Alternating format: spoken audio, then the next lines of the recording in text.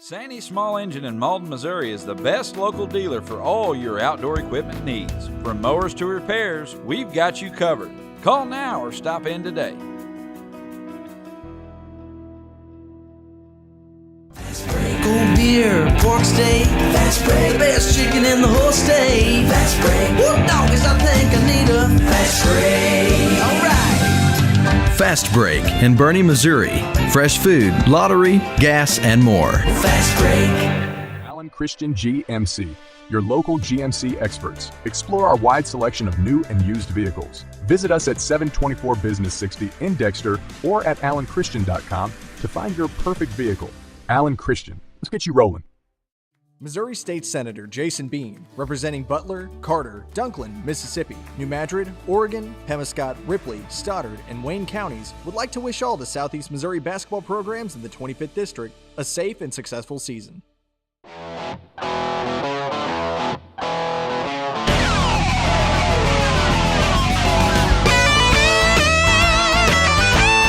We're right here at King Jerry Lawler's Hall of Fame Bar and Grill on world-famous Beale Street, and as you can see, oh my gosh, we have the best barbecue ribs in Memphis. Oh my gosh, the gumbo is out of this world, but you gotta try the King's Triple Decker Slam Burger. You'll love it.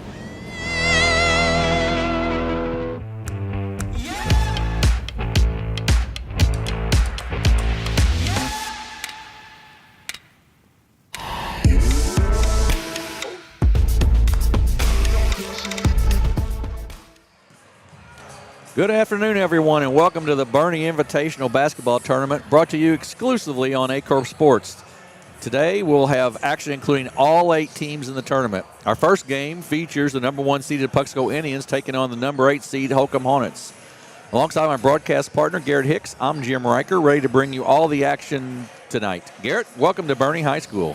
Thanks, Jim. It's great to work with you tonight behind the microphone instead of providing you with up-to-minute stats. Jim, this is a unique tournament each year that is hosted by three different schools rotating between Campbell, Holcomb, and this year, Bernie is hosting. Tonight's game, as I mentioned, features all 8 teams. Our first game will be a number 1 seed Puxico versus number 8 Holcomb. Then game 2 features the 4-5 matchup between Twin Rivers taking on Campbell. 7 o'clock game, number 2 Neelyville against our host Bernie, number 7 seed. And then our final game of the evening will be the number 3 seed, the Risco Tigers, taking on the number 6 seed, the Bloomfield Wildcats. Garrett, one of the unique things of this tournament, I think, is for our viewers, we see a lot of the big schools. We see, the SEMO conference teams. We see that. But this is a chance for our viewers to see some of these smaller schools that are really good.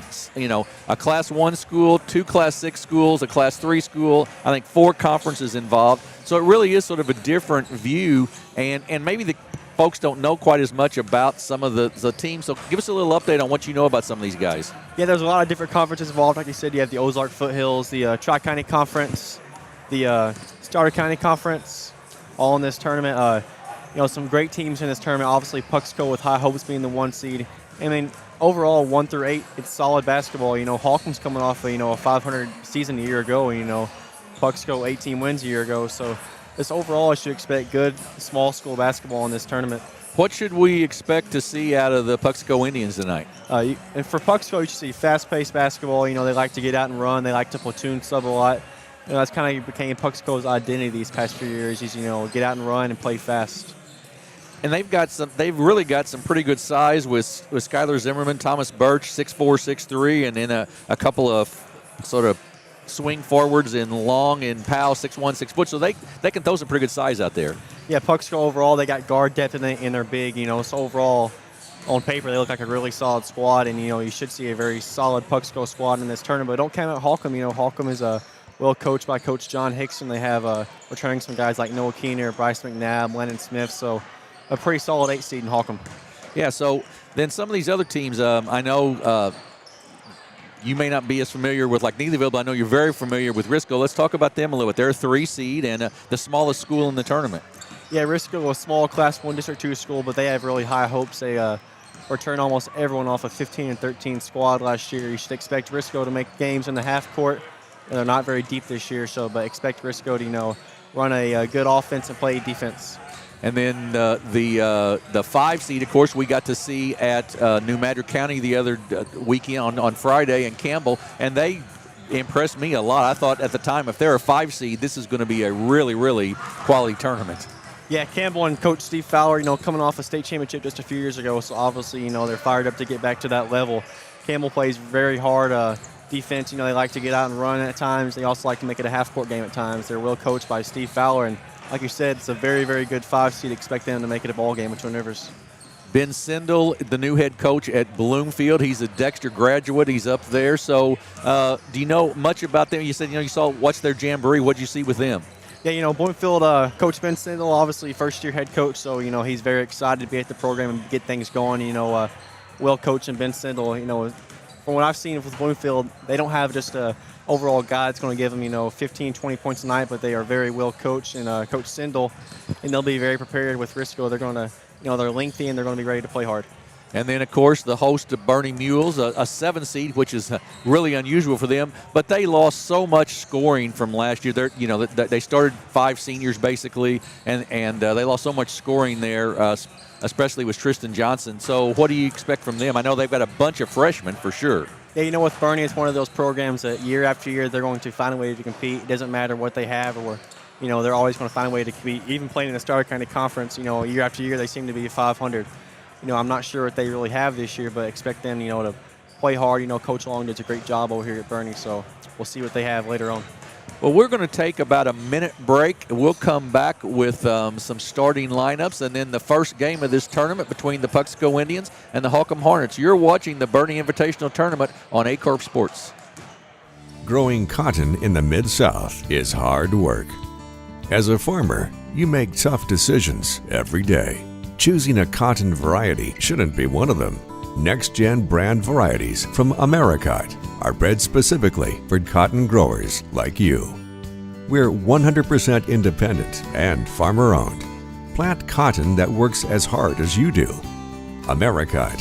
All we do is cotton, all the time.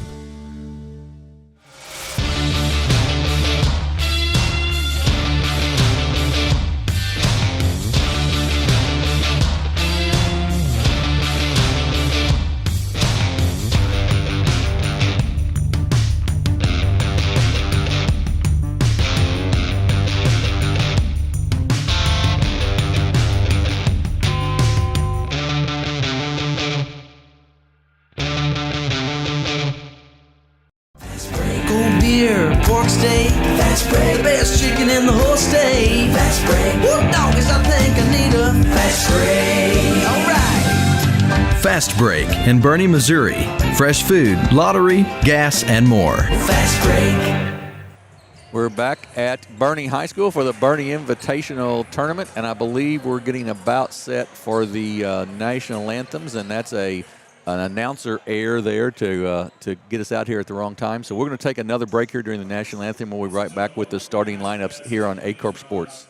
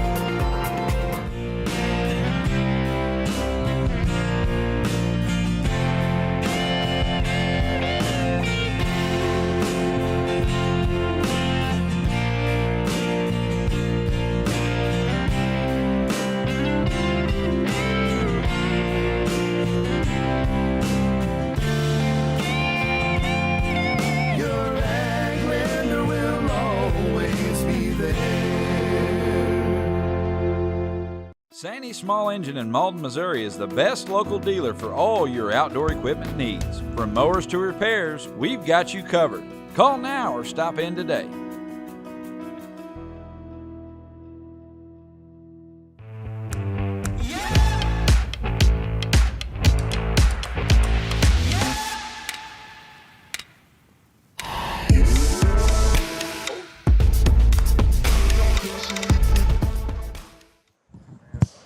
We are back at Bernie High School and the Bernie Invitational Tournament.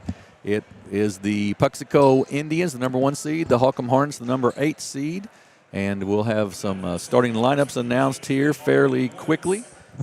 Puxico will be in their home white uniforms, trimmed in orange.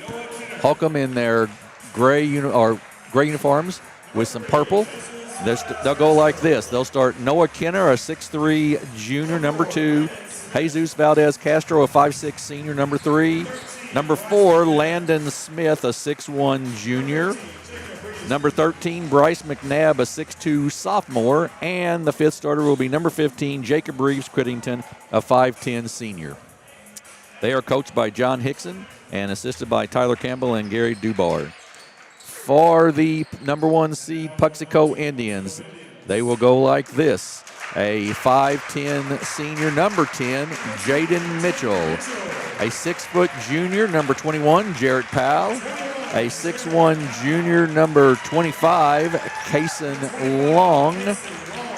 A 6'3 senior, number 34, Thomas Birch.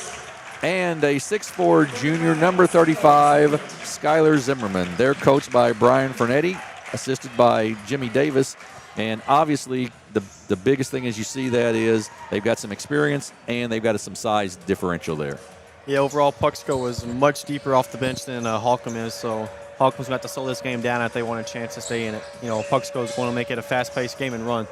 Yeah, and that's a great point. And Puxico will run and will have a number of kids in and out, and Holcomb has to really try to slow that down, I think. So we'll have Noah Kenner, a 6'3 junior, to jump center. He'll go against Skylar Zimmerman, the 6'4 junior of Puxico, and we are set to go with the first game of this tournament. Tip taken down by Holcomb.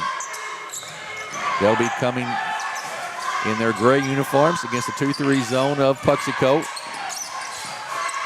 Castro of Valdez Castro with it. Looks for some place to go. Good pressure defense by Puxico. Inside, knocked out of bounds. Quick hands. Knocked out of bounds there by Jaden Mitchell.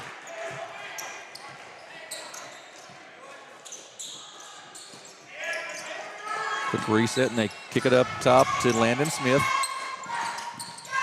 Baseline drive cut off nicely, double team. Good pass inside up and good by Bryce McNabb. Great assist, and it's 2-0 Holcomb. Like I said earlier, Holcomb's going to look to make this a half-court game. You see a long offensive possession there for the Hornets. Out top, Puxico with the basketball. Holcomb playing a man-to-man defense to start off with. Good pressure, backdoor cut, tipped away, and a steal by Holcomb. Good anticipation there by McNabb. He brings down into the corner. Baseline drive cut off, no place to go with it. He loses it, and he's going to be called for a double dribble. Tried to step through, couldn't get the job done, and it's a turnover. Jaden Mitchell trots it up for Puxico. Right side to Powell. He drives in the lane, jumper, rims out, no good. Rebound taken down by Holcomb. Quickly up the floor to McNabb, but he loses it. Zimmerman comes away, and Puxico will bring it right back down the floor quickly. They trail 2-0. Long with it, left side. Now top of the circle. Down the lane, runner, reverse layup up and good by Jaden Mitchell. Good switch of the hands there. As you can see, Puxico is straight into their full court press here. And they want to create some offense off their defense. Holcomb handles the pressure, though, pretty well. First game of the season for both of these teams. Long three, up, off the mark, no good. Long rebound, loose. Still loose, taken down by McNabb. Into the corner to Reeves Crittenden, and he loses it to Mitchell. And once again, right back. Reeves Crittenden up, left-handed layup up and good. And you can see a quick timeout by Coach Fernetti of Puxico. Not happy with the ball handling, I think, as much as anything. Yeah, quick timeout by Coach Fernetti, just, get some things, settled in. And Puxico's playing a little bit content right now with, being the 1 seed. So I'm sure he'll get that explained out in the timeout. And the, first game, probably some jitters and just getting those first game problems worked out. And that is one thing that I know in the next game, Twin Rivers and Campbell both have had a game. So I would think that would be a help to a team to already have one game in before this tournament. Yeah, both teams first game in, a jamboree, you get to play a little bit, but it's nothing like an actual game feel, Holcomb full court pressure, man-to-man. Up the floor with it. Jumper up real long, no good. Rebound tipped off of Puxico out of bounds. Go back to Holcomb, and they lead 4-2. Zimmerman with a little shot a little long there, and it goes back. Good 2-2-1 pressure steal. Long goes up and good. And that's what Puxico wants to get, some offense out of their defense. Knocked away. Good quick hands down there by Skylar Zimmerman. Still belong to Holcomb. A 1-2-2, a 2-1-2 press, full court press for the Indians. Reeves Crittenton, good hands, out of bounds, will belong still to Holcomb, as that was knocked out of bounds, I believe, that time by Jarrett Powell. One thing I noticed early is Puxico has very active hands in the passing lanes. That's just good defense overall by the Indians. And this speed's going to affect Holcomb at some point, isn't it? Yeah, especially let's wear down on their numbers. In the lane, a little travel, and it'll be a turnover. Just a reminder, folks, too, the new rules, foul rules, 5 fouls and a quarter now puts you into a bonus, a 2-shot bonus. There's no more 1-and-1 in case you've not watched any high school basketball. And a quick steal by Puxico, by Holcomb, up, and Reeves Crittenton good, and it's 6-4 Holcomb. And a new set of Indians set to come in the ballgame, all 5, looks like. That would tell me Coach Fernetti's not very happy at the moment. Yeah, and he also has another 5 on the bench if he doesn't like that second 5. So it's great to have numbers. Long 3 up and off the mark, no good. Long flashes in there, out of bounds, off of Holcomb, I believe, and we'll see all 5 come in for Puxico. It's like Logan Robinson, Jet Hancock's in as well. Landon Burchard, a sophomore who's going to be a dandy. Also Trevor Fortner in for the Indians. Yes, another big kid, 6'3".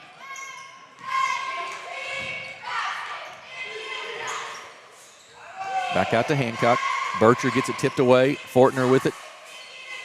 Long 3, lefty 3, up, off the mark, no good. Rebound taken down by Holcomb. They lead 6-4 and have the basketball. And then a steal, Burchard with the save, but kicks it out to Heel. Holcomb quickly on the court. Up off the glass, left-handed up and good by Valdez Castro, and it's 11-4 Holcomb. Not what anybody... Shots blocked, taken down by Holcomb. McNabb will bring it up. As you said, slow it down.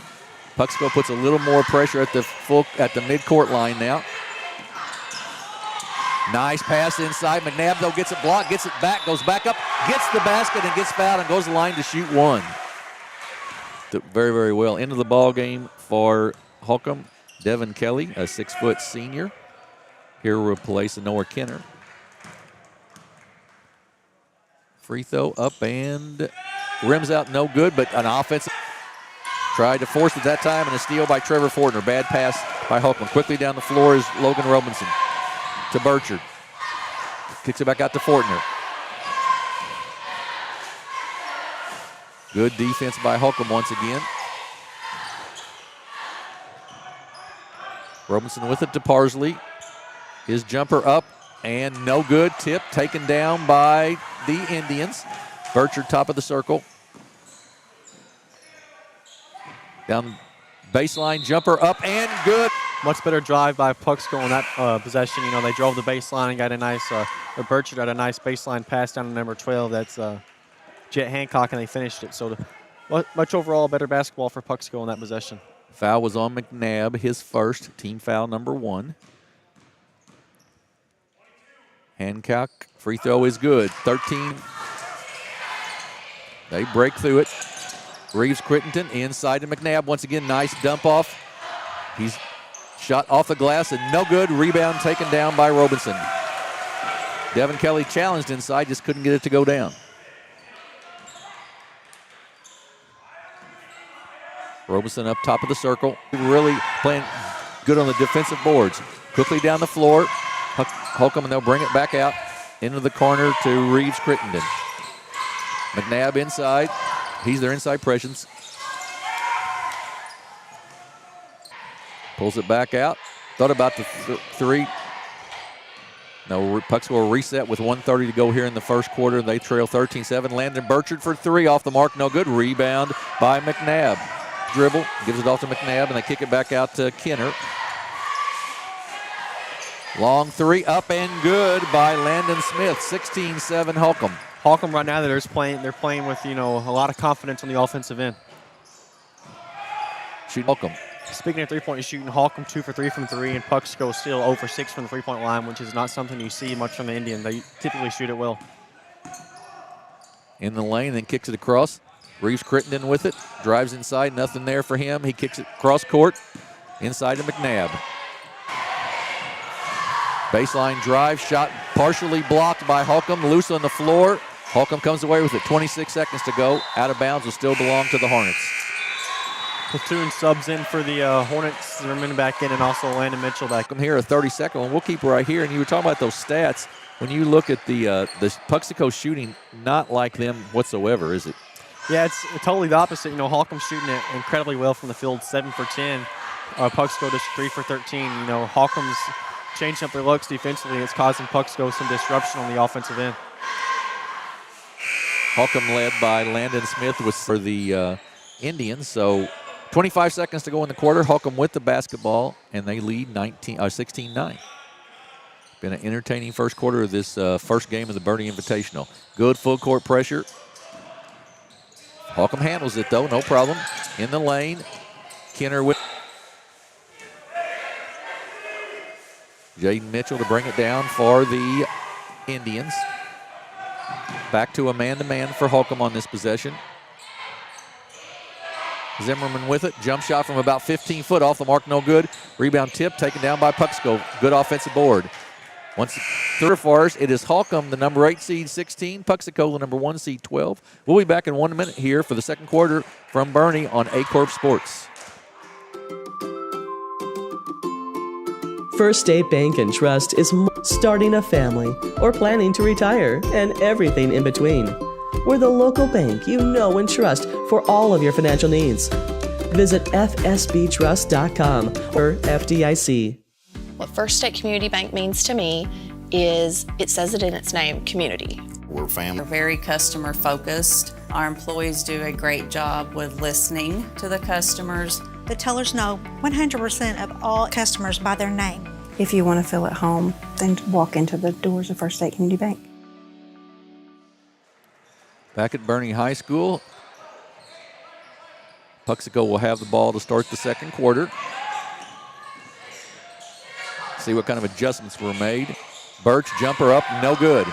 Shooting woes continue for Puxico right now. Deep bench. The Hornets don't have near the bench the Puxico does, so they want to slow it down if they can, and doing a pretty good job of that. Stolen by Birch. Bad pass, and then a hit over the top of the long, but he runs it down in the corner. Goes cross court, down the baseline drive. Nice dish off to... Like we just mentioned all game, Holcomb's just trying to slow the pace down and play their game. Reeves Crittenden gives it off to McNabb. Splits the double team. Tries to get it inside. Another turnover for Holcomb. Trying to force the ball inside, but the Puxico's doing no rebound. Drives inside. He's going to have an offensive foul. Drop. Would have been okay, except he dropped the shoulder, Garrett, and that's always going to get. That's his fourth of the afternoon, and it's 16-14 now, Holcomb. Holcomb on a little bit of a scoring drought. Puxico with a nice little run here. Yeah, 5-0 run for Puxico. That's exactly right. And 16 cut it to 16-14. 6 minutes to go here in the first half. Puxico's defense has become a little more aggressive, too, it looks like, since that previous timeout. Yeah, they're, forcing the pressure up a little bit more high now. Air ball goes off of Puxico. Just a bad break there. Jarrett Powell couldn't corral it out of bounds. It belonged to Holcomb.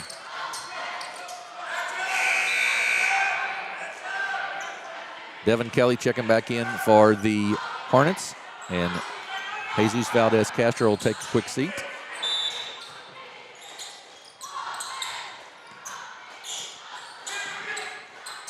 Into Smith.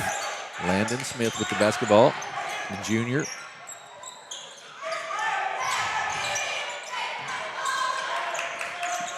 Away. Man-to-man now for Puxico. No switch of defense. Nice backdoor cut. Shot is blocked, though. Kenner's shot was blocked that time by Birch. Inside to McNabb. Good hands by Zimmerman. He knocks it away, and it's a turnover. Yeah, can't put the ball on the floor there in that position. Got to keep the ball high and go straight up with it. Birch for three, no good. Gets his own rebound, goes back up, no good once again. Zimmerman with the rebound, up and good. And we're tied at 16. And a timeout by Coach John Hickson of the Holcomb Hornets. Puck's going on a nice little run. Good timeout there by Coach Hickson. Just, slow things down. Full timeout it'll be. Will be a full timeout. So we'll take a 30-second break. Puxico has come back. They're on a 7-0 run. We're tied at 16. We'll be back at 30 seconds here from Bernie High School. Do you need personalized merchandise? Trying to celebrate the season of that big state run? Then Juju Promotions in New Madrid has you covered. Whether it's heat presses, screen printing, or embroidery, we always have an option that will leave you satisfied and looking your best. With seasonal styles and plenty of accessories, there's something here for everyone. So come in and shop around. You'll be welcome with a smile and leave more fashionable than ever. Call us at 573-748-4040 or visit us in New Madrid. We're back at Bernie High School. We're tied at 16. And Garrett, the stat that really stands out to me is Puxico being 1 of 8 from the three-point line. That is very, very unusual for them. Yeah, a 4 o'clock start. It's not very typical for high school basketball. Typically, you're playing around 6, 7:30, so things a little bit out of characteristic for Puxico, but I'm sure they'll get the three-point shot going. 7-0 run right now for the Indians, and Holcomb with the basketball. They break the press. Kenner comes down, Euro step, and he'll be fouled, and the ball will go out of bounds, I believe. We'll see if it's going to be a shooting free throw or just on the floor. On the floor. On the floor, I believe, yep. That foul went on Thomas Birch, his first, team foul number 2 on Puxico here in the second quarter.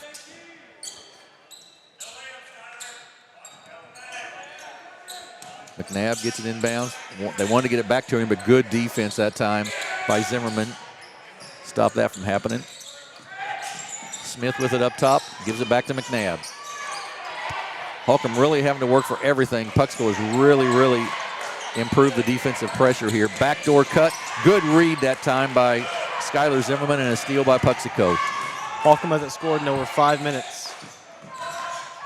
Ball's loose, taken away by Kenner of the Hornets. We're tied at 16, 4:30 to go in the first half. In the corner to Smith.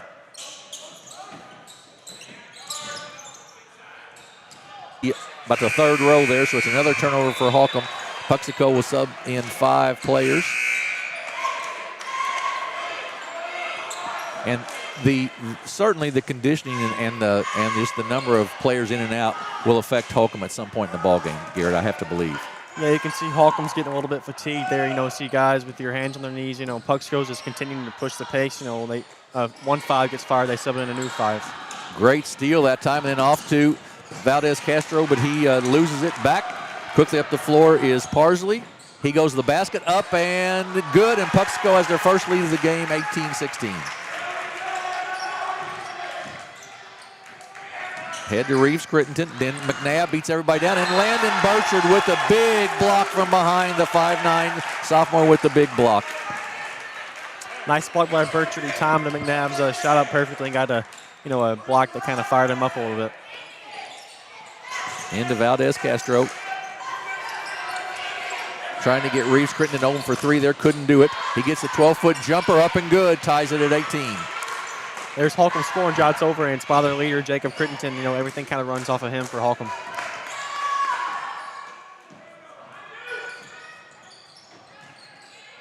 Inside up and good. I believe that was Jet Hancock with the basket. He has 5 now, and it's 20-18.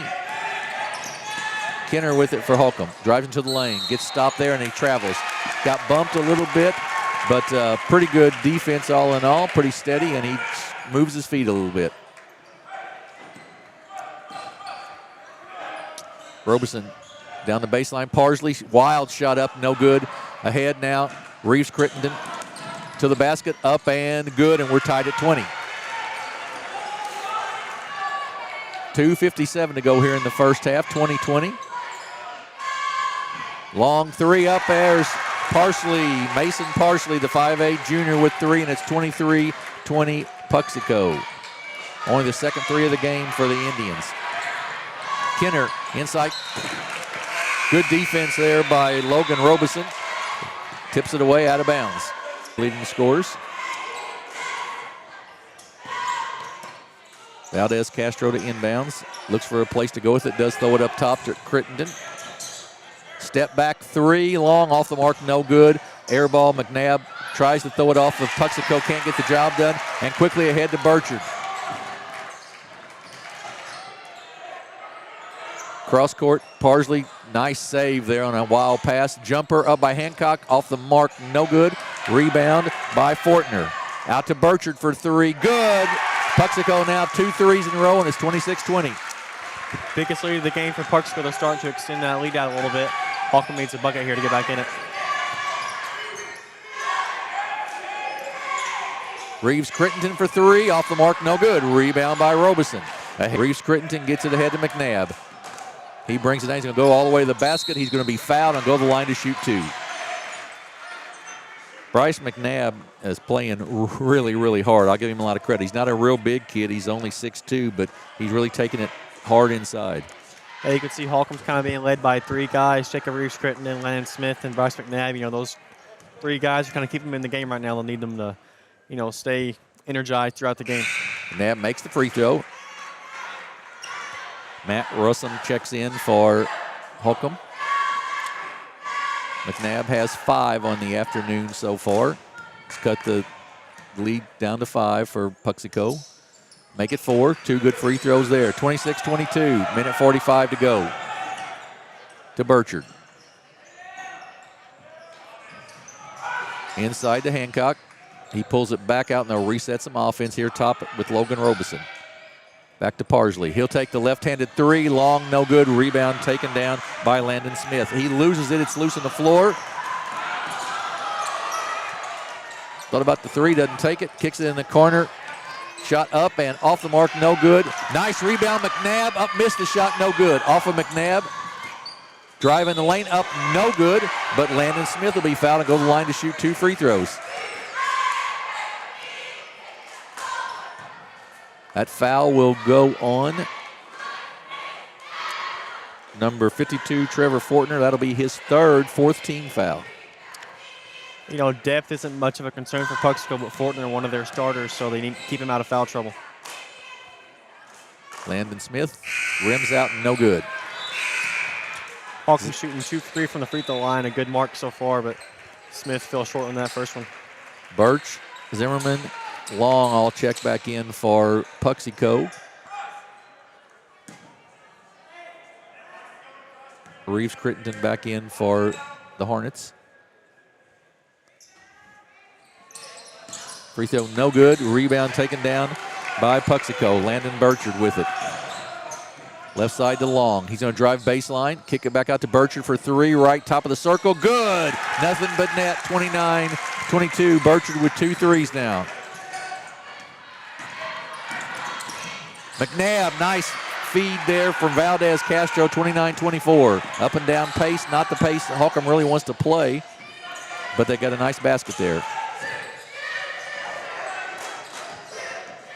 Hancock with it to Long. Long will take the three. It's Long, no good. Rebound by Holcomb. Then knocked away, Birch to Long. Shots no good. Rebound, gets his own rebound, goes back up, gets fouled, and we'll see if it's a shooting foul. I believe it's going to be on the floor. That'll be only the second team foul, I think, on Holcomb in the quarter. And that foul will go on Landon Smith. That's his first. Oh, it is Long shooting free throws. First one up and off the mark, no good. 29-24. Puxico with the lead. Puxico's only been on the line twice here. They're 1 for 2 from the free throw line so far. So obviously a big difference is, Holcomb's getting to the line more than Puxico is right now. Second free throw good. Jaden Mitchell back in the game for Puxico. Ball's loose. Valdez Castro runs it down. Gets it across to McNabb. Good hands once again in there by Thomas Birch. Knocks it out of bounds with 17.7 seconds to go in the quarter. I would think Coach Hickson might try to get one shot off here with 17 seconds left and get to the locker room down 3 or 4 is all. Yeah, definitely be much better than going down to the locker room down more than anything of that. Puxico got a bucket. Landon Bircher with the steal. Looks down the floor. Right side. Baseline drive. Good. Dish off. Up and good by Skylar Zimmerman. Great dish. And that's going to be out of bounds to Holcomb with 0.2 of a second left. So basically we'll just run the quarter right here. What Puxico does not want to do is foul and put him on the free throw line here, which is 0.2 of a second left. And that's going to be the end. Ooh, that was closer than it should have been. That was close. So we're at the halftime. It is Puxico 32, Holcomb 24 after a slow start. Puxico jumps back in the lead. We're going to take a break here for halftime, be about 7 minutes or so, and then we'll be back with the stats and the second half of this game. You're watching the Bernie Invitational Tournament exclusively on Aycorp Sports. When we look, we listen. When we evaluate, we understand. We get you to the right number without treating you like one. At Southeast Primary Care, we know your relationship with your doctor is one of the keys to get you better and keep you well. Our network of providers connects you to the brightest minds and latest technologies. It's a healthy relationship. Southeast Primary Care, always by your side. What First State Community Bank means to me is, it says it in its name, community. We're family, we care about one another, whether it's in our SEMO markets or we can reach out to someone in Farmington, Columbia. They're always there to assist. We are very customer focused. Our employees do a great job with listening to the customers. The tellers know 100% of all customers by their name. If you want to feel at home, then walk into the doors of First State Community Bank. Southern Custom Meats in Dexter, Missouri is providing you with the best in custom butchering, fresh vegetables, and farm fresh eggs. Call now or visit us today and see the Southern Custom Meats difference for yourself. Missouri State Senator Jason Bean, representing Butler, Carter, Dunklin, Mississippi, New Madrid, Oregon, Pemiscot, Ripley, Stoddard, and Wayne counties, would like to wish all the Southeast. We've all been looking for something for a change for years, and I think this 263L is going to be the next and up-and-coming thing for us. It's really going to work well on a lot of different ground and a lot of different farms around here. Dynagro 263L, available exclusively at Nutrient Ag Solutions.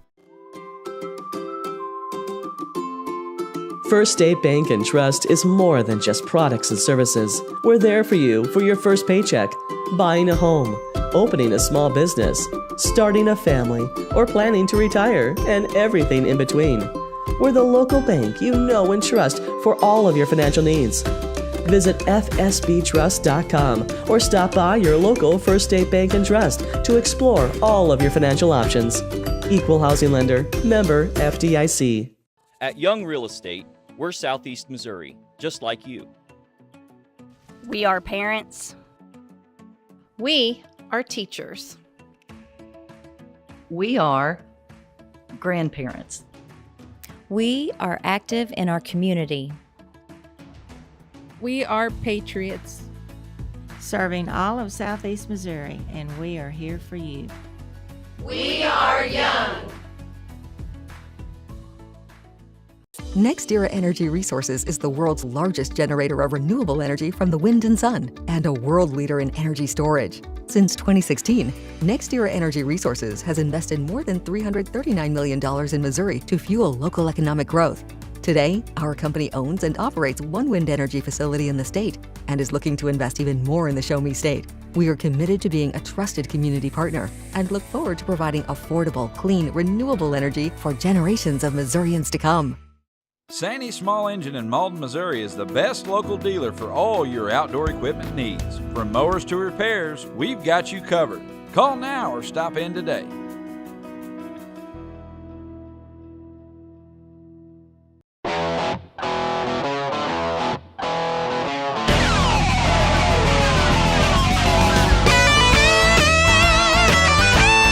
We're right here at King Jerry Lawler's Hall of Fame Bar and Grill on world famous Beale Street, and as you can see, oh my gosh, we have the best barbecue ribs in Memphis. Oh my gosh, the gumbo is out of this world, but you gotta try the King's Triple Decker Slam Burger. You'll love it.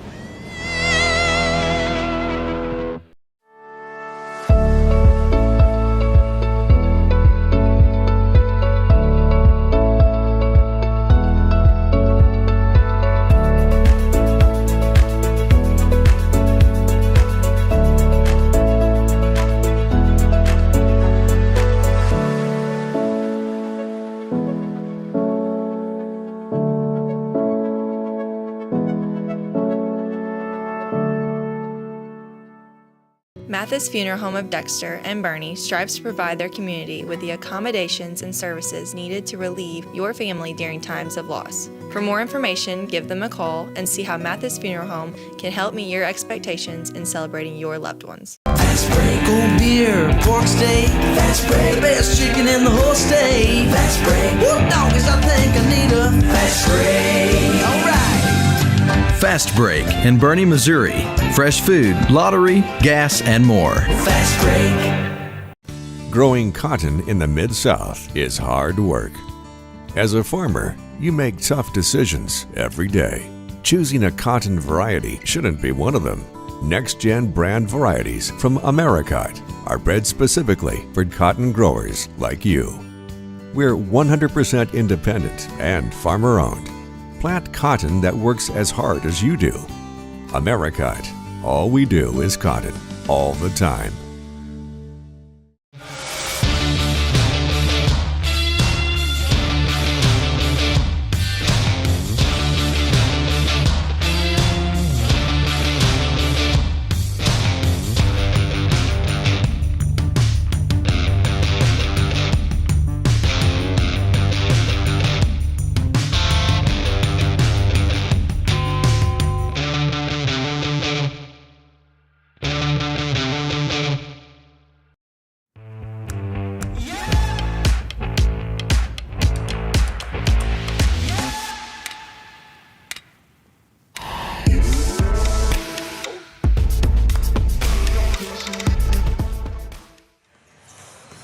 We are back at Bernie High School. I believe we had maybe some internet problems in that first half. Sorry about that, but we've got those corrected, we believe. Jim Riker and Garrett Hicks. And Garrett, 32-24 Puxico. It was a 16-12 Holcomb lead at the end of the first, and Puxico came along, and they really improved their statistics, as you talk about here in a second. They've really improved their statistics there in the second half, second quarter.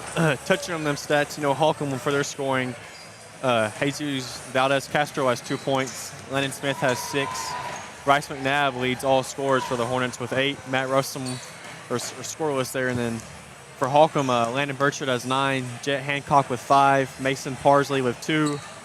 And Jaden Mitchell with 4. Case Long with 5. Holcomb shooting 10 for 20 from the field. Puxico shooting 13 for 32. So Puxico's getting some more shots off with their pressure. Holcomb was making it a half-court game, so obviously less shot attempts for them. Holcomb 8 for 11 from the 2-point field goal. Puxico 9 for 19. Holcomb shooting 2 for 9 from 3. Puxico 4 for 13. Holcomb 2 for 5 from the line. Puxico 2 for 3 from the line. One of those things we talked about was the fact that during the break there was that it was a very clean first half. Not a lot of fouls. Neither team got into the bonus at all, and a very clean first half, and therefore a very quick first half. Yeah, very quick first half overall. Holcomb, going into the second half, they're going to have to slow the game even more down and get, offense in the half court. Puxico is going to continue to pressure, so we'll see if the foul count changes in the second half. Yeah, and just the numbers that Holcomb has, it's going to be hard for them not to wear down here in this first ball game of the year, I would think. Yeah, Puxico with, obviously wants to, take this game, and blow it open in the second half, but, I'm sure Holcomb has other plans for that, and we'll see what they come out with in the second half. So 32-24, Puxico with the lead. Holcomb will have the basketball to start the second half. And I know it was not the start. What is exactly the start Holcomb wanted, not the start Puxico won in the first quarter. There was, I believe, a 7-point or 9-point Holcomb lead at one point, but then Puxico came on there. Landon Burchard with a couple of big threes that helped open things up, and that's where we're at with the 8-point game right here. And Holcomb with the basketball to start the quarter. And Reeves Crittenden will start it against appears to be a man-to-man of Puxico to start the quarter. Puxico changing looks up. They went from a zone in the first half. They're going to go man now. That was a fantastic pass inside and a nice finish by Kenner. A great pass by Reeves Crittenden, and it's 32-26. One thing I've noticed is Holcomb runs very good stuff in the half court. They've gotten multiple points just off the backdoor cut. Yeah, you can tell Coach Hickson's really worked with them on their half court sets. You're exactly right. That was a really nice look there. Puxico to inbounds after the kick, tipped, taken away by Reeves Crittenden. He's quickly up the floor with it. He's going to go left side. Then to McNabb, and he'll kick it back out to Valdez Castro. Same 5 that started for Holcomb to start with, and Valdez Castro loses out of bounds. Sort of uncontested, and it'll be a turnover and go back to Puxico. Yeah, it's one of those things that'll drive a coach nuts, uncontested turnover that gives the ball back to Puxico. Along with it, good head fake there by Hancock. Kicks it back out. Zimmerman up, no good. Rebound by McNabb. He's had a nice game so far for the Hornets. Kicks it back out. Reeves Crittenton will reset the offense against the man-to-man defense of Puxico. Knocked out of bounds by Mitchell.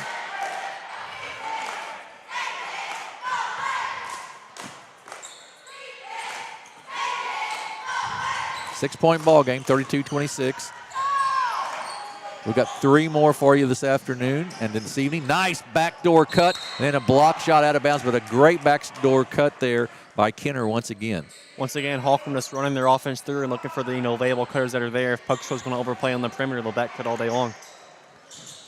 Kenner with the catch, nothing doing inside, then knocked away and a steal. Ahead is Mitchell. He's going to take it all the way to the basket. He's going to go up, miss the shot, no good. Rebound, though, is up and good by Thomas Birch, and it's 34-26. Good pressure defense by the Indians once again, full court. Yeah, Puxico, continuing to pressure. It looks like some man-to-man pressure here now.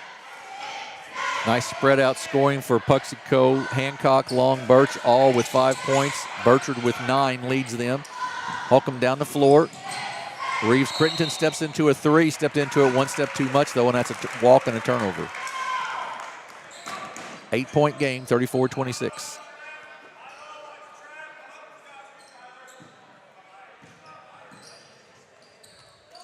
Hancock will take the 3. Nobody on him. He'll just say thank you very much and knock it down. Not very good defense right there by Holcomb. They just didn't get back and get on him at all. Reeves Crittenton slips, loses it, right to Zimmerman, up and good, and it's 39-26. All of a sudden a 13-point game.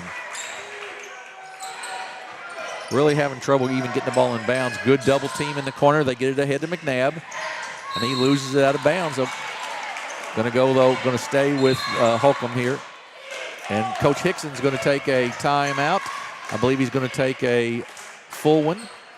We will take a 30-second break as Puxico sort of broke it open a little bit here. They lead by 13, 39-26. We'll be back in 30 seconds here on Aycorp Sports.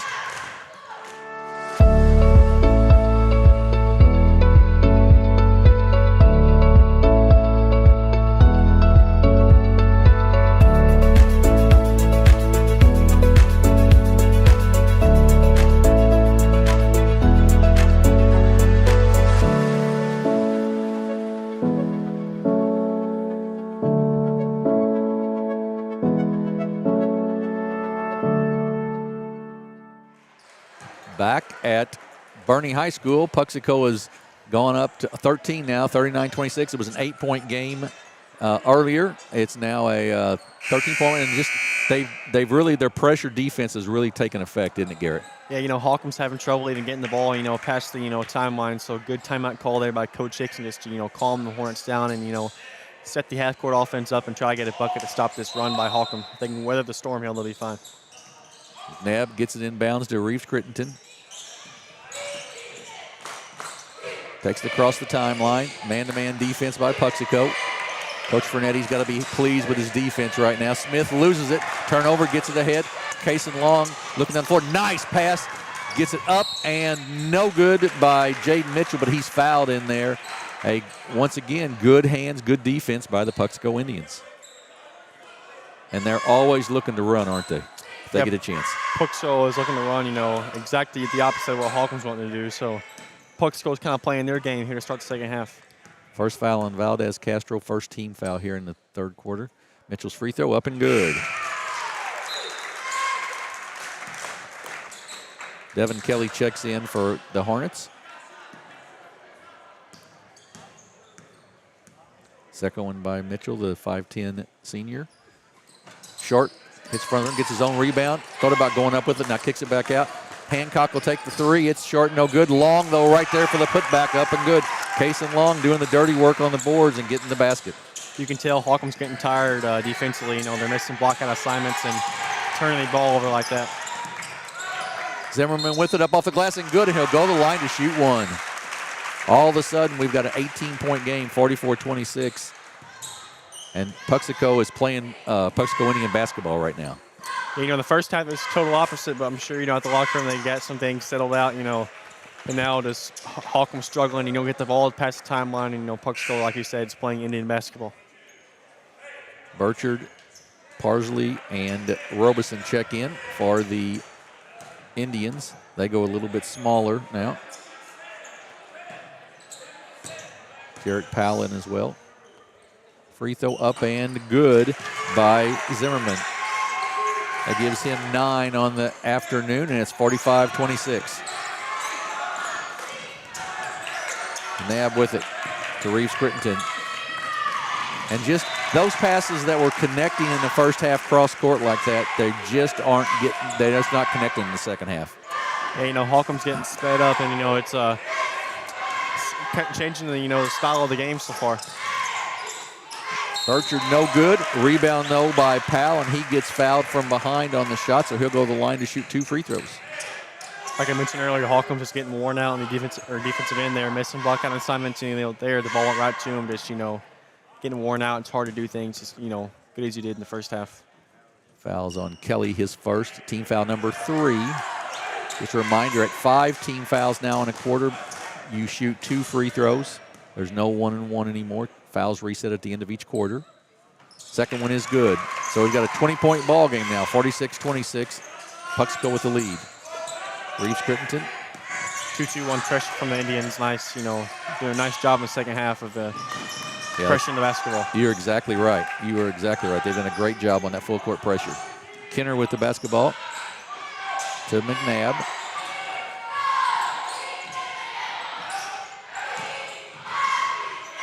Kelly gets double teamed inside. Good double team help there by Zimmerman. Then Jacobs goes back up, I believe, with it. That's Sam Jacobs. He gets fouled and will shoot 2. Foul goes on Jarrett Powell, his first, team foul number 1. Neither team in any kind of foul trouble, any player in any kind of foul trouble so far. Sam Jacobs, the 6-foot sophomore, misses the first one.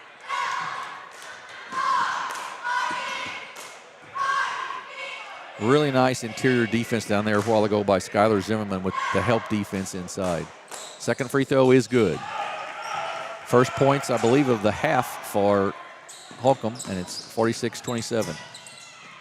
Up and good, lit by Mason Parsley. Parsley with the basket. He's got 4 now. Jacobs with it for Holcomb. Reeves Crittenton, guarded by Parsley out front.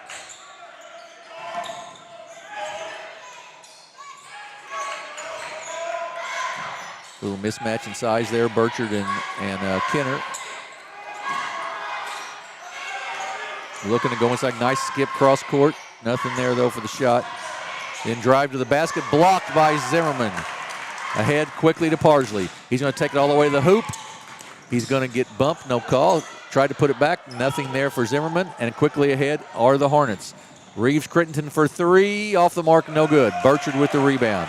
Here comes Puxico once again. Burchard quickly down. He stops Post from about 12 foot, no good. Rebound, Robeson blocked and taken away by the Hornets. Up and down the floor now. McNabb with a tough catch. Spin move in the lane, up and rolls out, no good. Zimmerman with the rebound. And now it's going for Holcomb in the second half. Nothing's falling on their end. Zimmerman, big man, top of the circle, 3, good. 6'4", Skylar Zimmerman with 3 from the top of the circle, and it's 51-27.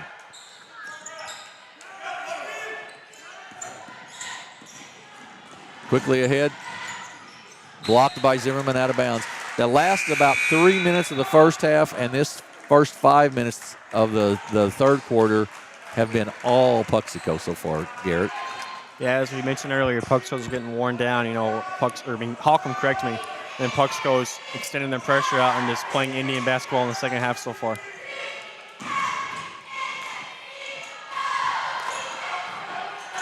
Kenner with it.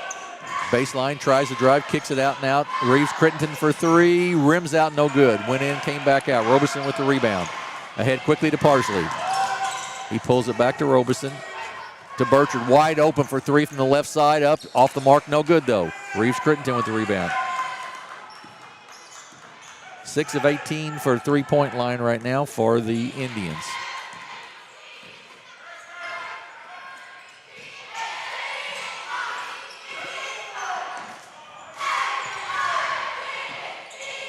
Reeves Crittenton guarded up top by the big man Birch. Double team inside there. Roberson ties him up with good help from Birch, and it will belong to the Indians. Good double team help there. Good assist on the defensive end. Yeah, Puxico, nice defensive help there on the got the ball to the elbow and just kind of kept it low. Nice IQ there by the Indians to get a hand on that, cause a jump ball.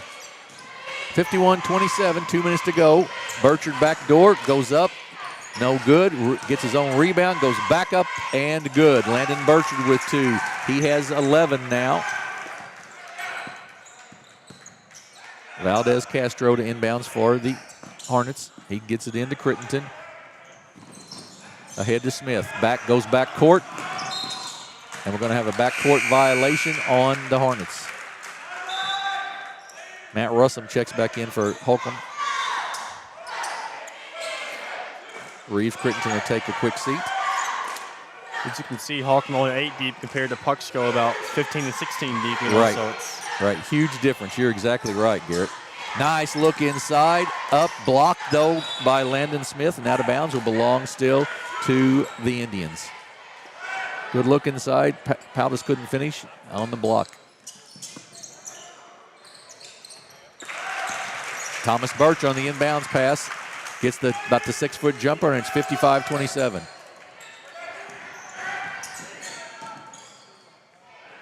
Hit to Smith. Off of Puxico and out of bounds. Good play by Landon Smith there to let the ball stay with the Hornets. Holcomb on a big scoring drought so far. It's been 2 or 3 minutes. They got a basket. I think they've only got one point in the quarter, maybe. Well, I think they had 26 at the half. So yeah, I believe they scored early in the off a layup. Yeah. I believe. Yep.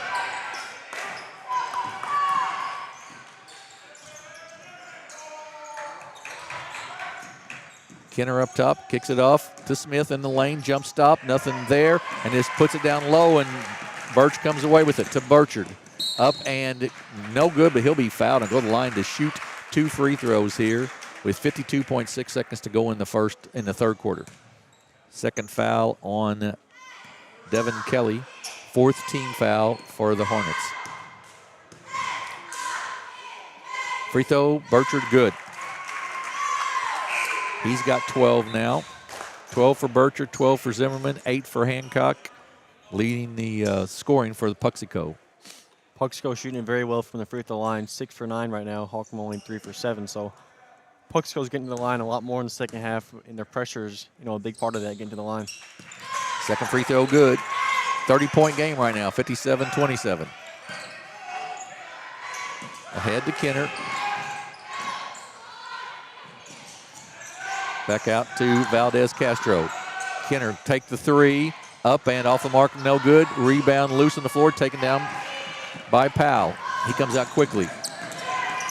Looks to drive, nothing there. Robeson, no for 3, off the mark, no good. And then we're going to have a foul from behind, I believe, on Holcomb, and that should be 2 free throws with the new rule. First time tonight we've had that. The bonus, that's exactly right. As we said, if you haven't watched any high school basketball, it is once you get to 5 team fouls in a quarter, it is now 2 free throws, no 1-and-1 anymore.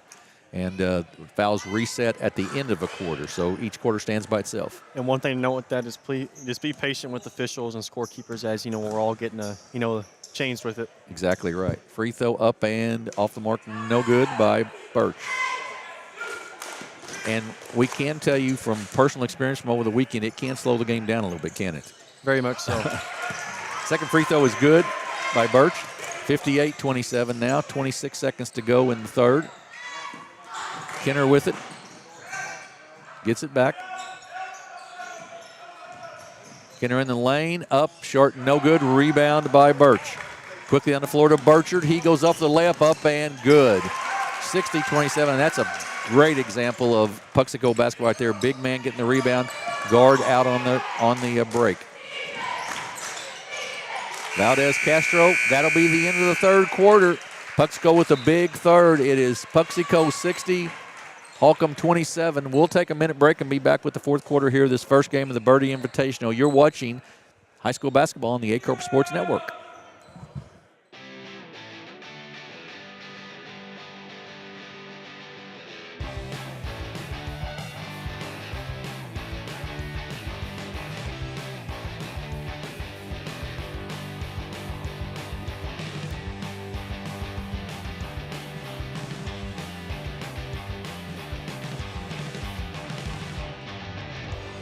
Just remember, if Autry Moreland is not on the back of your vehicle, you paid too much.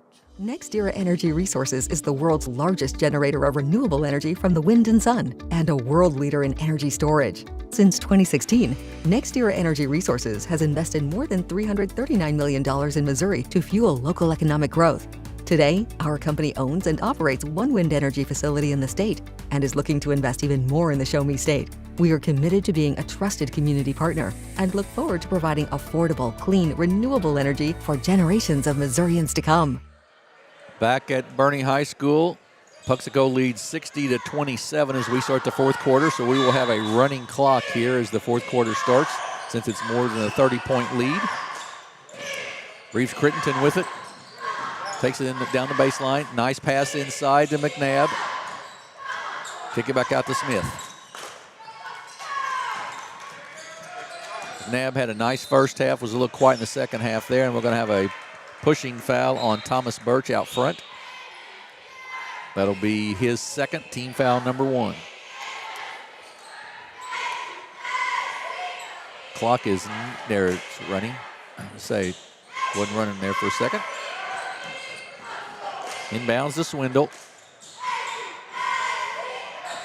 Valdez Castro shot is short, no good. Birch with the rebound. He's cut off there nicely by Valdez Castro. Long picks it up though, left side. Jumper up by Powell. Waylon Powell, no good. Rebound Valdez Castro. Ahead to Reeves Crittenton if he can get there, but he can't get there in time. Great save by Jaden Mitchell. And here comes Puxico once again.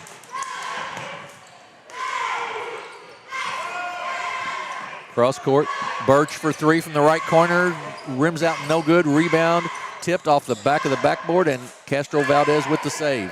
Ahead to Smith, Landon Smith with it, gets it back, puts it on his hip sorter, and then out of bounds off of Kaysen Long will still stay with the Hornets.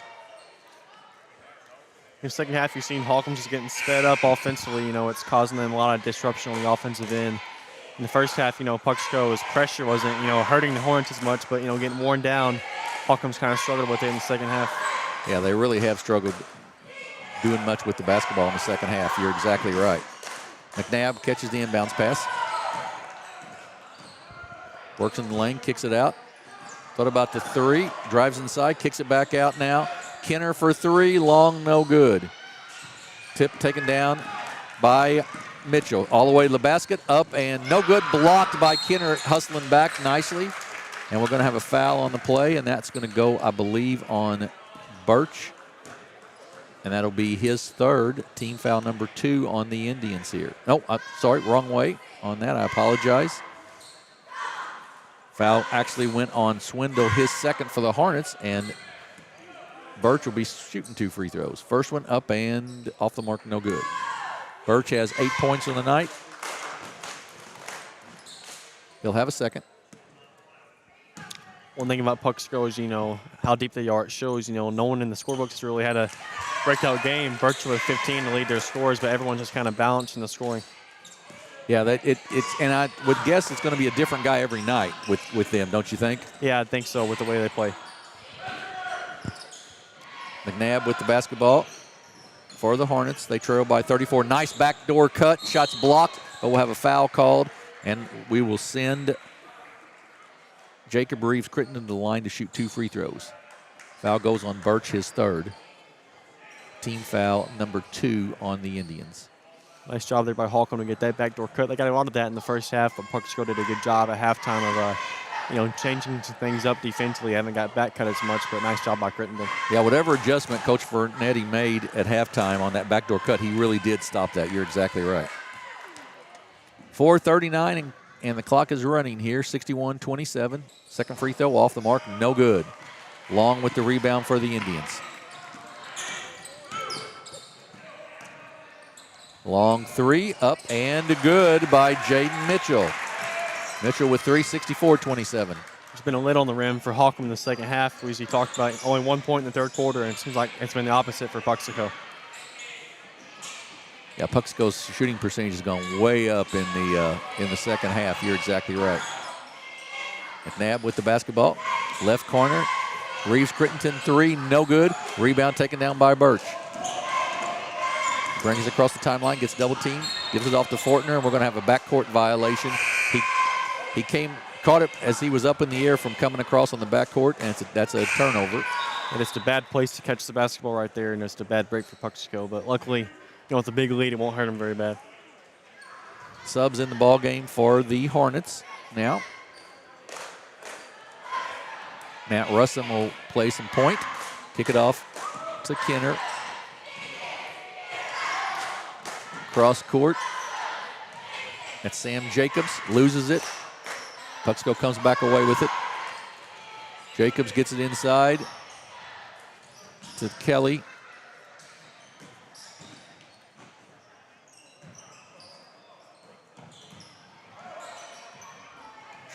Pass taken away. Here come the Indians. Up and good. That is Jaden Mitchell with another basket. Up and good, and it's 66-27. 2-3 zone for the Indians now. Nikki Jones in the ball game, I noticed, for Puxico. Shot up, no good. Off of Jones's hands and out of bounds. Will belong to the Hornets. Mason Parsley checks in for Puxico. Inside, up off the glass, and good by Devin Kelly. Holcomb finally getting a bucket there with Devin Kelly to stop the scoring drought they've had for pretty much the whole second half. Kelly's first two of the afternoon. Birch inside. Long three up off the mark, no good. Rebound taken down by Kenner, and he's going to be fouled by Birch, I believe, and that'll be his fourth. Team foul number 3. Jarrett Powell is going to check in for the Indians to replace Birch, I think. 66-29, Puxico with the lead, 1:40 to go and counting. Noah Kenner with the basketball. Gets it back now. Right side to Jacobs. Swindle with it, loses it. Ahead. Once again, Jaden Mitchell making a living on these layups here, and then up to Powell, up and good. Good unselfish play, gets the assist. Powell gets the 2, and it's 68-29. Nice pass by Mitchell. He didn't have the advantage, so he gave it off to Powell, and just, it's all about, just getting everyone involved here late in the game. Kelly with it, drives inside, tries to go up, does go up, shot is no good. Rebound inside, Swindle, up, shot's no good. Rebound by Trevor Fortner. Mitchell, down to Parsley. Back out to Fortner. Cross court, 3 up and short, no good. Rebound taken down by Kenner.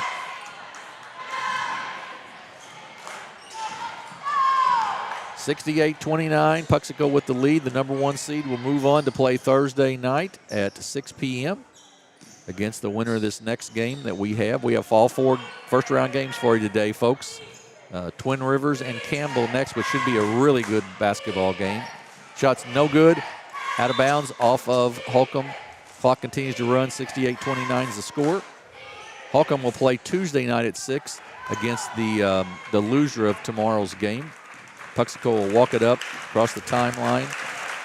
Puxico will go to 1-0 on the season. Holcomb will drop to 0-1. We will look at some statistics here before we call it take a little break before the second game. Yeah, let's look at some scoring first for Victoria's Puxico Indians. Jaden Mitchell had 10, Case Long with 7, Landon Birch with 15, Jet Hancock with 8. Skylar Zimmerman with 12, Jarrett Powell with 3, Mason Parsley with 3 for Holcomb. Noah Kenny with 2, Corbin Swindle with 2, Landon Smith with 6, Bryce McNabb with 8, Jacob Reese Crittenden with 2, and Devin Kelly with 2, and Jesus Castro with 2. Puxico shot 26 for 57 from the field goal, a much better percentage in the second half. Holcomb 12 for 35. So overall, just a tale of two halves in this game. Absolutely correct on that. Holcomb only scored 3 points in that second half whatsoever. So it was a tough one. So Puxico will move on. Like I said, Thursday night they'll play at 6 p.m. in the winners bracket, and Holcomb will drop in the consolation bracket, and they'll play at 6 on tomorrow night here from Bernie. We're going to take a break here. We'll be back in just a few minutes with Game 2, which will be the Twin Rivers Royals and the Campbell Camels. We'll be back. Garrett, thanks. Enjoyed working with you, and I think I get to work with you again on Friday. Looking forward to that. Sounds good. All right. We'll be back in just a few minutes here on the Aycorp Sports Network. When we look, we listen. When we evaluate, we understand. We get you to the right number without treating you like one. At Southeast Primary Care, we know your relationship with your doctor is one of the keys to get you better and keep you well. Our network of providers connects you to the brightest minds and latest technologies. It's a healthy relationship. Southeast Primary Care, always by your side. What First State Community Bank means to me is, it says it in its name, community. We're family, we care about one another, whether it's in our SEMO markets or we can reach out to someone in Farmington, Columbia. They're always there to assist. We are very customer focused. Our employees do a great job with listening to the customers. The tellers know 100% of all customers by their name. If you want to feel at home, then walk into the doors of First State Community Bank. Southern Custom Meats in Dexter, Missouri is providing you with the best in custom butchering, fresh vegetables, and farm-fresh eggs. Call now or visit us today and see the Southern Custom Meats difference for yourself. Missouri State Senator Jason Bean, representing Butler, Carter, Dunklin, Mississippi, New Madrid, Oregon, Pemiscot, Ripley, Stoddard, and Wayne counties, would like to wish all the Southeast Missouri basketball programs in the 25th District a safe and successful season.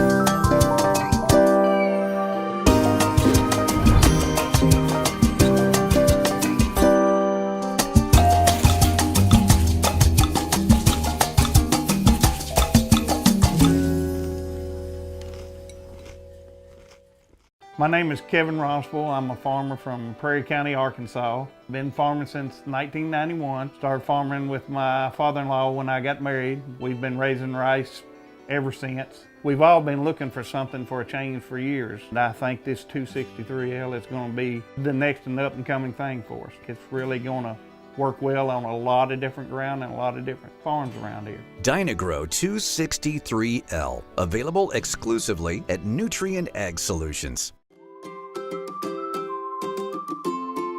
First State Bank and Trust is more than just products and services. We're there for you for your first paycheck, buying a home, opening a small business, starting a family, or planning to retire, and everything in between.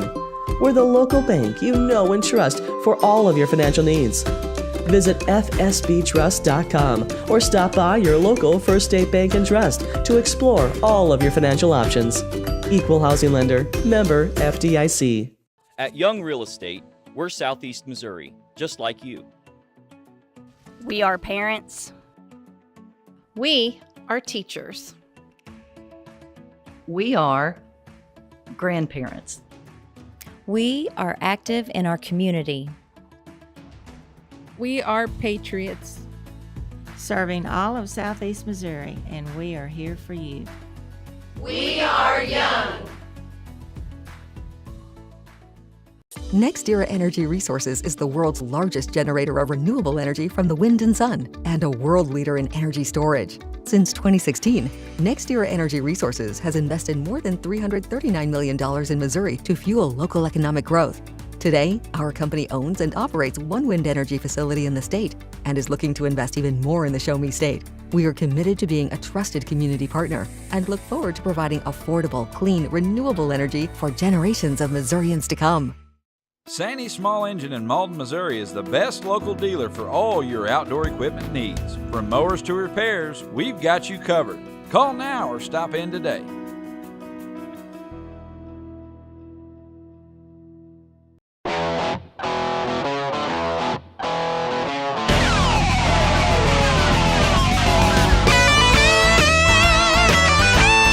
We're right here at King Jerry Lawler's Hall of Fame Bar and Grill on world-famous Beale Street, and as you can see, oh my gosh, we have the best barbecue ribs in Memphis.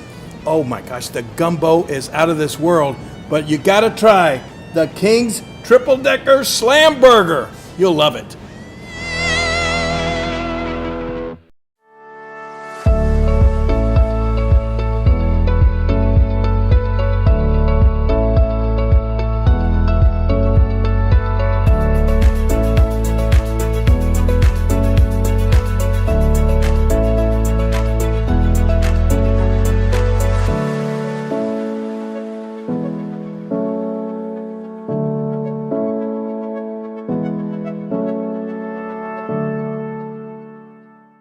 Mathis Funeral Home of Dexter and Bernie strives to provide their community with the accommodations and services needed to relieve your family during times of loss. For more information, give them a call and see how Mathis Funeral Home can help meet your expectations in celebrating your loved ones. Fast break, cold beer, pork steak. Fast break, the best chicken in the whole state. Fast break, whoop doggies, I think I need a fast break. All right. Fast Break in Bernie, Missouri. Fresh food, lottery, gas, and more. Fast Break. Growing cotton in the Mid-South is hard work. As a farmer, you make tough decisions every day. Choosing a cotton variety shouldn't be one of them. Next-gen brand varieties from Americot are bred specifically for cotton growers like you. We're 100% independent and farmer-owned. Plant cotton that works as hard as you do. Americot. All we do is cotton, all the time.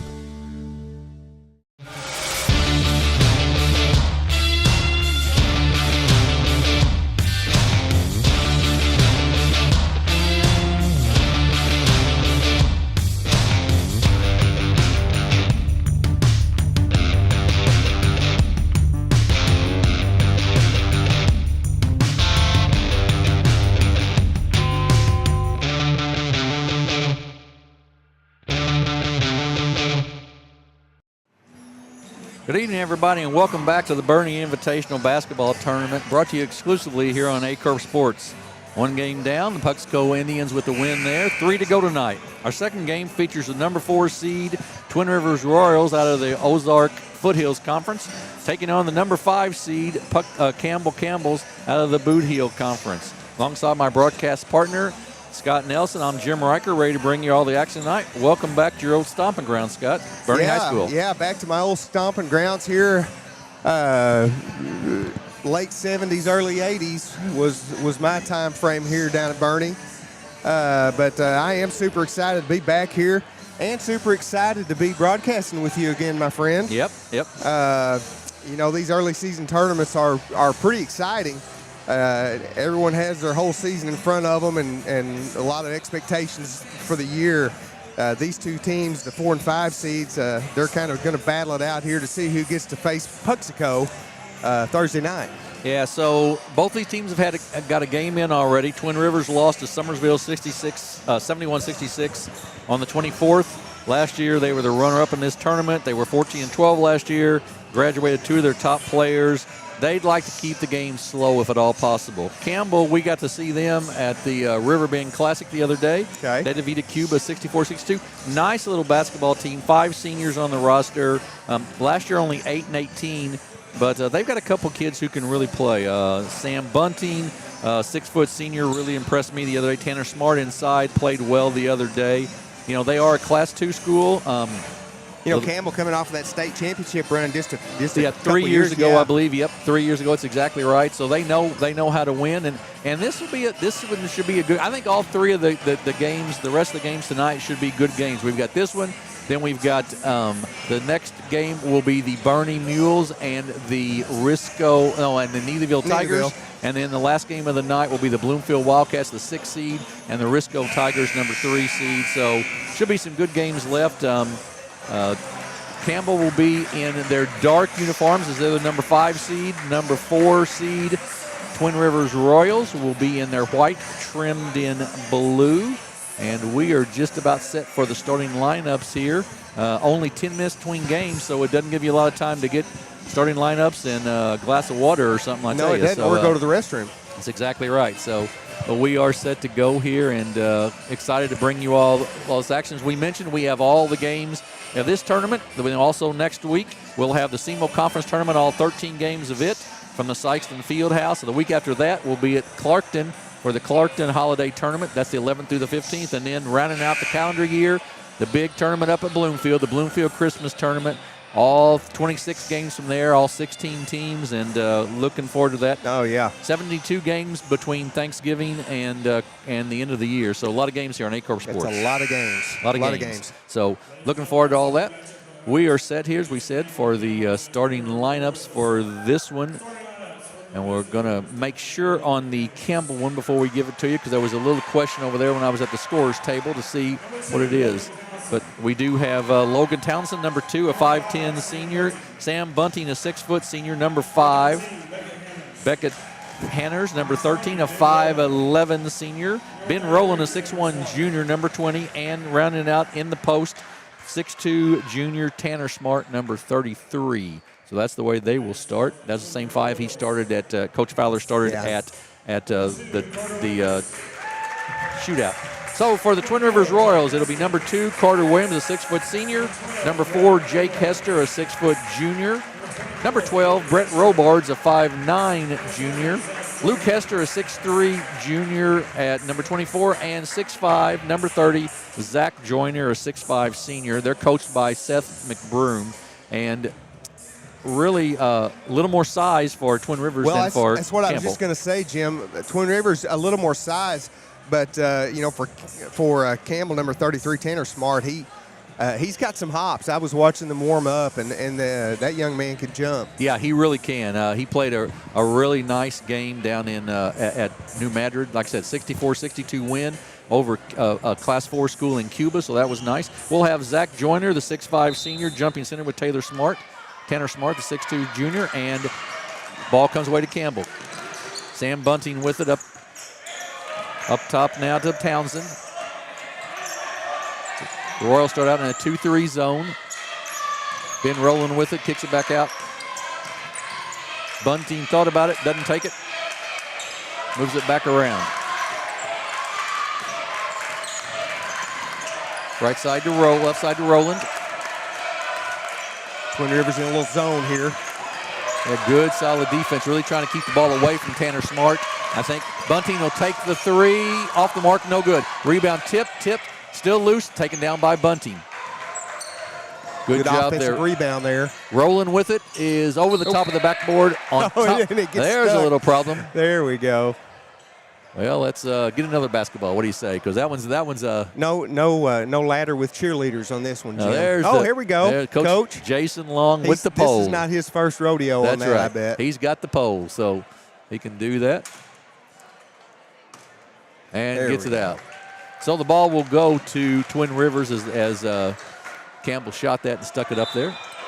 Campbell going to be in a 1-2-2 full court press. Hester kicks it off to Robards. Back to Hester.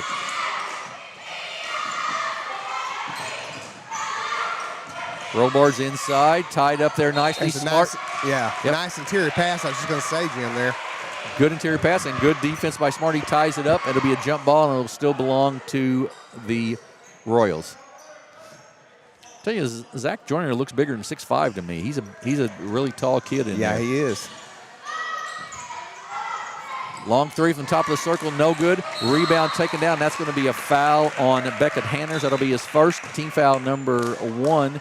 And as we mentioned in the first game, if you haven't watched high school ball this year, the foul rules have changed. It's the bonus is after 5 fouls in a quarter. It's 2 free throws. Free throws reset after each quarter. So you can get into foul trouble pretty quickly and get teams on a free throw line. Yeah, I was listening to you and Beckett as I was driving down, and I was just thinking to myself, what was Misha thinking when they changed that rule? It's for the safety of the player, so there's not quite as much pushing around inside, I think. That was the idea behind it. Shot is short. Rebound taken down by Campbell. Rolling with it, kicks it in the corner to Bunting for 3. Good. Sam Bunting knocks it down from the corner, and Campbell with the 3-0 lead. Good defense, both teams, Jim. It's almost 2 minutes before either team has put one in. Exactly right. Hester with it. He gets double teamed over there. Tough spot. Makes a pass, though, out of it, and steps out of bounds. Robards will step out of bounds. Good defensive pressure once again by the Camels. Yeah, and the way the way they're doing, they're letting them play down here. So a little rub here and there, but good basketball. Bunting up top for the Camels. Goes cross court. Townsend kicks it back up top. Not a lot of interior movement right now for Campbell offensively. They got a high-low post. They've got that's Hanners up top. Smart there. He catches it, goes up, gets it blocked. Nice. Right. Nice block that time by Zach Joyner, and Campbell will keep it.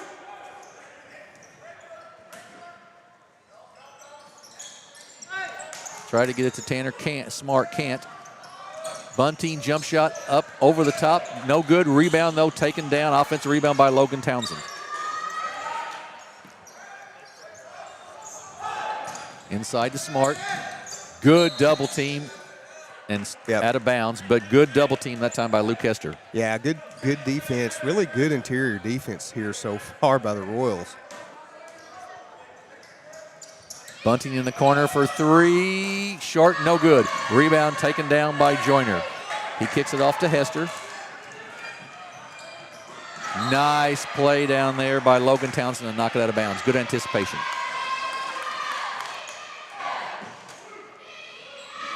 Twin Rivers with the basketball. Jake Hester will bring it in. Long 3 up, swish. It's good. That's Brett Robards for 3, and we're tied at 3 with 5 minutes to go here in the first. 2-3 zone still for Twin Rivers. Said they'd like to keep it in a lower scoring game, I think. Nice hands that time, and knocked out of bounds by Jake Hester. Yeah, I tell you what, both teams playing good defensively. The only scoring here on a couple of threes as the guards have gotten open. Bunting up top. Going to be a foul called, and that's going to be an offensive foul on Tanner Smart on a push. His first, team foul number 1. Oh, team foul number 2, excuse me.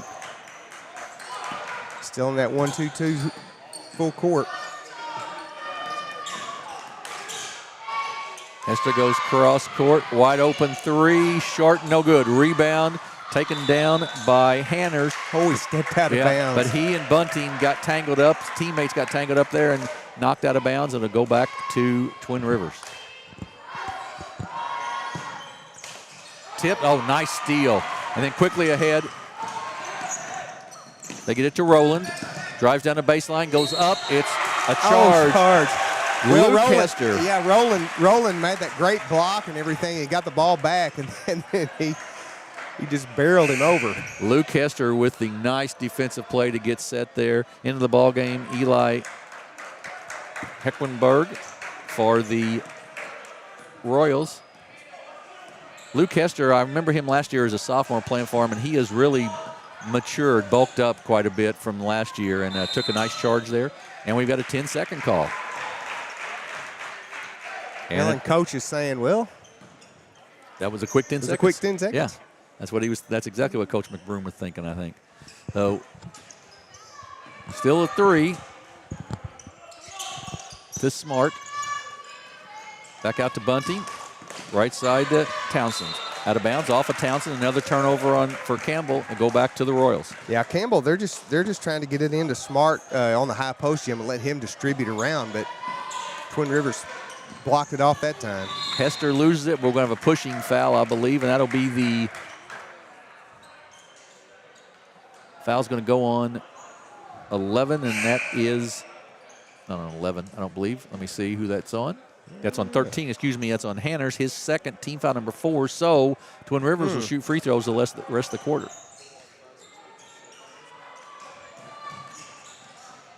Nice pass to Hester. He goes up, left-handed, no good. Rebound taken down by Rowland. Ahead to Townsend. To Smart. He thought about the three, doesn't take it, drives in the lane. Oh, nice kick. And that's going to be a blocking foul, I believe, on Luke Hester. He got one charge, but he's not going to get that second one. It's close, but good call there.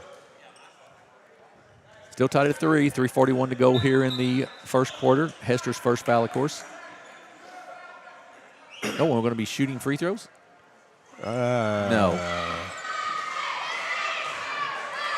On the floor, on the floor. Say, had to be on the floor. He wasn't shooting. Yeah, on the floor. So Campbell will take it out.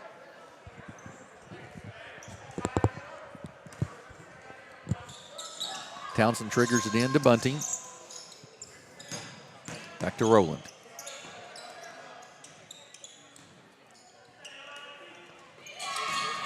Around the perimeter. Nice job of shifting defensively by Twin Rivers to Smart. Now he drives in, stop, pop, up off the glass and good. Yeah, nice jump stop right there by Smart. Tanner Smart with 2, and it's 5-3 Campbell. Ahead to Hester. Nice dish up and good. Nice finish by Jake Hester. From Brett Robards, and it's 5-5.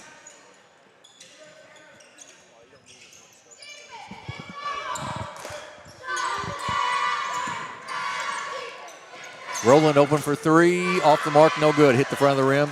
Luke Hester with the rebound. Yeah, so far Campbell's finding the open man, but Campbell's finding the open man, but good shot. Yeah, Luke Hester with the basket up and good, and it's 7-5 Twin Rivers.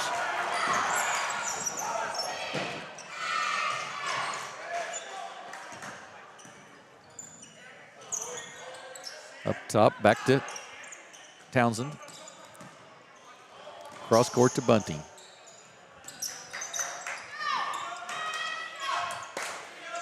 Bunting, long 3, off the front of the rim, no good.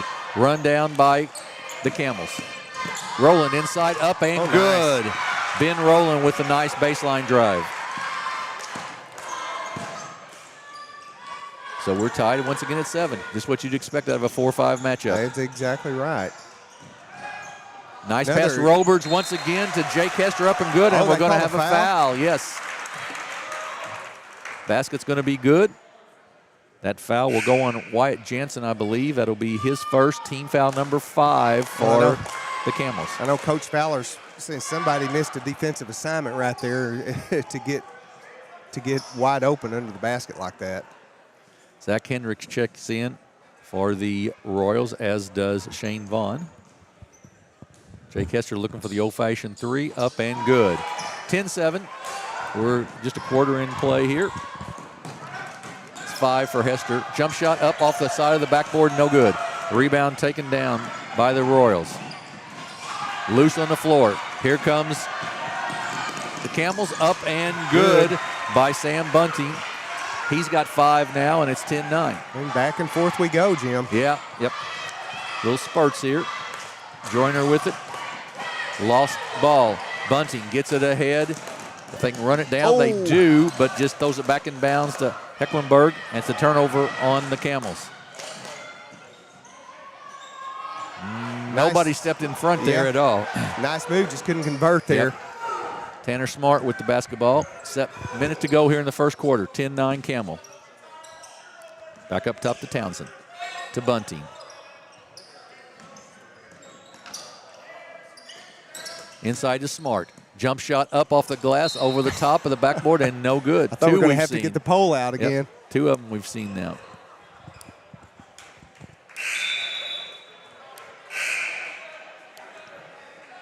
Got Caden Mayberry checking in, as well as Kenan Siebert for the Camels. 10-9, Twin Rivers with the lead. Shane Vaughn with the ball, kicks it across.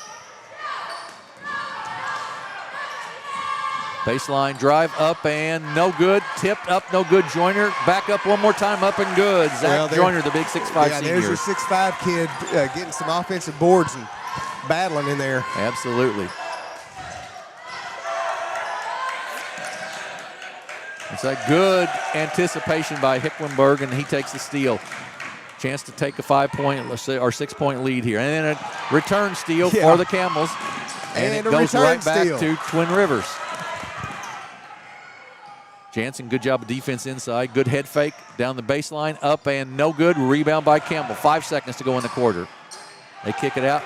Gonna have a hard time getting a shot off. They might. Bunting does get it off. And it's no good.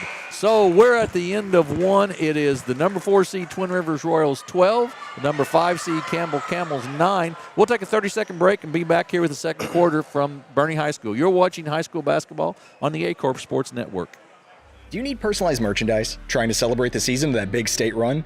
Then Juju Promotions in New Madrid has you covered. Whether it's heat presses, screen printing, or embroidery, we always have an option that will leave you satisfied and looking your best. With seasonal styles and plenty of accessories, there's something here for everyone. So come in and shop around. You'll be welcome with a smile and leave more fashionable than ever. Call us at 573-748-4040 or visit us in New Madrid. Oh, sorry. The Malden Lions Club and Boot Heel Toys for Tots are sponsoring an amazing event at the Boot Heel Youth Museum in Malden. It's Pancakes with Santa. From 8 a.m. to 10 a.m. on Tuesday, on December 2nd, there'll be pancakes and pictures with Santa. There'll be a kids-only gift room where kids aged 3 to 12 can select 2 gifts for someone special. Each child also receives a free toy from Boot Heel Toys for Tots. For more information, call 573-276-3600. Well, 12-9, Scott. Sam Bunting with 5 for the Camels, 5 for Jake Hester leading the Royals, but a well-played, good first quarter there. Yeah, just the shooting percentage I was just looking at, Jim. Camels had more shots on goal, but just shooting at a 28% clip, where Twin Rivers shooting 41%. Both teams have just only made 1 3-pointer. Twin Rivers a little smaller here. Wyatt Jansen with the catch inside. Puts it on the floor, though, and Jake Hester comes away with it. And then a steal. Steal by Mayberry. Jump shot up off the glass. No good. Rebound by Jake Hester.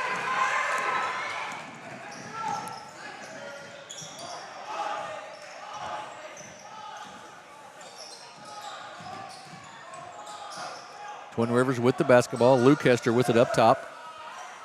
Cross to Carter Williams. Inside to Luke Hester, up and good. Made himself a big target there, Scott. Yeah, and he had the inside position, so a pretty easy bucket for him there. 5-point lead for Twin Rivers. Twin Rivers size sort of paying off a little bit. Yeah, see what Campbell can do to respond here. Nice steal by Hendricks. Luke Carter brings it back down. Drive down the center of the court. Jump shot up, no good. Rebound taken down, Wyatt Jansen. To Bunting. Thought about the top of the circle 3, doesn't take it.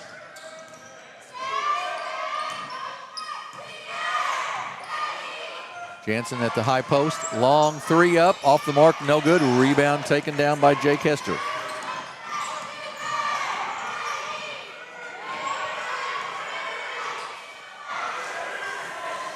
Coach McBroom calling a play from the sideline here. I think a little switch of defense to man-to-man by the Camels. Yep. Luke Hester with the jumper, off the mark, no good. Nice rebound interior, though. Jump shot up and good. Jake Hester rolls it around. So a little spurt here by 4-0 run to start the quarter for Hester's got 7. Campbell's got to find some offense here someplace. Yeah. Bunting kicks it left corner, jump shot up, 3-pointer, no good. I believe that's off Twin Rivers, Yep, was off Twin Rivers, and it'll go back to the Camels. Smart back in, as well as Roland for Campbell. And Townsend. So the starting lineup pretty much back in now. Siebert stays in. And they've got to get Tanner Smart started offensively because he's one of their leading scorers for sure. Little high-low post here, Smart and Roland. They get it inside to Roland. He kicks it off. Bad pass, sort of, but a good catch. Good step through. Very nice step through by Logan Townsend. Good call, and it's 16-11. Got his player up in the air and just easy bucket. Nice steal. Tanner Smart with the read there. Gets it ahead to Siebert. He's going to take it to the basket, up and good. 16-13. Now Campbell on a little run here. Hester with it in the backcourt. Gets it to Vaughn, still not across the timeline. Now they get it across. Hester inside, up and good. Jake Hester knows how to score. And Coach McBroom's going to take a 30-second timeout. We'll keep it right here, but Jake Hester with 9 points for Twin Rivers, and he knows how to get to the basket, Scott. He certainly does. He's got, he can shoot it from outside, but he's really done a nice job of penetrating the middle, whether he's got maybe an offensive board or just a little hesitation, getting the guy up in the air, finishing the easy bucket in there. So, good job by Jake Hester. And the Twin Rivers has really tried to work the ball inside, take advantage of their size advantage, I think, with Luke Hester and Jake Hester in there, and they've done a nice job of that so far. And shooting, 8 of 17, so almost 50% from the field so far for Twin Rivers. Yeah, that's a really nice job. Yeah, and that comes from what we were just talking about. A lot of their shots have been just a few feet from the goal. Right. Twin Rivers also leading on the boards 10-7 on the rebounds. So what you might expect. 18-13. We'll have 2 more games for you tonight. The next game will be the host Bernie Mules. They're the 7 seed against the Neelyville Tigers, the number 2 seed. And then the final game of the night, the Bloomfield Wildcats, the 6 seed, with new coach Ben Sindel, will take on the number 3 seed Risco Tigers. So still plenty of action for you here on Aycorp Sports. Bunting brings it up for the Campbells. Looks like they're box in one going on, or looks like Bunting being covered up out there. Ooh, it's an interesting defense. Robards on Bunting. Roland's open there, and finally he does take that shot from the corner. No good. Rebound, then out to Bunting.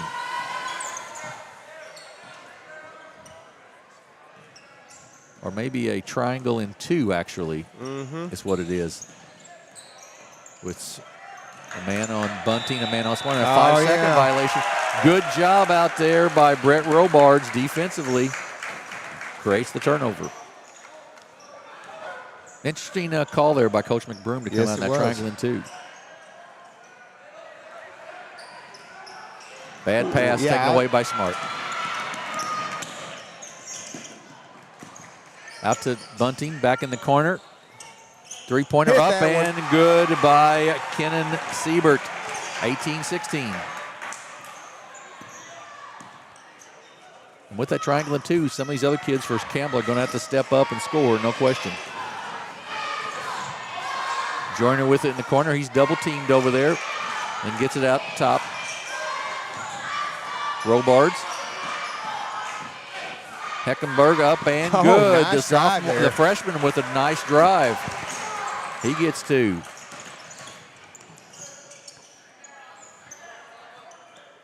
It was Heckenberg's first varsity points, I believe. All right. 3-pointer up and off the mark, long, no good. Nice block out that time by Heckenberg, and he brings it up the court. And just a freshman, you say there. He is a freshman. Good deal. Luke Hester with it up top to Robards. Tipped out of bounds, will still belong to the Royals. 2016, 2:52 to go here in the second quarter. Clean played quarter, no fouls for either team so far.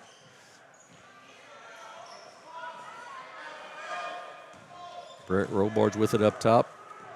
Campbell in a 2-3 zone. Yeah, they went that one series where they played man. Now they're back to that 2-3.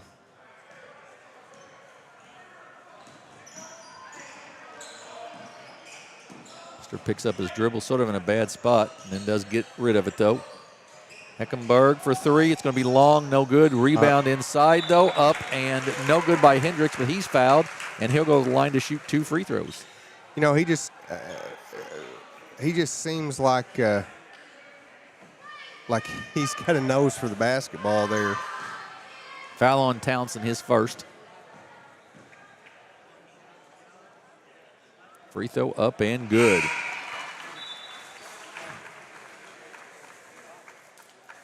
Hendricks with his first point of the night. Jake Hester back into the game for the Royals. Got a well-deserved blow there. Yes, he did. Second free throw also good.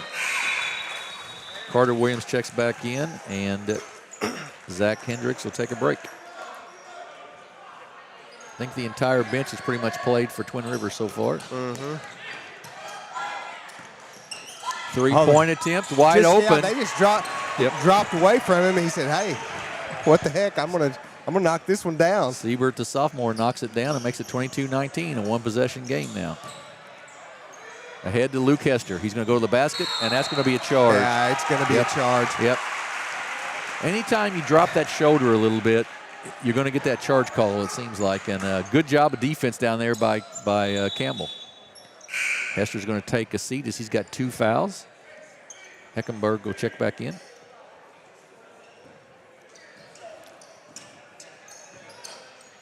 Bunting brings it up for the Campbell. Back to a 2-3 zone now for the Twin Rivers. Just a one-time down the floor of that triangle and 2. Yep. A couple of three-pointers will stop that pretty quick. Exactly. Inside. And good pass the corner. Another wide open three. Good. Leave him open. That's 2 in a row. Siebert is hot, giving the basketball, and we're tied at 22. Kenan Siebert with 11 now for Twin Rivers. 11 of the 22. Joyner right down the middle, up and good. The big man, lane opened up for him like the Red Sea parted, and it's 24-22. My thoughts exactly.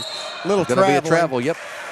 Yeah, little travel. Bunting took an extra step there. Going to be a turnover and go back to Twin Rivers. Well, Campbell made a nice little run there to tie the game back up, and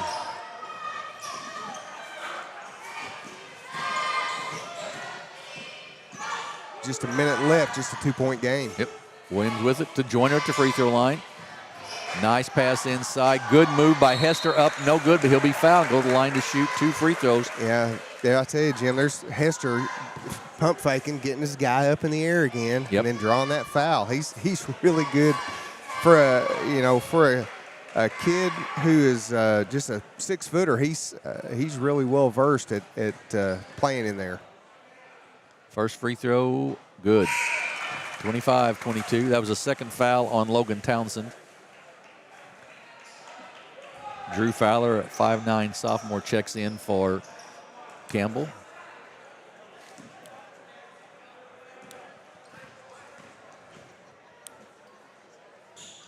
Coach McBroom and Siebert over here having a little discussion. Coach McBroom saying, you can't shoot 3 points like that all night, can you? Both free throws good, so 26-22. I tell you what, I wouldn't be leaving Siebert open if I were the Royals. I think that's right. They've gone to a man-to-man now. Yep. And once again, that three-point shooting sort of has created that a little bit. To Smart. Bunting will take the 3 from the left side. It's off the mark, no good. Good block nice out block there out by Jake Hester, you bet. Hester with it up top. He's got 11 in this ball game. Go along with 5 rebounds. Looks like pass inside to Joyner, up and good. Good offensive set there by the Royals, and it's 28-22. Unless you can get it 2 foot from the basket to your big man. Jump shot, up, long, no good. Fowler with the rebound, no. He puts it up at the buzzer, and it just rims out. So we're through one half. It is Twin Rivers 28, Campbell 22. We'll take a break. Be back here in about 7 minutes or 8 minutes or so, give you the stats, and then the second half of this game. You're watching the Bernie Invitational on Aycorp Sports. Number without treating you like one. At Southeast Primary Care, we know your relationship with your doctor is one of the keys to get you better and keep you relationship. Southeast Primary Care, always by your side. What First State Community Bank means to me is, it says it in its name, community. We're family, we care about one another, whether it's in our SEMO markets or we can reach out to some customers. The tellers know 100% of all customers by their name. If you want to feel at home, then walk into the doors of First State Community Bank. Southern Custom Meats in Dexter, Missouri is providing you with the best in custom butchering, fresh vegetables, and farm fresh eggs. Call now or visit us today and see the Southern Custom Meats difference for yourself. Missouri State Senator Jason Bean, representing Butler, Carter, Duncan, and Wayne counties, would like to wish all the Southeast Missouri basketball programs in the 25th District a safe and successful season.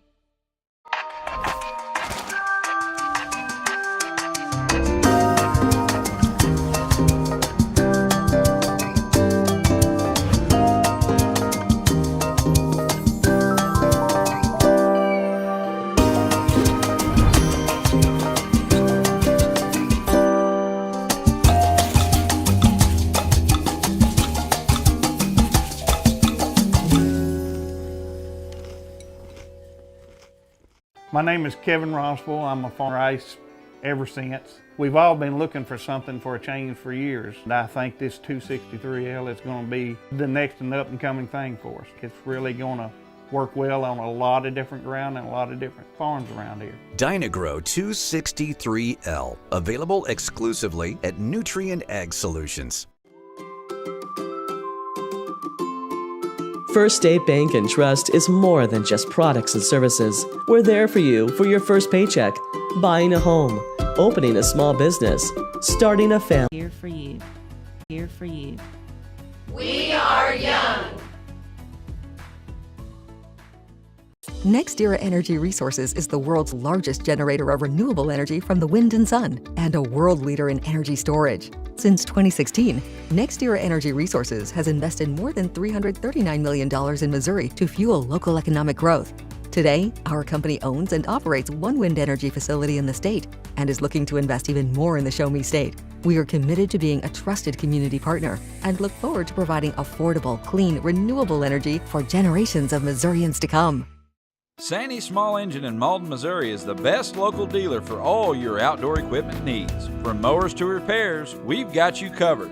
Call now or stop in today.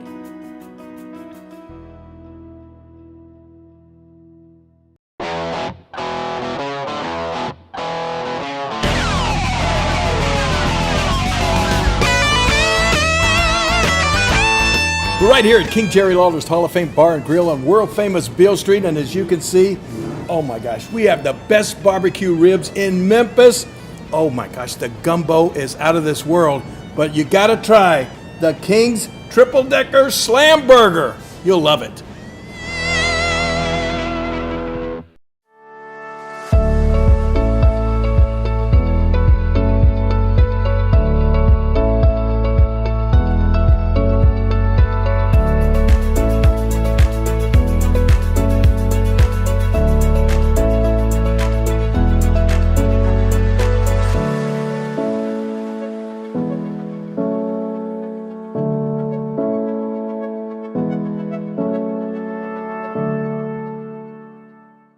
Mathis Funeral Home of Dexter and Bernie strives to provide their community with the accommodations and services needed to relieve your family during times of loss. For more information, give them a call and see how Mathis Funeral Home can help meet your expectations in celebrating your loved ones. Fast break, cold beer, pork steak. Fast break, the best chicken in the whole state. Fast break, whoop doggies, I think I need a fast break. Alright. Fast Break in Bernie, Missouri. Fresh food, lottery, gas, and more. Fast Break. Growing cotton in the Mid-South is hard work. As a farmer, you make tough decisions every day. Choosing a cotton variety shouldn't be one of them.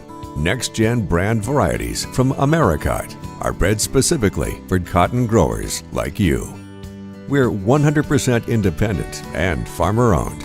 Plant cotton that works as hard as you do. Americot. All we do is cotton, all the time.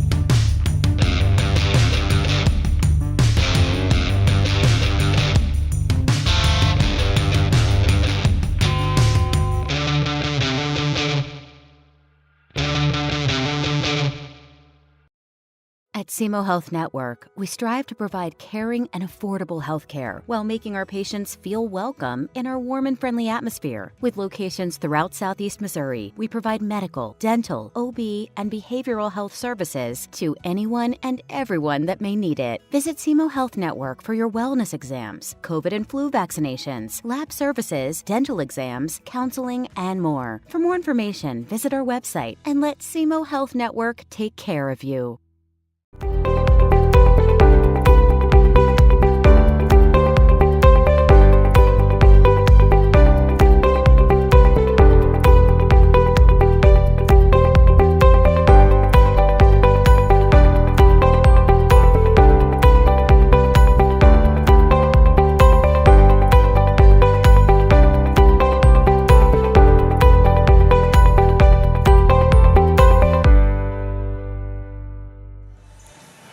Back at Bernie High School, Twin Rivers leads this first round game 28-22. They're the 4 seed, Campbell the 5 seed. And Scott, well played first half. The two kids that, scoring-wise at least, that stand out, one for each team. Jake Hester for the Royals, and then Keenan Siebert for the Campbell Camels. Yeah, I was just looking. Siebert's 3 out of 4 from 3 so far here in the first half, and you know, he's going to need to find a way to get himself open, and they need to get him the ball if he can stay hot to kind of get the Camels back in the game. You know, Tanner Smart only 2 points in the game so far from the center spot from Campbell, and he had a big game over against Cuba over at the Riverbend Classic, and they need to try to find a way to get him started. Yeah, not sure, not being there, not sure what Cuba had in the middle against Smart. But here against Twin Rivers, he's got a couple of big guys in the middle to contend with. Yeah, he has struggled with that. And the interior defense from Twin Rivers has been really good in this first half, no question. Well, I mean, you know, Coach Fowler is a really good coach, and I'm sure he's going to kind of try to dial up some different offensive look here because, you know, like you said, putting Smart out on the high post, he didn't really get a lot of opportunities to score unless he drove it in there, and a lot of times he'd find a lot of traffic, so he'd have to kick out. Right, exactly. 5 of 5 from Twin Rivers from the free throw line. Campbell did not shoot a free throw in the first half, so good defensive effort by the Royals there, and the Royals shoot 50%, 11-22 from the field, so they shot the ball very well. Yeah, they did. Not as many shots as Campbell, but they shot Twin Rivers basketball to start the second half here. Robards with it up top against the zone of Campbell. Hester thought about it, doesn't take it. Luke Hester trying to Tanner Smart. Smart up off the glass and good. You called it, Jimmy. Just right what they needed to get Smart involved in the game there. Ran the floor well and got that easy bucket. Campbell's extended the defense a little bit here. They get it off to Hester. Luke Hester, that is. He tries to drive in, cut off. Joyner up off the glass. No good. Rebound Bunting once again. Here comes Sam Bunting up off the glass and no good. Rebound taken down. Good play there, and then just a bad pass, and Luke Hester comes away with it quickly for Twin Rivers. I don't think he saw Hester down there, Jim. Yeah, he did not. I'm going to have a foul on the floor on Campbell, I believe. And that will go on, see who that's called on. I believe that's going to be called on Hanners. That'll be his starts. That was one of the things as a player that I just couldn't stand. You'd have 2 fouls in the first half, and within the first minute of the third quarter, you pick up your third, and off to the bench you go. Yeah, absolutely. Absolutely. Robards up top. Jake Hester, 15-foot jumper from the side, up and rolls in good. Hester with 13 now, and it's 30-24 Twin Rivers. Neither team's gotten a lot of easy buckets tonight. Not a lot of fast break kind of. Really by both teams. 3-pointer up off the mark, no good. Good block out there, but kept alive by Joyner. Then Jake Hester inside, and Tanner Smart with the block. And then Bunting, a great play, tips it away, and there's one of those easy layups we were talking about, and it's 30-26. Yeah, and again, another good defensive play by the Camels. Bunting now with 7.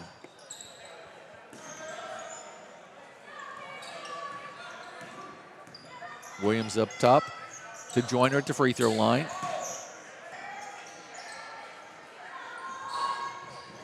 Rowland with it, back out to Bunting. Knocked out of bounds. Good hands by Jay Kester. It was. Knocked out, and it'll go back to Campbell. 33-26. Twin Rivers looking for their first win. Left side to Rowland. Kicks it back out to Bunting. They're kind of daring Rowland to take that three out there. They really are. You're exactly right. First foul, team foul, and the first foul. They get it inside. Wyatt Jansen up, and another foul inside. Yeah, he did. It's twice now. Jansen's got the ball down low and got fouled in there. That's going to go on 11, I believe. Nope. And Wyatt Jansen makes the first free throw. So 33-27 with 5:04 to go here in the third. And two of them. 12 games this week. Robards with it. Kicks it off to Williams. To Hester. Inside to Joyner. Good flashing defense right there by Logan Townsend. He knocked it off his own player, Yeah, though. he did. Yeah. All night at 6 o'clock here.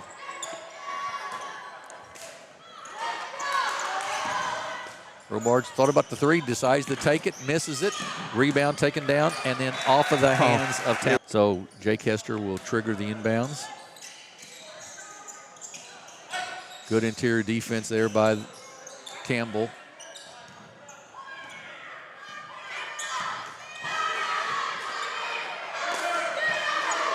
Luke Hester trots down to the block. Nice, no call there. Yeah, yep.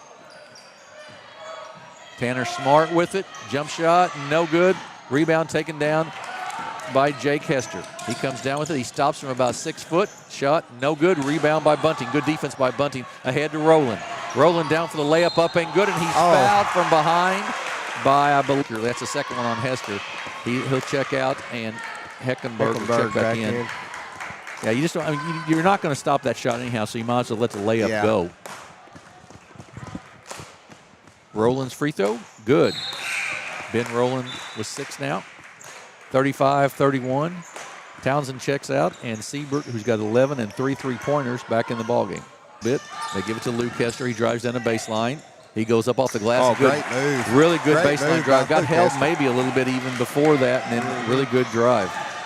And then a steal by Heck, down, up, no good, but he's going to be fouled in there, and he'll shoot 2 free throws. Yeah, that time Robards was not going to let Smart get that easy basket. That's the 4th team foul on Twin Rivers for the rest of the quarter, and all rims in. Now, early in the game, it was pretty quick pace, and then we sort of slowed into a little different kind of a game, and now we're back to the up and down. Absolutely. Smart second free throw. You don't see that a whole lot by the third quarter, do you? That's exactly right. Williams with it. Gets double teamed, but kicks it out. Gets it back now in the corner. Nothing there. Tip taken away by Bunting. Sam Bunting down, gets it ahead to Smart. Up and no good. And then Luke Hester with the rebound. Good, strong rebound. And then steal by Bunting.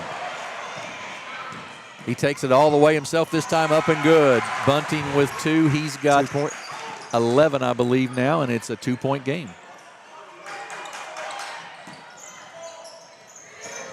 Nice pass inside to Luke. Jake Hester checks back in, and Shane Vaughn checks in also for Twin Rivers. Robards will key the pass in front of us right here.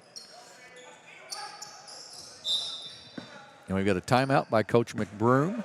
Wants to talk things over. As we've got a 2-point ball game, a really good one here, folks. 2:31 to go in the third, and it's a 2-point game. 37 for Twin Rivers, 35 for Campbell. We'll be back in 30 seconds here on the Aycorp Sports Network. In Southeast Missouri, we provide medical, dental, OB, and behavioral health services to anyone and everyone that may need it. Visit SEMO Health Network for your wellness exams, COVID and flu vaccinations, lab services, dental exams, counseling, and more. For more information, visit our website and let SEMO Health Network take care of you. Back at Bernie High School, 2-point ball game. Twin Rivers leads 37-35 here in this first-round game at the Bernie Invitational. 2:31 to go in the third quarter. And, Scott, it's been a sort of a game of runs. Twin Rivers went up a little bit, then Campbell's caught them up. Then Twin Rivers goes back up, Campbell catches them back up. So yeah, a lot of steals both sides of the ball. Good defense. It's been a fun one to watch. It has been a good one to watch. Jake Hester to inbounds. Gets it in the corner to Robards, who will take it up to the top of the circle and kick it off to Luke Hester. It's like Twin Rivers has kind of decided to slow the pace. Slow it down just a bit. Slow the pace a little bit. I think that's right, maybe. Robards with it up top. To use a Jim Riker expression. Away the basket. Short, no good. Ahead to Jake Hester. Robards thought about the three, gets it inside to Luke Hester. Up, good move inside, misses the shot. Tip, though, saved by Jake. Three-pointer by Robards, no good. Lots of movement, and that ball's going to go to Campbell. I'm not sure if that was Hester or Joyner that knocked that one out, but it's definitely going back to the Camels. Smart will take a seat, and Fowler checks in for the Camels. Makes him a little bit smaller. Change of defense, 1-2-2 trap now for Campbell. Jansen with jump shot up and rims out, no good. Good rebound, though, by Drew Fowler, the sophomore. He gets fouled, go to the line to shoot two. Good rebound by Fowler. Right up here with the 2 free throws. Up and good.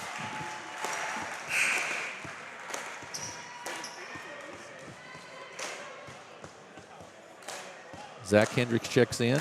Luke Hester takes the seat for Twin Rivers. Fowler's second free throw, also good. Nothing but net. Very pure. Sure was. So we're tied at 37 with a minute and a half to go here in the third. Vaughn with it. Kicks it off to Robards. Jake Hester for three from the right side. Rims out, no good. Joyner over the back, and that will send number 24, and that is Caden Mayberry, a 6'1 sophomore, the line to shoot 2 free throws, I believe. Yeah, I didn't know if they were going to call that a... Which can be good, but it also can really drag a game out, I can tell you. We saw and the free throw drops. Campbell with the first lead. I just don't really see the difference of player safety. Maybe. Yeah, I don't know that I do either. Anyway, it's what they did. It's what they did. That's right. And it didn't come from the state. It came from the national level. Did it? So okay. Yeah, it came from the national level. Both free throws good.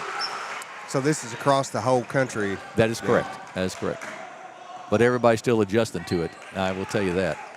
Campbell with the first lead. Exactly right. Long three, up and good. Shane Vaughn, the 5'9 senior, with the three, and it's 40-39 Twin Rivers.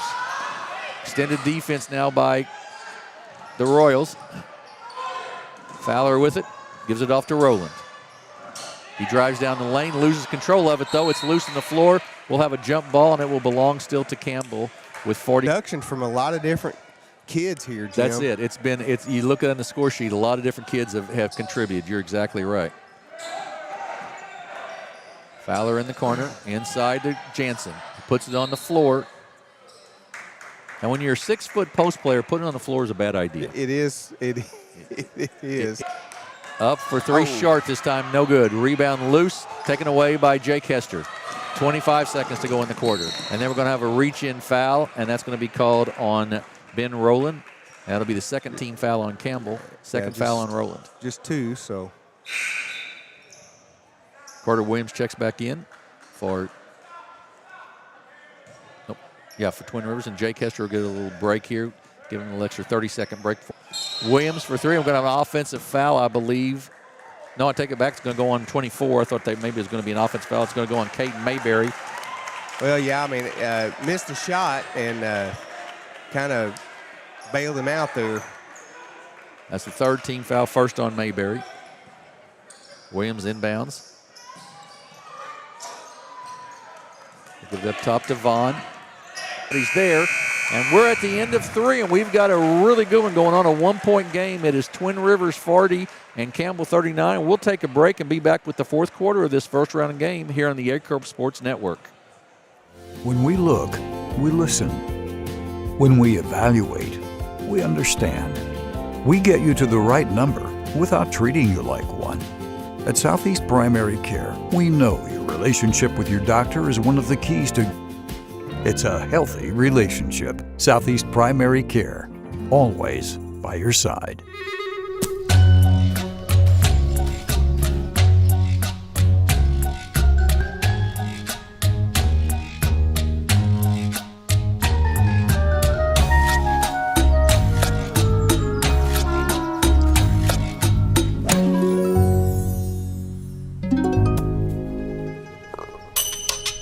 With the lead as we head to the fourth quarter, and Scott, interesting you were pointing out there during the break. It was a quarter where Campbell came in with no free throws and then had a really big quarter on free throws that quarter. Yes, 9 of 9. So that's really helped them stay in this game. Can't shoot much better than that from free throw line, can Not you? hardly. Jake Hester back.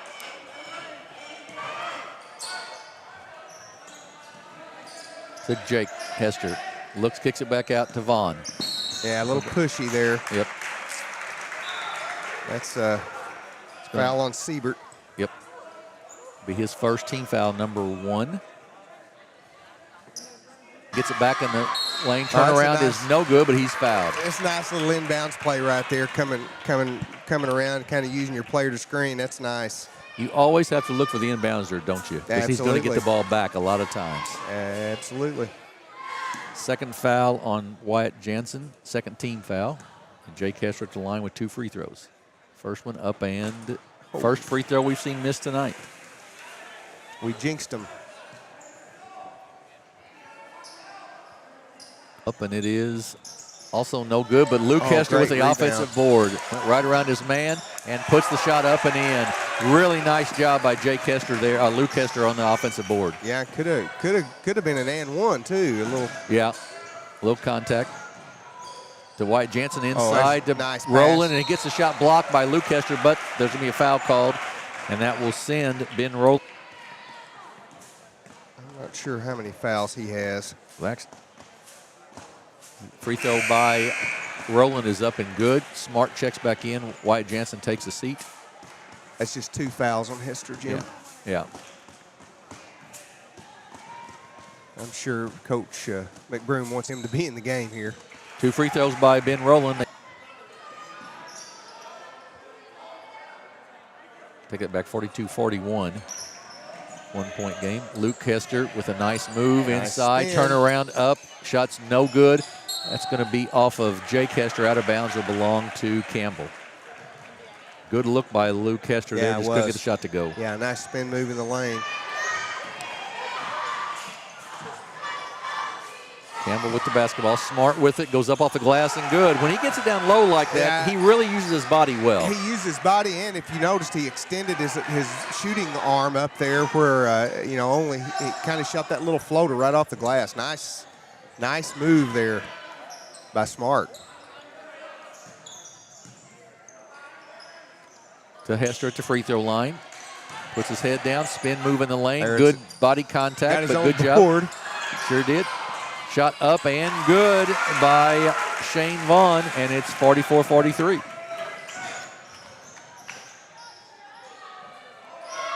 Teams go back and forth. Bunting with it.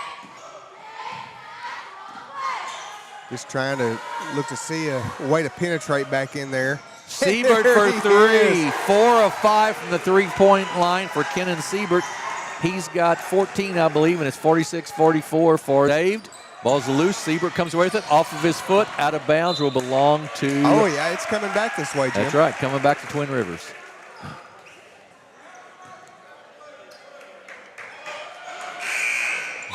Zach Joyner's going to check back in. 6'5" senior going to check back in for the Royals.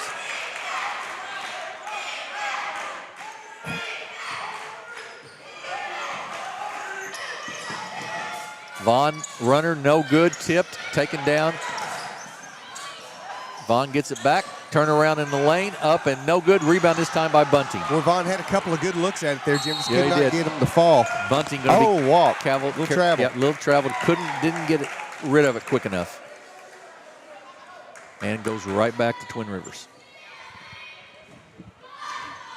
Well, so far, it looks like this one's going to come right down to the wire, doesn't it? Yep. Been a good ball game. 4-5 seed. It's Carter Williams for 3. He's got 6 now, and it's 47-46. Oh, right back the other way. Rolling. Ben Rowland gets 3. He's got 11 now, I believe, and it's 49-47. Got the big man that time, and that's one of those examples, pretty, Scott. pretty that, textbook. Yeah, even if you're 5 or 6 inches shorter, you can get that block out. Absolutely. So, timeout called by Coach Seth McBroom of the Twin Rivers Royals. Campbell with the lead, 49-47. We've got 4:16 to go in the fourth quarter. We'll take a break and be back with more action here on the Aycorp Sports Network. Our teachers. We are grandparents. We are active in our community. We are patriots. Serving all of Southeast Missouri, and we are here for you. We are young. 2 of 4 today, and it's been a good one right now. Campbell, the 5 seed, leads Twin Rivers, the 4 seed, 49-47, with 4:16 to go. And it seems like one team scores, the other one comes down and says, you can do that, I can do just as well. And, Campbell's really trailed most of the game, Jim, but they've run on a little spurt here, and now they're trading back and forth. Campbell's on top now, 49-47. So they come out of the timeout. Coach McBroom wanted to draw something up there, and they maybe going to do a little defensive. Nope, 3-2. Nope, you're right. Man to man. Bunting with the basketball. Screen set for him. Kick it right side. Tell you what, with Siebert in the ballgame, the way he shot the 3, you almost got to play a man on him. Absolutely. Yes, it did. Campbell still in there, 2-3 zone. Right side to Robards. Back out to Jake Hester. Robards for 3, short, no good. Rebound, no. Joyner, he gets fouled by Bunting. Bunting got him on the arm. Yeah, got a little grabby there. Yep. Twin Rivers, first foul on Campbell, first foul on Bunting. Zach Joyner, the 6'5 senior. He's got 6 on the evening so far, make it 7. And it's 49-48. Really good free throw shooting here in this game, Jim. Yeah, it has been. Really good free throw shooting. Wyatt Jansen checks in, replacing Drew Fowler for Campbell. Now 13 of 14 and 5 of 7. That's pretty doggone good. Pretty good. Bunting jumper up and good. He felt that one, didn't he? He did. He just took it all himself all the way down and put it in. 51-49. Campbell had a 2-point game against Cuba at New Madrid this weekend, so they've been in a close one. To Hester, to Robards. He thought about the 3, doesn't take it. But, boy, Jake Hester wants to take that 3, but just not there. Tipped away out of bounds. Will stay with right on this end of the court. Yeah, I was going to say. In the ball game, Carter Williams for the Twin Rivers Royals. To Williams. He thought about that. Just in the game, probably not a real good choice. But he'll take it from the top of the circle. Off the mark, no good. Rebound taken down by Ben Rowland. Up the floor, left-handed dribble. He's going to take it all the way to the basket. Up and no good. Yeah, I'm not sure if Robards thought, well, is he going to shoot it or is he going to pass it? Right. Yeah, I think that's got exactly on him real quick. Bunting quickly down the floor. Is it back on a timeout by Coach Steve Fowler of the Campbell Camels? He wants a 30-second timeout, so we'll keep it right here. So far, so just some stats there, Scott. 2 shots so far for Twin Rivers. So yeah. Camel 6 of 19 from 3. Twin Rivers just 4 of 16. So rebounds looks like Twin Rivers with the advantage, which you might expect with the size advantage they've had. Probably not a lot. 3 fouls so far in the quarter for Campbell and 2 for Twin Rivers, so nobody shooting free throws yet. Yeah, just a pretty well played game on both sides. Yeah. I mean, just as evidenced here in the score. Yeah, you're exactly right. You are exactly right. So 2:23 to go. Fowler has drawn up here for the Camels.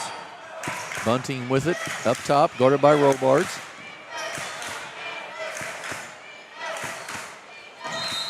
Siebert there, and another timeout called. And that's going to be obviously still keep it right here. And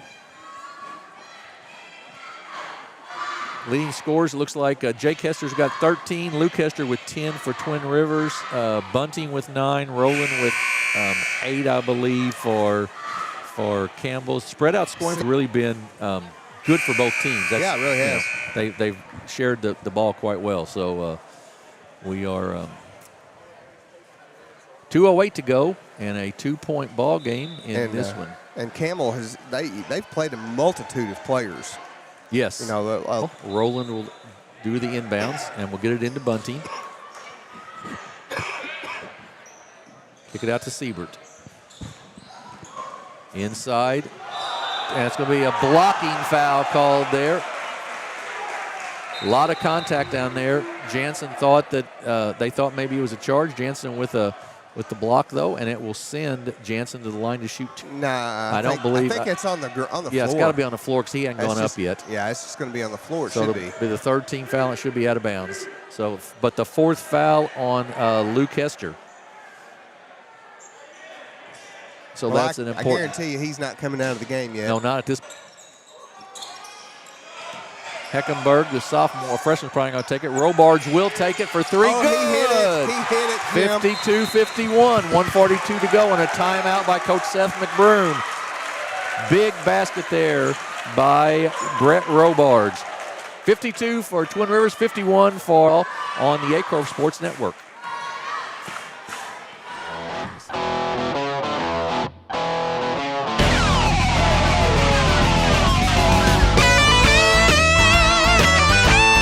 We're right here at King Jerry Lawler's Hall of Fame Bar and Grill on world famous Beale Street, and as you can see, oh my gosh, we have the best barbecue ribs in Memphis. Oh my gosh, the gumbo is out of this world, but you gotta try the King's School on a 3-pointer by Brett Robards just a moment ago. Twin Rivers has taken the lead back 52-51 over Campbell, and this could be one of those, the team with the last gets the ball last wins. It definitely could be. You know, that possession, Twin Rivers passing the ball around the outside and got it to their senior. He was pretty well open, and he just drained that thing. Bunting to bring it up for Campbell. Goes the left side of the offense. And a steal by right side to Smart. Smart's going to be called for a travel. And a turnover. Tanner. So Hester brings it up now, and Twin Rivers with a 3-point lead can sort of take the time, and he's going to be called with a travel. And a turnover. 2 unforced turnovers here, 1 for each team. And Campbell gets it back, trailing by 3, 54-51 with 1:10 to go. We need to do some kind of action there to get somebody open. Yeah, Siebert. Probably Siebert, if I could. Bunting drives in, goes up off the glass, no good. Rebound by Luke Hester, and a foul's going to be called on Wyatt Jansen. That'd be the 4th team foul, so it'll still be out of bounds. Bunting took it to the basket, got a good shot off, just didn't get it to roll in. Jansen will take the seat. He's got 3 fouls. Now you've got to play quick defense, and if you don't get a steal or something, you got to foul fairly quickly here, down 3. Cross court. I don't know that I'd want to foul Jake Hester. But 22 seconds, and there we get a foul. Foul by Siebert, Kenan Siebert, and it will send Brett Robards, the 5'9" senior, to the line to shoot 2 free throws with 20.8 seconds to go in the ballgame.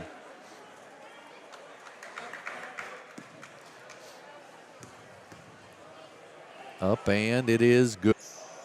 Pull everybody off the free throw line.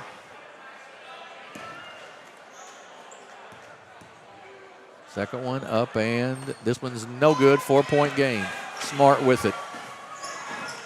Kicks it off to Fowler. Long three off the mark, no good. Rebound by Siebert. He goes up inside. Good rebound. Good, and he'll go to the line to shoot one as he's fouled. Keenan Siebert's having a whale of a game. The 5'9" sophomore is really having a big game. 55-53. Both teams shooting free throws the rest of the way. Fourth foul on Jake Hester. And Siebert's free throw is up, and it is good. And we've got a 1-point game. Another timeout here. You're going to see a lot of pressure in this inbounds right here, Jim. And Scott, really, what do you think? Do you have to? When do you foul? How do you go about this? I go ahead and foul. If I don't get the steal, I think you immediately go ahead and foul. That way, even if they hit the 2 free throws, it gives you time to get down the court and hit a possible 3. Right. Because even if they make both free throws, it's still a one-possession game. It's still one-possession game. So that was a really smart play that time by Siebert. He did a fine job there on that offensive rebound and putting the bucket in. 11.3 seconds left, so plenty of time to, if they get a quick foul, to get to foul and get back down the floor, certainly. Now, the other side of that coin is, with this new rule with the 2 free throws, you could, if you're Twin Rivers, you could foul on the inbounds in and make them shoot 2 free throws. It gets very interesting now as to how you want to play this out, depending on whether it's a 2-point, a 3-point, or 1-point game. Hannah No, shooting for Dexter, missed a free throw on purpose, I think. Yeah. And almost got him beat. Yes, because the girl shot a Hail Mary from about 55 feet, and it almost went in. Exactly right. So the ball belongs to Twin Rivers. Luke Hester will be the inbounds. The other option is to throw it long here, and which would be a good option. Got to get it in. They do get it in barely, in a timeout called by Seth McBroom, as he was a little concerned that they were going to get that ball in bounds. Or not. It was close. The clock started there. The question is, I think, do they go back to 11.3 seconds or 10.7? But at this point in time, 0.6 of a second is a big deal. Yes, it absolutely could be. It's a big deal. So that'll be a big question here. Been a really, really good ball game. I hope the next 2 are just as good. The next game will be the Bernie Mules, the 7 seed, taking on the Neelyville Tigers, the 2 seed. And then the nightcap at about 8:30 will be the Bloomfield Wildcats and the Risco Tigers. And yes, they did go back to 11.3 seconds on the scoreboard. As they should have, I think. Right.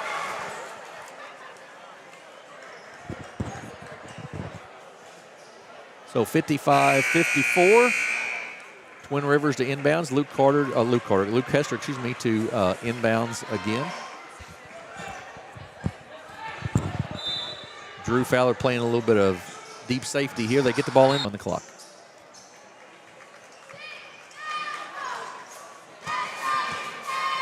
And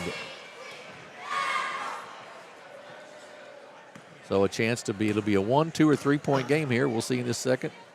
Free throw up by the freshman, and rims out, no good. Well, one thing about taking away the 1-and-1, it takes some of the possibilities, I guess. It does. It does. You're right. Hits that one. Free throw's good. 2-point game, so it doesn't have to be a 3-pointer. 3-pointer wins it. 2-pointer will tie it. Bunting's going to take it all the way to the basket. Up and good, and we're tied at 56. 3.7 seconds to go. 3.3 seconds. We'll keep it right here, 56. Going back 2 seconds, and I think that's right. I know that it went down a little bit. Right after the made basket. Exactly right. So 5.5, so 5 seconds to get on the floor, and Campbell cannot foul. If they foul and put somebody at the free throw line, it's 2 free throws. And that's a world of difference, 5.5 seconds versus 3.3. Absolutely. So it's can they get on the floor, or do we quick enough and get a shot off, or do we have overtime? And who do you want to get it to? Well,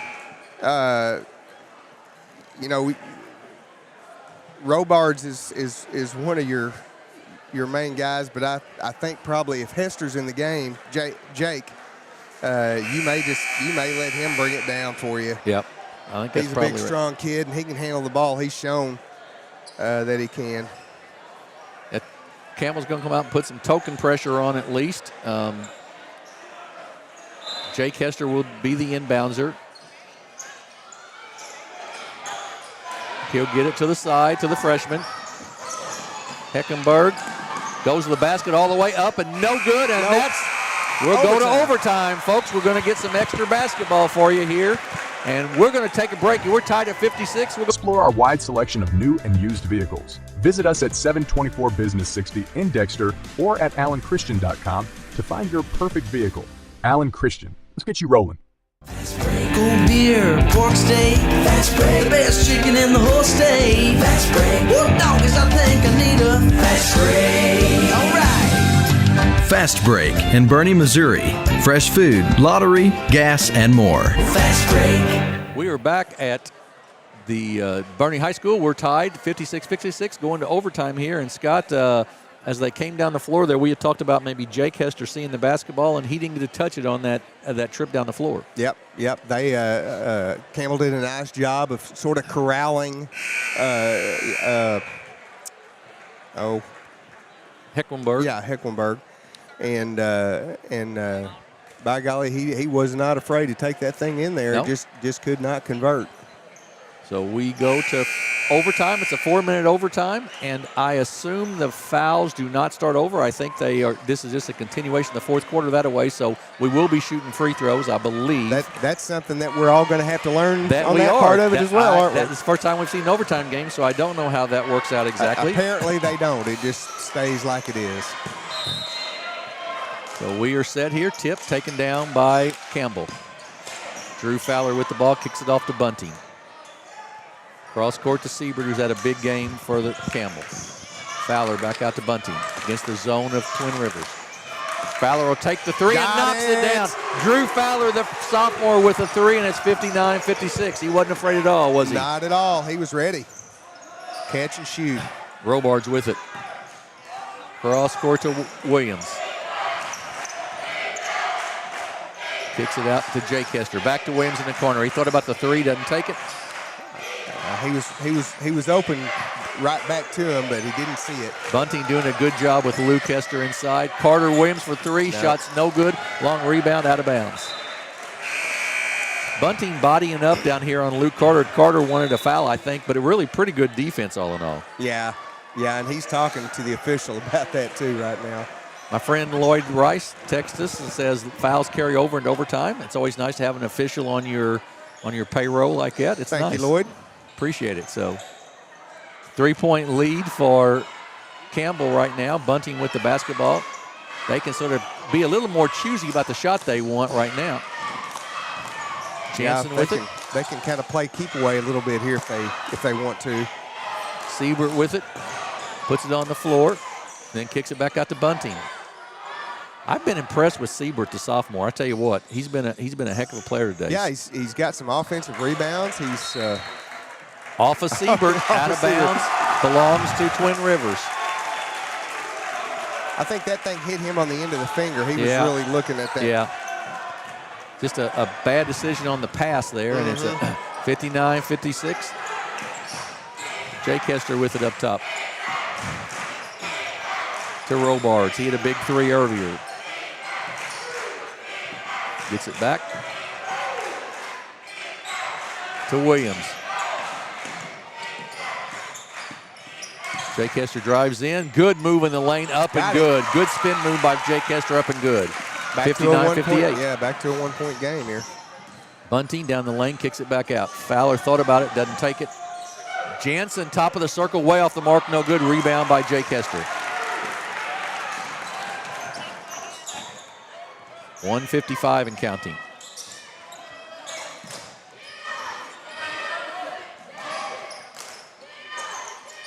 Williams top of the circle. Robards thought about it, and we're going to have a foul called on. Is that on? That's on, I believe that will go on Wyatt Jansen. That'll be his fourth, maybe? And it is his fourth, and will send Luke Hester to the line to shoot 2 free throws.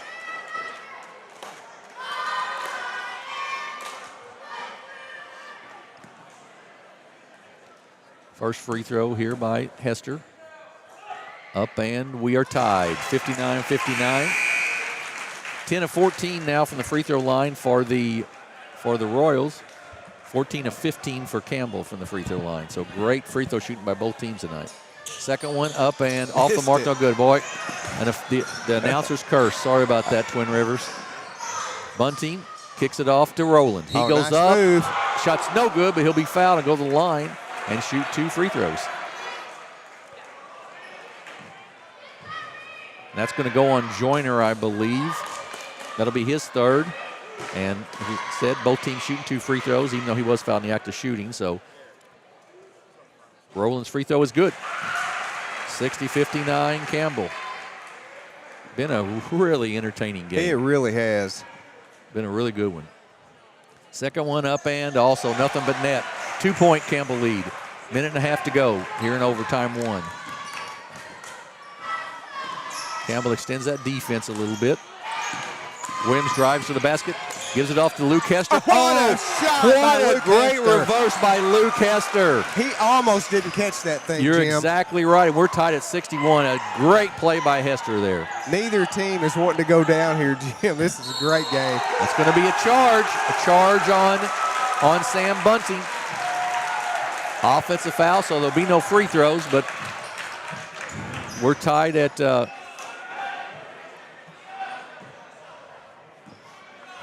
tied at 61 with 1:09 to go.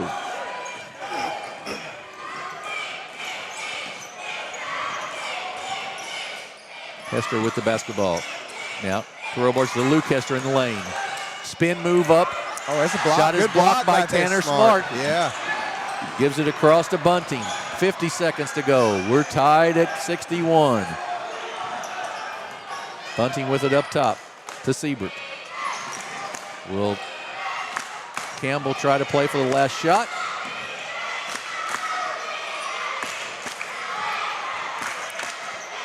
Fowler with it to Smart. Bunting in the corner.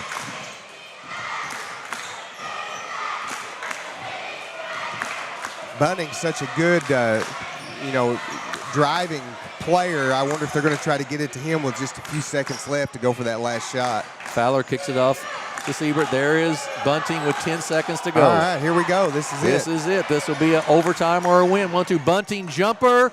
Off the mark, no good. Rebound. Twin Rivers with it. 2 seconds to go at the buzzer, and we're going to double overtime. Oh, my goodness. Double overtime. We're tied at 61. We're going to take a break, try to get a breather here, and we'll be back in 30 seconds here on the Aycorp Sports Network. We're for agriculture, for growers, doers, whatever it takers. We're for doing things with purpose. We're for the little guy with big guy dreams. Hundreds. We're for agriculture. We're for you. I'll get some. Nutrien Ag Solutions, leading the field. To have something to eat here in a minute, maybe. Do we get to eat in between? We are back at Bernie High School, 61-61. Going to double overtime, Scott. It's been a really good one. It was not. It's been just back and forth the whole ball game, and a chance there. Sam Bunting had a shot with about 3 seconds left, just rimmed out, and then sent us to double overtime. Well, I tell you what, it is pretty interesting that we're here in the Mule Barn because it has been a barn burner of a game. It has been that. It has gone back and forth. Second game of the night. First game, Puxico won handily over Holcomb. The winner of this one will play Puxico on Thursday evening in the winner's bracket. The loser will go tomorrow night at 6. And Neelyville are in the wings here waiting for this one to finish. They've been in the wings for about so. Double overtime, and it will be Tanner Smart to jump center for Campbell.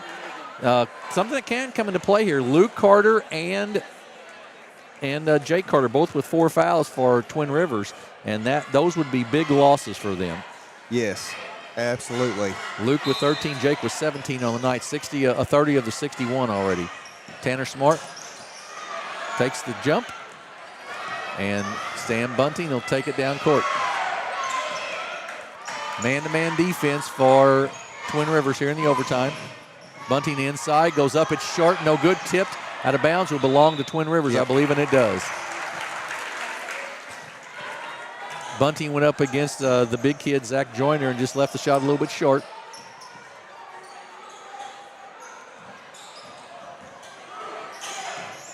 Hester with it in the backcourt, tipped again, loose, Tanner Smart to the basket, up and no good. Rebound taken down by Jake Hester. Yeah, Missed the layup. Yep, good Hester all the way to the opportunity. lane, goes up, it's short, no good. Taken down by Sam Bunting. Ahead to Tanner Smart. He goes up and good. Didn't miss that time. Nope. 2-point game, 63-61, double overtime. Carter Williams to Robards. Back out to Williams. Cross court to Jake Hester. Williams will take the three. It's up. It's Got good. it. He got it. Carter Williams, a 1-point Twin Rivers lead.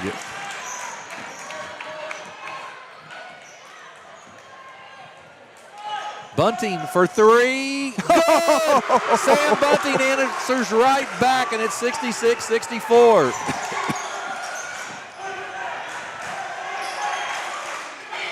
Robards across the timeline. Crossover dribble, kicks it off to Jake Hester. In the corner to Carter Williams. He's feeling it, and he's the reason he hits another one. 67-66. Carter Williams with 12 now. Bunting with the basketball for Campbell. He'll take the three. Good! Oh, my goodness. 4 straight three-pointers, Jim. Bunting with three. 4 straight three-pointers here. 69-67. That one didn't even move the net.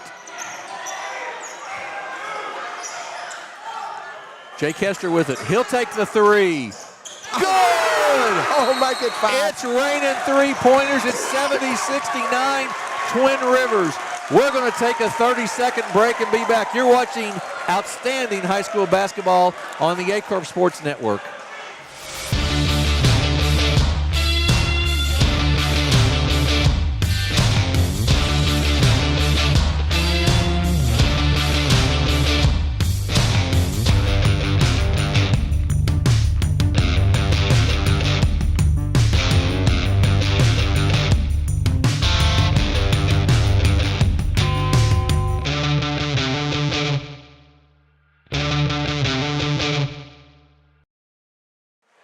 Back at Bernie High School, 70-69. Twin Rivers takes a 1-point lead here in overtime. And Scott, the three-pointers just have rained here in the last about minute and a half. Boy, they really have. And I tell you what, especially for Carter Williams and Sam Bunting, they both have just decided, on that last possession, I know the other Jake Hester. Yeah, he hit the three, but Carter Williams was over there clapping his hands like, I want that basketball. Yep, absolutely. I almost hate that this is such a good game this early in the season because I don't know that we'll see a better one all season than this. I'm telling you what, it's been a great one. 70-69, we're in double overtime. Extended defense now for Twin Rivers. They get the ball to Smart, to Fowler for three. Good! 72-76, straight three-pointers between the two teams. That three-point percentage has really gone up here in the last minute and a half, Jim. Robards with it to Williams. To Hester from the corner for three. Long, no good. Long rebound. Luke Hester runs it down, though. He's going to try to go baseline. He's going to be fouled by Tanner Smart there, and will go to the line to shoot two. Just his second foul, so no issues with fouls, but he putting a real good free throw shooter on the line. Yeah, here. Luke Hester he had it in his mind to take that to the basket right as soon as he caught the pass. Free throw up and good, 72-71. He'll have a second one.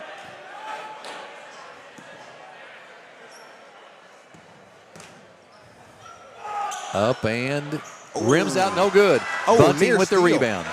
72-71, 1-point lead. Siebert for three, off the mark, no good. A little bit quick probably. Ball's loose on the floor, and Smart comes away with it. And he's going to be called for a travel as he stood up. He did, he stood up. maybe a little quick on that three-pointer right there with a 1-point lead. You could have held it a little bit but minute 3 to go. Still a 1-point lead for Campbell.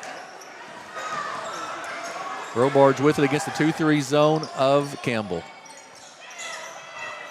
To Williams. Joyner to Robards. Cut off there nicely by Bunting. Good job. And I think a timeout. Timeout called, I think that's right. Yeah, one of the officials was counting down. Yeah, it was getting close to that 5-second call. You're exactly right. So timeout by Coach Seth McBroom, asking where he's going to get the basketball. He'll get it underneath the basket. We'll keep it right here. And Garrett, if you could give us some scoring here, flip some scoring up for us so we can see. Caleb Williams with 12, Jake Hester with 20, Luke Hester with 14. And those are the 3 leading scorers. And then if we'll switch to the other side, Sam Bunting with 17, Siebert with 15, Drew Fowler with 11. He's made a couple of big threes as well. 4 for Mayberry, 4 for Jansen. Just been well-distributed scoring, but the three-pointers here in this second overtime have just been fantastic. Well, they really have. Both teams just phenomenal here in this last 2 or 3 minutes. This has been as good a high school game as you'd want to see. Not a lot of fouls, good free throw shooting, just solid play by everybody, double overtime. These kids have left it all on the floor. They're worn out. And Campbell comes out of the huddle now. 44.2 seconds to go. Campbell leads by 1, 72-71. Look to see Luke Carter get this basketball back, in my opinion, at some point. Yeah. 10 of 26 threes for Campbell, 8 of 23 for Three Rivers. Carter Williams for 3. Good. He gets another one, and it's 74-72, a 2-point lead now for Twin Rivers. 35 seconds left. Timeout, Campbell. Drew Fowler's going to check back into the ball game. Another 3-point shooter, a full timeout. We're going to take a quick 30-second break here and regroup ourselves. It's 74 Twin Rivers, 72 Campbell. We'll be right back here on the Aycorp Sports Network.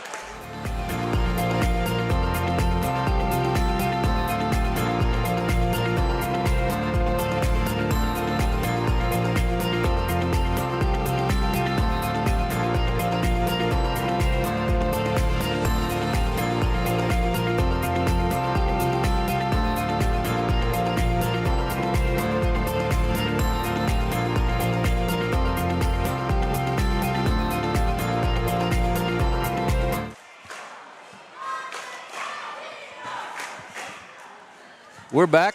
Little correction here. I want to say it's Luke Hester, not Luke Carter. Luke Carter wishes he could play basketball like Luke Hester does, and he cannot. And Luke Carter will attest to that. So I apologize to Luke Hester and his family. Luke Carter works there at Aycorp with us, and so I knew that was going to happen at some point tonight.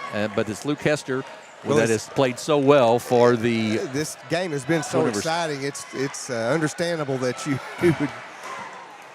Campbell with the basketball, 31.9 to go in the ball game, or at least in the second overtime. 74-72. Bunting with the basketball. Kicks it off Fowler. Back out to Bunting. Man to man. Bunting drives inside, jump shot up and off the mark, no good. Rebound by Jake Hester. He's fouled and will go to the line to shoot 2 free throws as he is fouled by Keenan Siebert there to stop the clock with 16.9 seconds to go.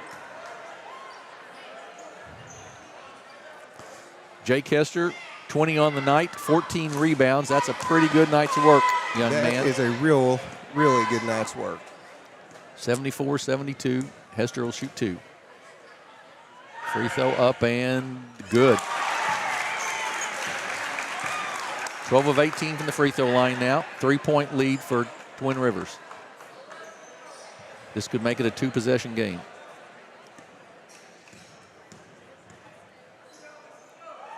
Second one up and nothing but net.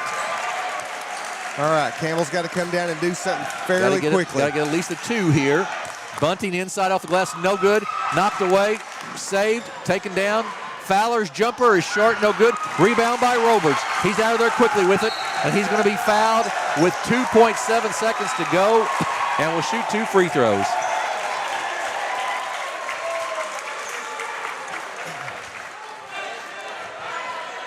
So Brett Robards, who hit a big 3 earlier in the ball game, will shoot 2 free throws. Lost his shoe in the process of that. And will shoot 2 here with a 4-point lead, 76-72.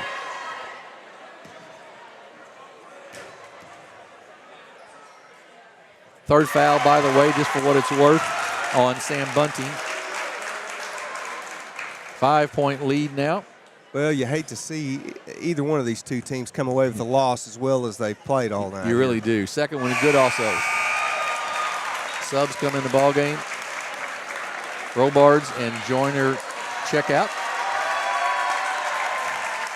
2.7 seconds to go, 6-point game. To Fowler.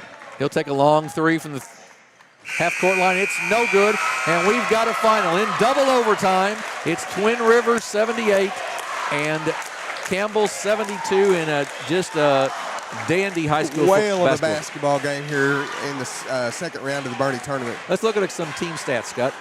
Go ahead. All right. Team stats, field goals, 28 of 63 for Campbell, 27 of 66 for Twin Rivers, so pretty equal there on shots on goal, Jim. Free throws, 16 of 17 for Campbell, 15 of 21 for Twin Rivers, so Campbell did a really nice job of keeping themselves right where they wanted to be. Rebounds, 27 for Campbell, 35 Twin Rivers. Fouls, 16 to 12, with Campbell having a 16.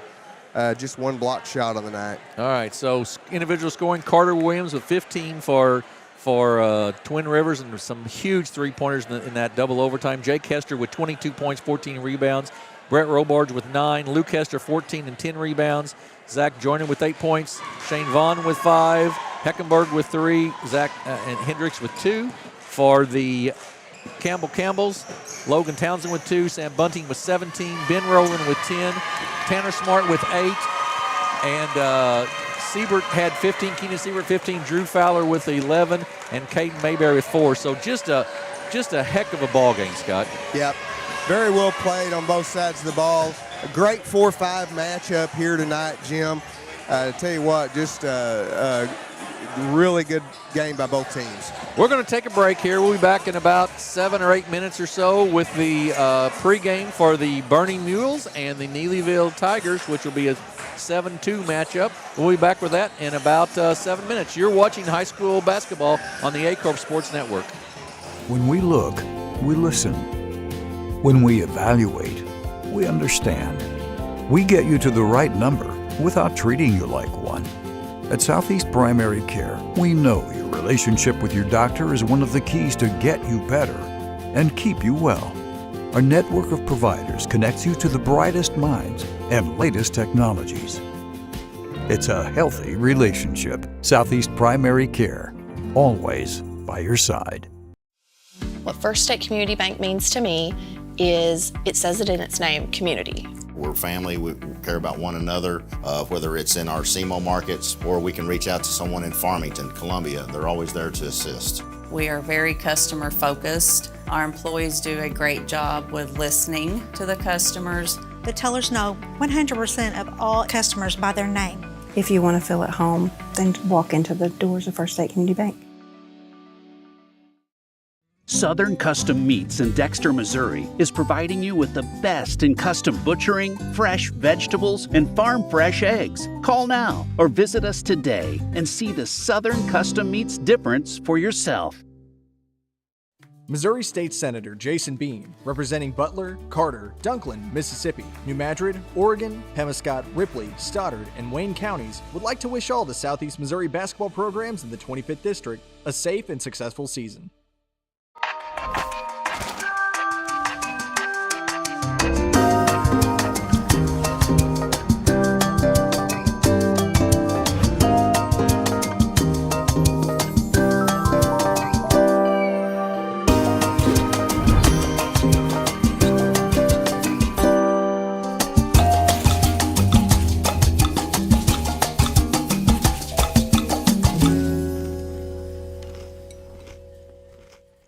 My name is Kevin Rossville. I'm a farmer from Prairie County, Arkansas. Been farming since 1991. Started farming with my father-in-law when I got married. We've been raising rice ever since. We've all been looking for something for a change for years. And I think this 263L is going to be the next and up-and-coming thing for us. It's really going to work well on a lot of different ground and a lot of different farms around here. Dynagro 263L, available exclusively at Nutrient Ag Solutions. First State Bank and Trust is more than just products and services. We're there for you for your first paycheck, buying a home, opening a small business, starting a family, or planning to retire, and everything in between. We're the local bank you know and trust for all of your financial needs. Visit fsbtrust.com or stop by your local First State Bank and Trust to explore all of your financial options. Equal housing lender, member FDIC. At Young Real Estate, we're Southeast Missouri, just like you. We are parents. We are teachers. We are grandparents. We are active in our community. We are patriots. Serving all of Southeast Missouri, and we are here for you. We are young. NextEra Energy Resources is the world's largest generator of renewable energy from the wind and sun, and a world leader in energy storage. Since 2016, NextEra Energy Resources has invested more than $339 million in Missouri to fuel local economic growth. Today, our company owns and operates one wind energy facility in the state and is looking to invest even more in the Show Me State. We are committed to being a trusted community partner and look forward to providing affordable, clean, renewable energy for generations of Missourians to come. Sandy Small Engine in Malden, Missouri is the best local dealer for all your outdoor equipment needs. From mowers to repairs, we've got you covered. Call now or stop in today.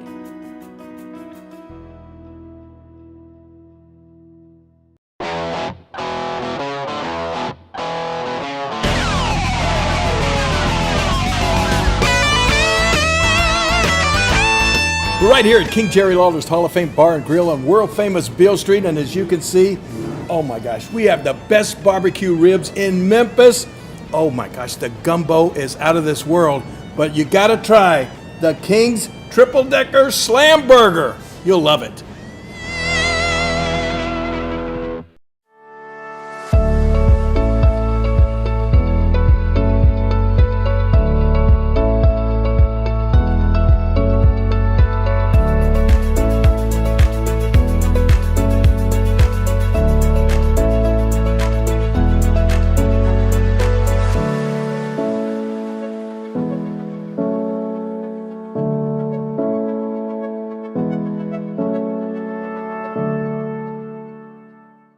Mathis Funeral Home of Dexter and Bernie strives to provide their community with the accommodations and services needed to relieve your family during times of loss. For more information, give them a call and see how Mathis Funeral Home can help meet your expectations in celebrating your loved ones. Fast break, cold beer, pork steak. Fast break, the best chicken in the whole state. Fast break, whoop doggies, I think I need a fast break. Alright.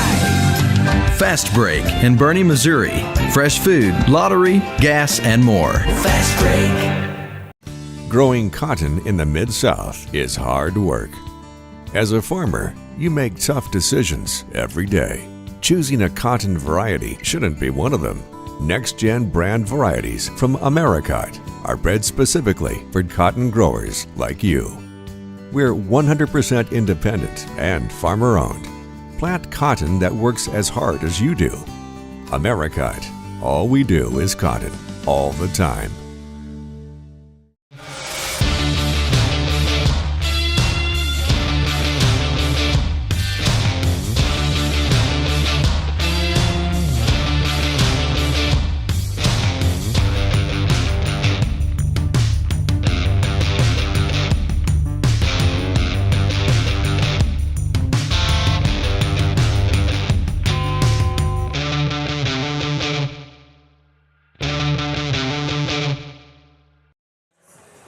Good evening and welcome back to the Bernie Invitational Basketball Tournament, brought to you exclusively on Aycorp Sports. halfway through our slate of games tonight after a great double overtime win by Twin Rivers. Our third game features the number 2 seeded Neelyville Tigers taking on the number 7 seed and host Bernie Mules. Back alongside my broadcast partner Scott Nelson, I'm Jim Riker, ready to bring you your action tonight. Yeah, Jim, I tell you what, 2 good games, especially that one that we just finished with, that double overtime exciter was just something to see. It really was. It was a heck of a game. Both teams has played their hearts out. Sure did. 3-pointers raining throughout, but Twin Rivers comes away with their win, and they'll play Puxico on Thursday night in that championship bracket. So should be a good one tonight here with Bernie and Neelyville. Yeah, Neelyville's coming off a district championship at Class 2, District 1 last year. Had a 14-14 record. They pretty physical team, I think, which is typical of the Neelyville teams on both boys and girls. Right. That's exactly right. Bernie defeated Winona 59-34 back here just a few days ago. They are the 2-time defending champions of this tournament and were 21-7 last year. Of course, lots of difference with the Bernie Mules. Yep. They lost a lot of kids and are very, very young. 1 senior on the squad is all they have, so that will make a difference. But you look at Neelyville, same way, only 1 senior on their squad as well. So we are about set to go. Bernie will be in the road blue uniforms, and Neelyville will be in the home whites.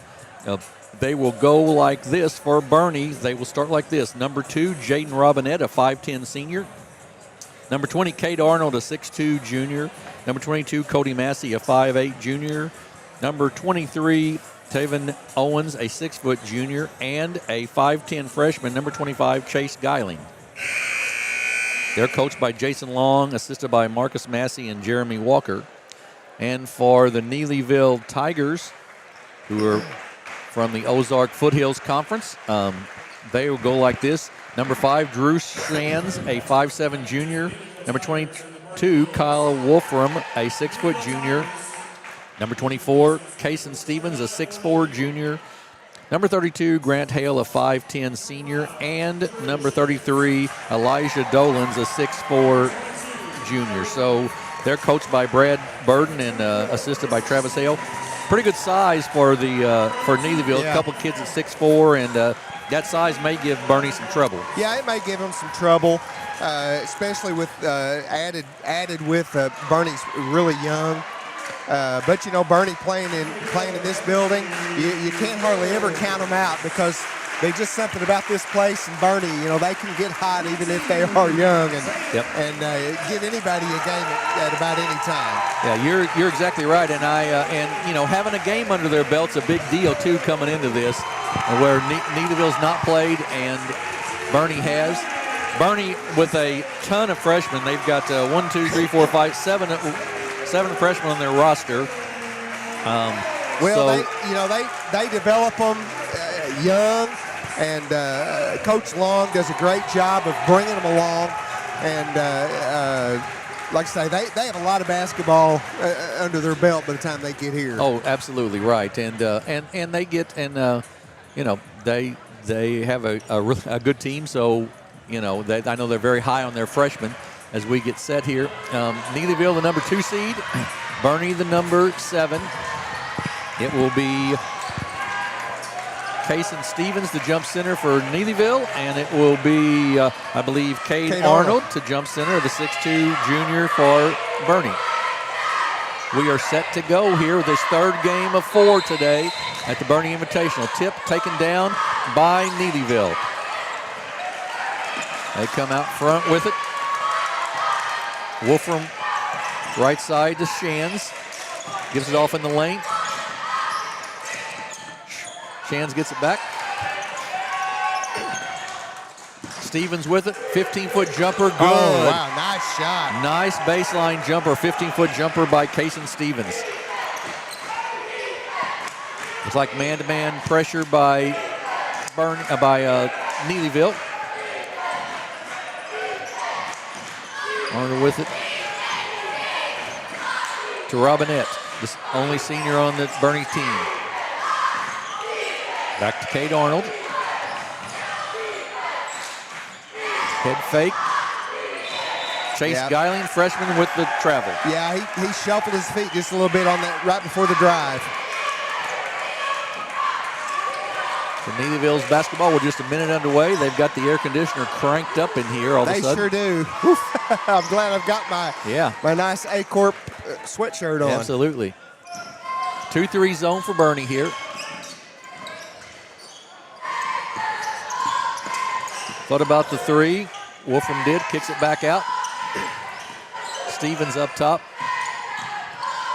Gets it back now. Good defense by the Bernie Mules here. Good rotation on their defense. Yeah, Coach Long's going to have them playing good, hard defense, that's for sure. Long three, long, no good. Rebound run down, out of bounds. Will be off of Bernie, will belong still to Neelyville. Looked like that from here. Yep, good call.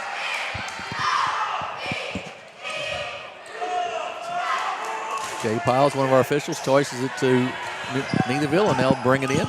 Wolfram or Schranz will take it out front. And Stevens will bring it up.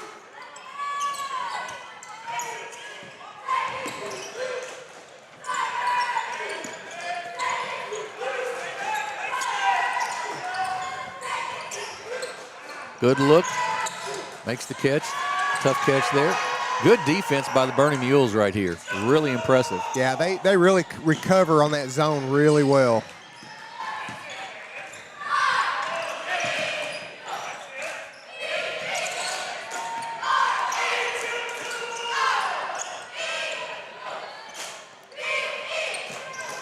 Nothing inside so far for Neelyville.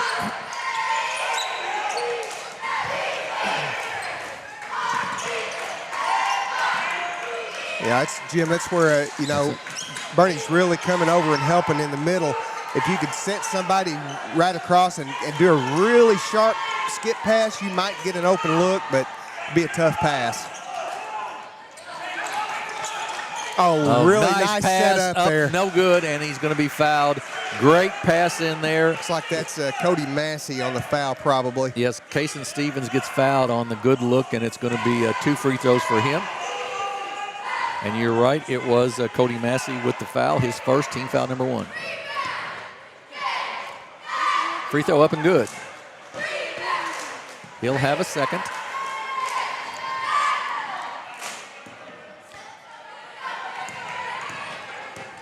Second leave on Neelyville on Kyle Wolfram, his first. Team foul number 1. So Robinette will trigger the inbounds here. And Cade Arnold will bring it up against the man-to-man defense of Neelyville. Thankfully, that air conditioning is kicked off. Yes, you're exactly right.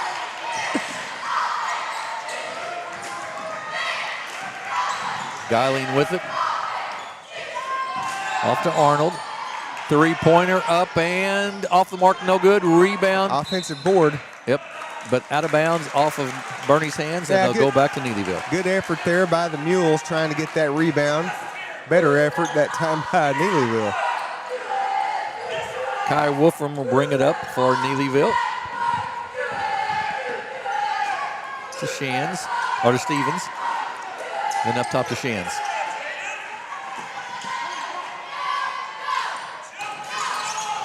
Cross court to Shands. Oh, he just couldn't hang on, Jim. He was just what you were talking about. Yep. Just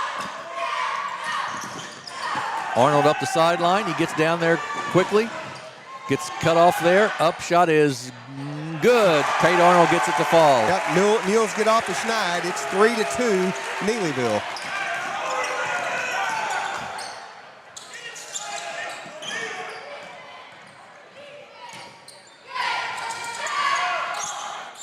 Neelyville having a hard time solving the defense. Long three, up and no good. Nice rebound. That's going to be a foul. Yeah. Good call. Pretty easy call right there. Foul on Grant Hale, a little push. And Bernie will have the basketball. A second team foul, first one on Hale. Pressure here by Neelyville too, Jim. Robinette in the backcourt. Arnold. To Robinette.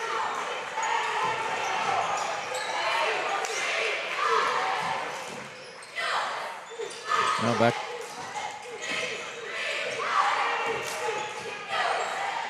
Really good defense being played by both teams yes, here. Yes, it is. This Arnold game and the last one, really good defense by these teams here tonight, Jim. Geiling shot, no good. Rebound loose on the floor. Arnold comes away with it. He goes up off the glass and good, and Bernie's got a 1-point lead, 4-3. Good offensive board there by Arnold.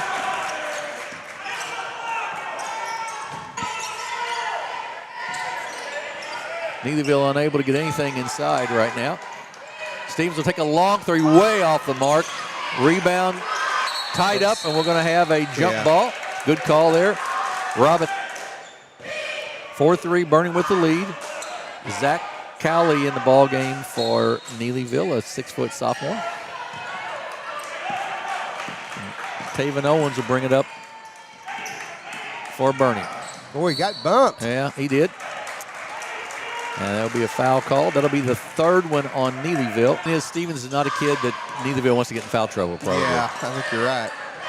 Robinette out front with it to Geiling. To Arnold. Arnold breaks down his defender nicely, then kicks it back out to Robinette. Geiling in the corner for three. Long, no good. Out of bounds off of... Oh, we're going to have a foul called, I believe, here. It's going to go on Robinette, I believe, his first, team foul number 2. 2:25 to go here in the first.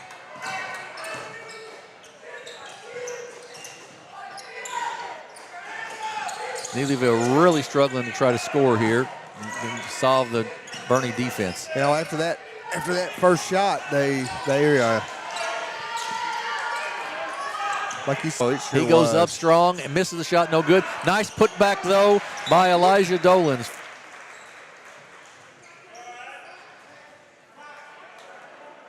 Robinette took a hard fall there. He sure did. Kane Hobgood, a 5'10" freshman, going to check in for the Mules. Well, that'll be a blow there to the Mules if he can't come back in, because he's the calming senior presence out there for him, I think. Absolutely. Owens with it up top. Off to Hobgood. Cross court, good catch by Geiling there on a tough pass.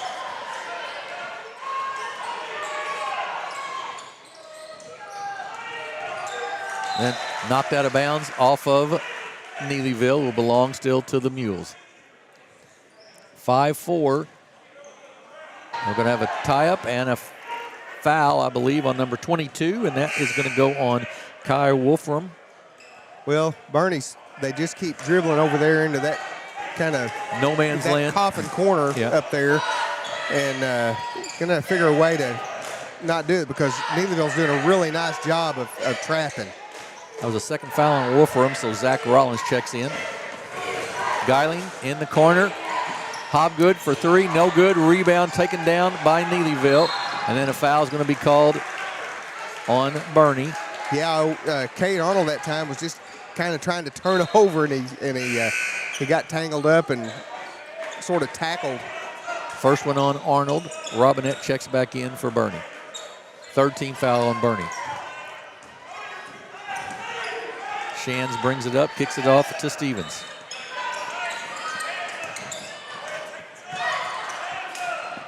Stevens top of the circle.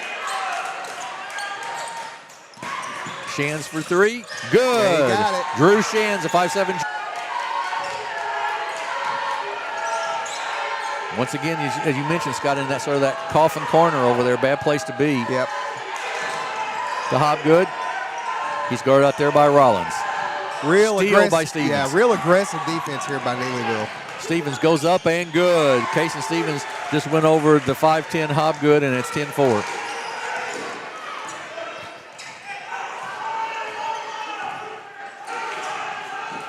Oh, had an opportunity for a shot there. Should have probably taken it. Hobgood's going to throw up a three at the buzzer. It's long, no good. So we're at the end of one.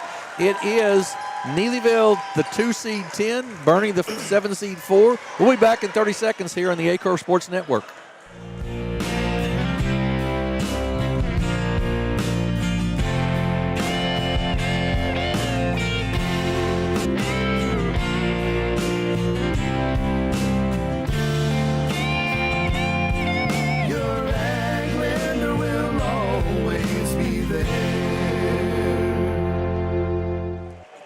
We're back. Neelyville leads 10-4 at the end of first quarter here in game 3 of the 4 today in the first round of this Bernie Invitational. Cade Arnold with all 4 points for Bernie right now. 5 for Kason Stevens leads the Neelyville Tigers. 2 of 8 for Bernie, 4 of 8 for Neelyville shooting the basketball. 0 of 5 for Bernie, though, from the three-point line. That's what I was just looking at, Jim. They're, Bernie, a traditionally really good three-point shooting team, and Neelyville has just really put a lot of pressure out on the shooters, made them hurry up a little bit, even if they were open. So Bernie needs to find a way. So 10-4, and Neelyville gets the basketball to start the quarter, and it'll be Zach Cowley to trigger that in to Zach Rollins.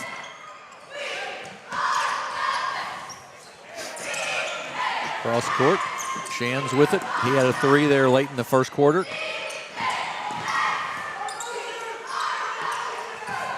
Grant Hale up top with it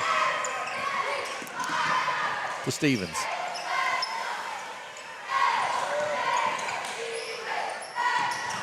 Hey. Owens with the rebound. Gets it back now, kicks it off to Geiling. Robinette, who's back in the ball game. Cade Arnold with it. They double team him and a steal. Ahead quickly to Zach Rollins. Off to Shanson. No good. Rebound taken down by Tavon Owens of Bernie.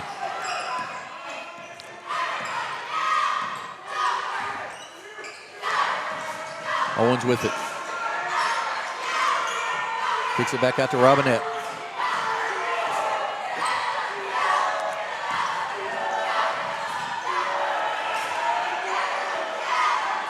Good defense once again by Neelyville. Belongs still to Bernie. John Aycock checks in, as does Kane Hobgood once again. John's a 6'2 freshman.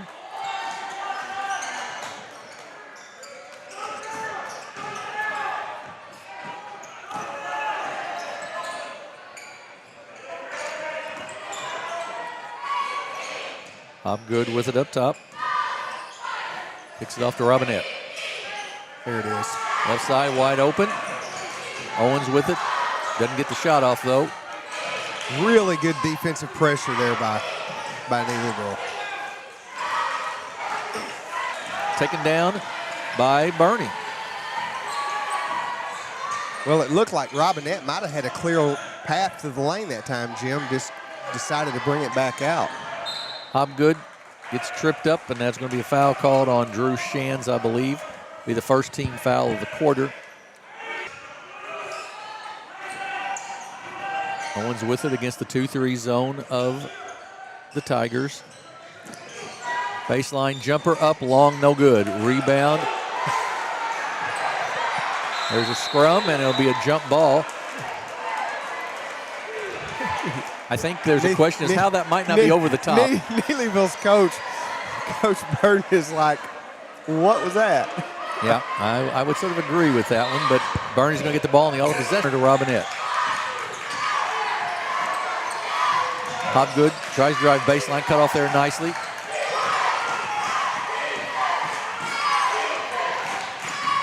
Really good pressure defense by Neelyville. It's some of the best right on-ball defense that I've seen in a while. Three-pointer up and no good. Rebound by Bernie. Yep. They're really... Robinette for 3. Yes! Got it, finally.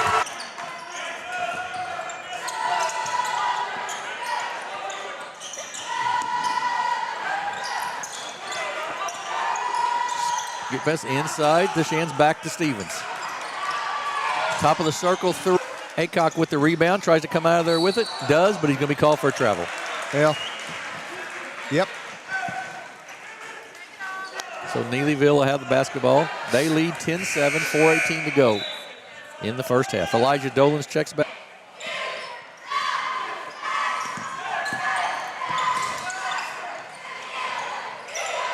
Long 3 by Stevens. Good. Kason Stevens for 3. He's got 8, and it's 13-7 Neelyville. That's his second three-pointer of the night, I think. And kicks it back out to Owens. To Hobgood. Inside. Good pass inside. Up and good. John pass. Aycorp for 2. The freshman gets his first 2 varsity points, and it's 13-9.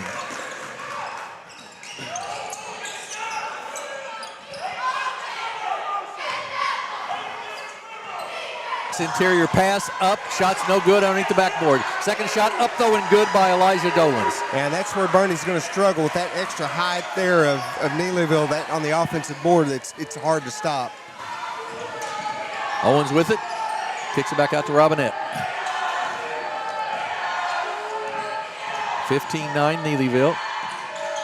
Hobgood, run 9 Neelyville with the lead. Just really good defense. I mean, 6 of 15 for Neelyville, 4 of 13 for Bernie, 1 of 8 from Bernie from 3. So just good defense all the way around, really, for both teams. Yeah, it's really been good defensive battle here. With Bill out there a little bit more, but he's a nice-looking player, yeah, too. He really Stevens. is. At 6'4", that he can step out there and shoot that nice-looking 3, and plus still get to the rim. He's a load. Bernie's done a very nice job of their rotation on their defense, on their zone. As had Geiling. And back to Robinette. Tip stolen, taken away by Neelyville. Wolfram with it. He's got 2 fouls. He's in the ball game though. Hale with it up top.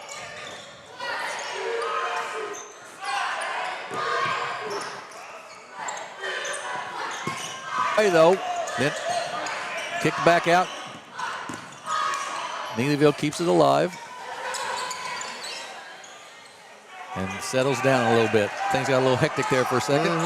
Well, it's good defense there by Owens and Bernie down low. He did not leave his feet. Therefore, the Neelyville player had to kick back out. Just 3 threes now for Cason Stevens, and once they rotate that ball enough and get him that open step or so, he's pretty deadly. Well, if my remembers correctly, that's 3 of 4 for 3. I believe that's right. Yep. Owens with it. Arnold's jumper up off the glass, no good. Rebound by Cason Stevens. Ahead to Wolfram. Kicks it back out to Hale. Neelyville will reset the offense here, bring Wolfram up to the top. Stevens Hale sets a screen, nothing there. Inside, up, and no good. Play right there by Cade Arnold. And we're going to have a timeout by Coach Jason Long here with 46.2 seconds to go in the first half. Yeah, Coach Long, he's kind of wanting a little foul call there. It is getting a little rough. Yeah. Both sides. 18-9. Neelyville with the lead. A 30-second timeout here. We've got about corners, 3 of 4. Like I said, he's sitting out here at 6'4", and he is seeing the open players in the interior. They're able to shoot around that little open area and find that little gap. Right. And he's got it 3 or 4 times down inside to their other bigs. Looks, but boy, they just haven't had anything to fall. A lot of things have been hurried, Jim. Geiling brings it up off to Robinette. The free throw line, back to Robinette. 32 seconds to go in the quarter. They get it to Arnold. They're a different little play there. Stevens to Hale, back to Stevens. He drives baseline. He goes up on a little runner, up and good. Wow. Cason Stevens with 2 more, and it's 22-11 with 9 seconds to go in the quarter. Yeah, he's got 13. Ooh, and just about a steal there by Wolfram. 4 seconds. Got to get a shot off here. Geiling will put up a long 3 at halftime on the big 3 by Chase Geiling. We're going to take a break here. We'll be back in just a few minutes with the halftime stats in the second half of this game. You're watching the Bernie Invitational Tournament exclusively on Aycorp Sports. Without treating you like one. At Southeast Primary Care, we know your relationship with your doctor is one of the keys to get you better and keep you well. Our network of providers connects you to the brightest minds and latest technologies. It's a healthy relationship. Southeast Primary Care. Says it in its name, community. We're family. We care about one another, whether it's in our SEMO markets or we can reach out to someone in Farmington, Columbia. They're always there to assist. We are very customer focused. Our employees do a great job with into the doors of First State Community Bank. Southern Custom Meats in Dexter, Missouri is providing you with the best in custom butchering, fresh vegetables, and farm fresh eggs. Call now or visit us today and see the Southern Custom Meats difference for yourself. Missouri State Senator Jason Bean, representing Butler, Carter, Dunklin, Mississippi, New Madrid, Oregon, Pemiscot, Ripley, Stoddard, and Wayne counties, would like to wish all the Southeast Missouri basketball.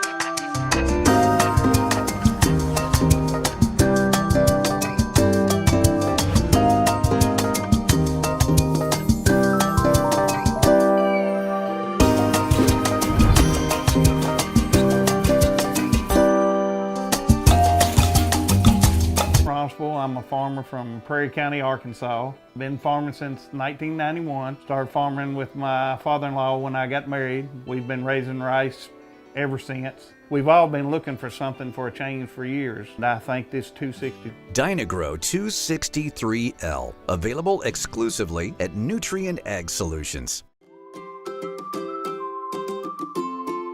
First State Bank and Trust is more than just products and services. We're there for you for your first paycheck, buying a home, opening a small business, starting a family, or planning to retire. And FSBTrust.com, or stop by your local First State Bank and Trust to explore all of your financial options.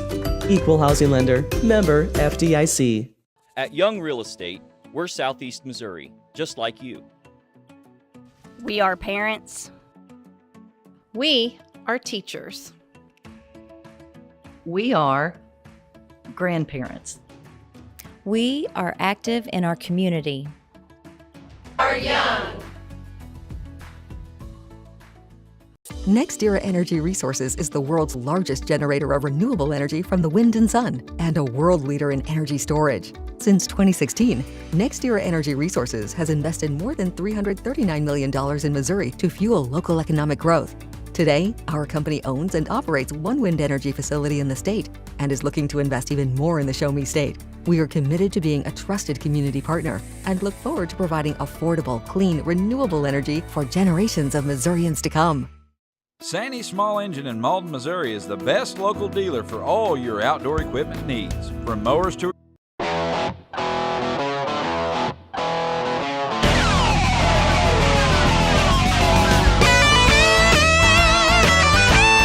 We're right here at King Jerry Lawler's Hall of Fame Bar and Grill on world famous Beale Street, and as you can see, oh my gosh, we have the best barbecue ribs in Memphis. Oh my gosh, the gumbo is out of this world, but you gotta try the King's Triple Decker Slam Burger. You'll love it.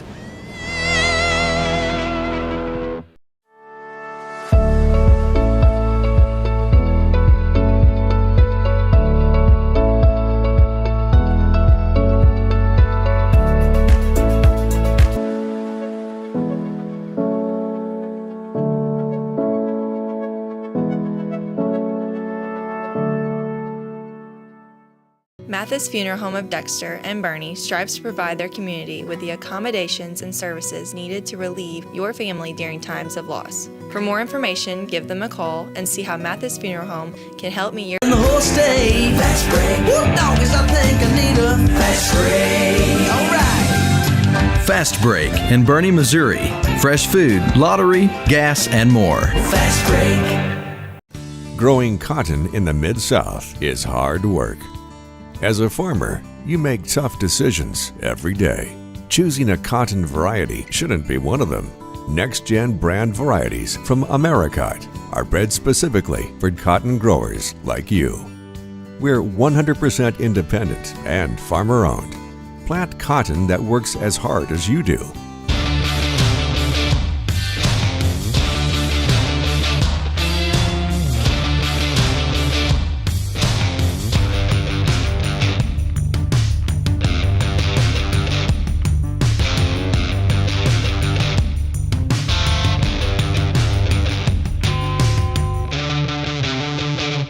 An affordable healthcare while making our patients feel welcome in our warm and friendly atmosphere. With locations throughout Southeast Missouri, we provide medical, dental, OB, and behavioral health services to anyone and everyone that may need it. Visit SEMO Health Network for your wellness exams, COVID and flu vaccinations, lab services, dental exams, counseling.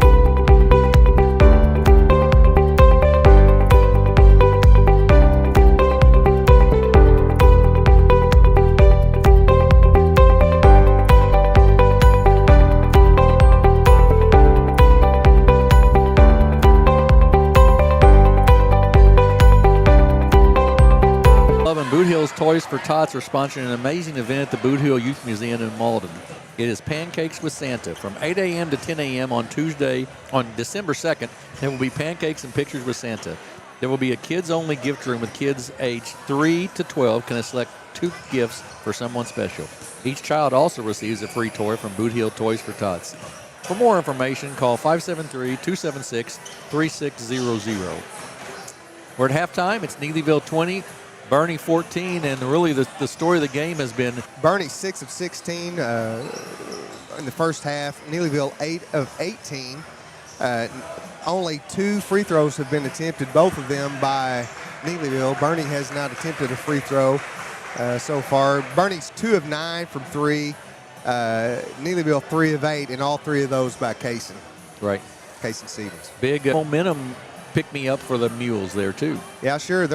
They're definitely going to have to crack this real tough, physical, and quick Neelyville defense. They like to trap out of that zone, and boy, I tell you what, if you're a guard for Bernie and you turn your head, you better be knowing that off guard's going to be coming over to trap you, because they've been doing it all night. Exactly right. The winner of this one, the loser of the Risco-Bernie game and Bloomfield game, and that'll be tomorrow night at 7:30. So that's where we're at. Neelyville will have the ball to start the third quarter here. And we are just about set to go with the second half action.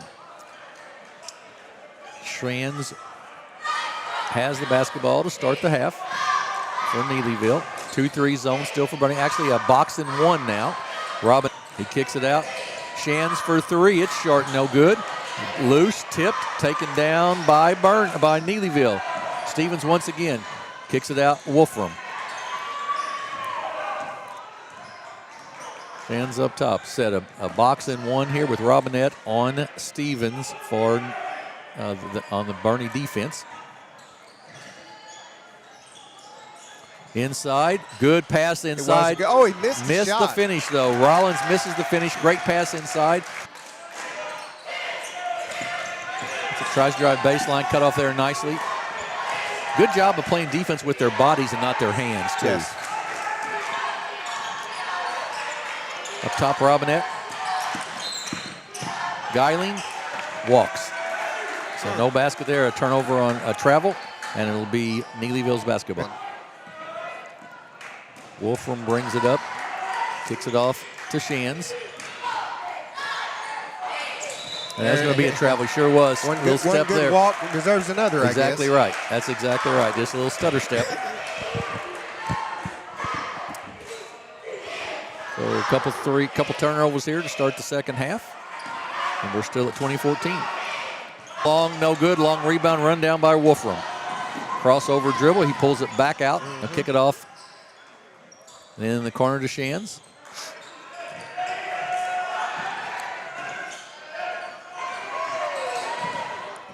Well, so far, neither team has found the bottom of the bucket here in this third quarter, Jim. Exactly right. Nobody's blinked defensively, that's for sure. Yep.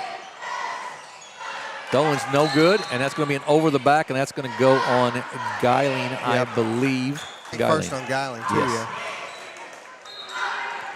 Massey checks out, and Hobgood checked back in. Open 3 for Schranz. Off the mark, no good. Balls to Stevens. We're going to have a foul on the floor. I guess another push-off. I just missed it. I didn't see. Yeah, it's going to go on, I believe, on, not sure, on that'll go on Owens, his first, team foul number 2. We're going to have an offensive foul. Wow. So 3 quick fouls there and nothing flat. And that goes on Dolan's, his first, team foul number 1 on Neelyville. Is that Owens up top?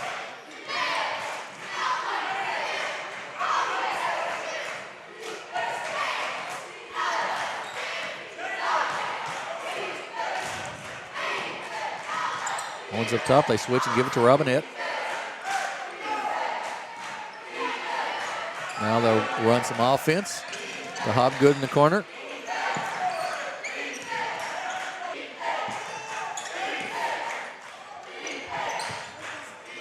Robinette for three. Got Good. it. He's 2 for 2, Jim. He is. Jaden Robinette with 6 points, and it's 2017.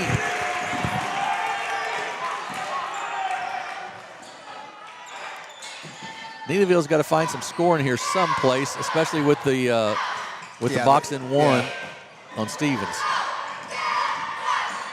They've had a couple of up, no good. Short, tipped out of bounds off of Neelyville. It belonged to Bernie.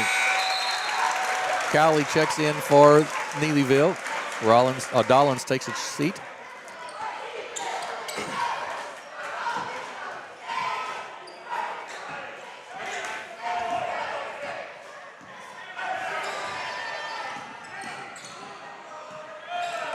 Bernie with the basketball. They trail by 3. Yeah, It's no good, but he'll be fouled by Grant Hale. Yeah.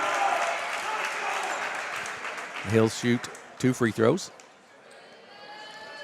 Coach Long asking Geiling to maybe do a little bounce pass there next time. Second foul on Hale.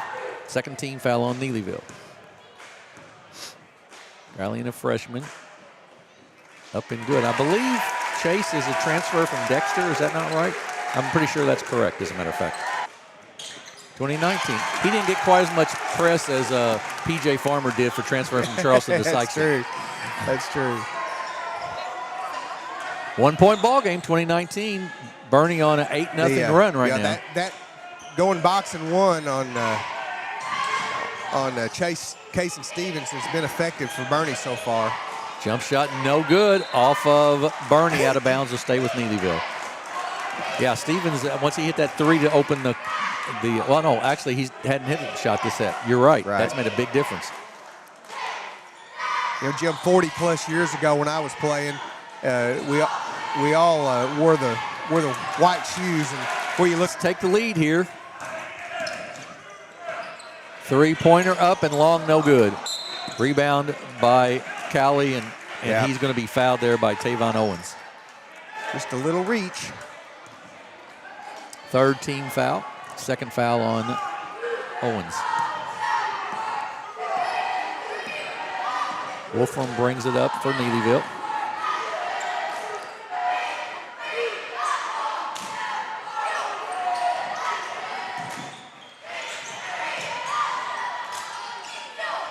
Stevens down on the low block. He's got quite a height size advantage. Yeah. That's a good point.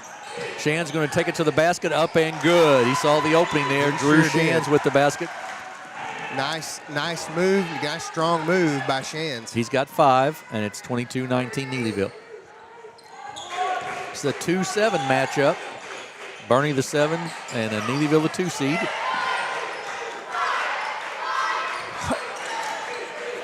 Arnold not quite ready for that pass, I don't think. Off to Robinette. He thought about the 3, doesn't take it. Baseline, Hobgood. Good defense. Arnold looked like Brady Cook of the Missouri Tigers football team because their center sometimes snaps it when he's not ready. That's Exactly kind of what that looked like. Yeah, that was. He was not ready for that. It's 22-19. Puxico with a big win today, a 30-plus point win over Holcomb in the first game. They're the number 1 seed. In the second game, we had a barn burner here. We had a double overtime win by the number 4 seed Twin Rivers Royals over the number 5 seed Campbell Camels. And then this is the 2-7 matchup.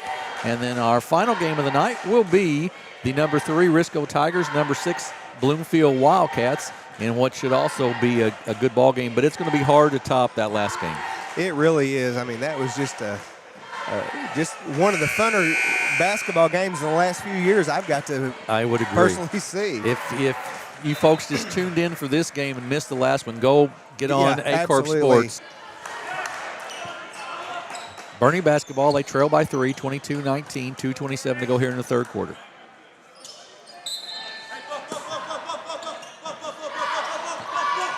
Looks inbounds. They do get it inbounds deep to Robinette.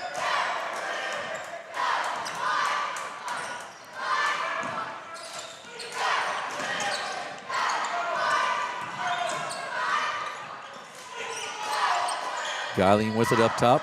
Corner to Hobgood. Steal. Good anticipation. Stevens, sure was. Stevens up and good. Just read that passing lane, and it's 24-19.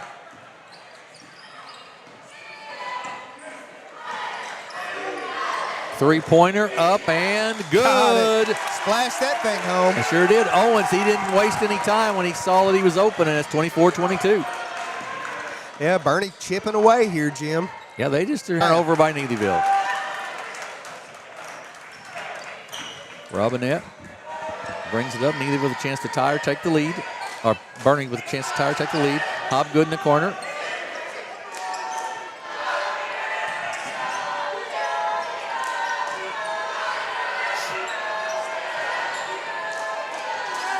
Hobgood back to Owens.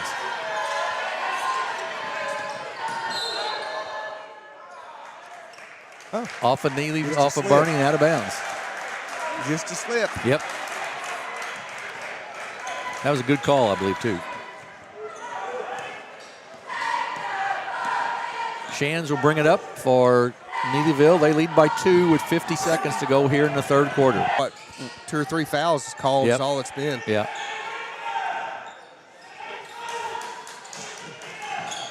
Hale with it for Neelyville. Oh, what a look. Great pass by Grant Hale into Zach Cowley. I wonder if that's any relation to Becky? Head coach? Maybe. Maybe. Bernie trails by 4, 26-22. Guiling with it.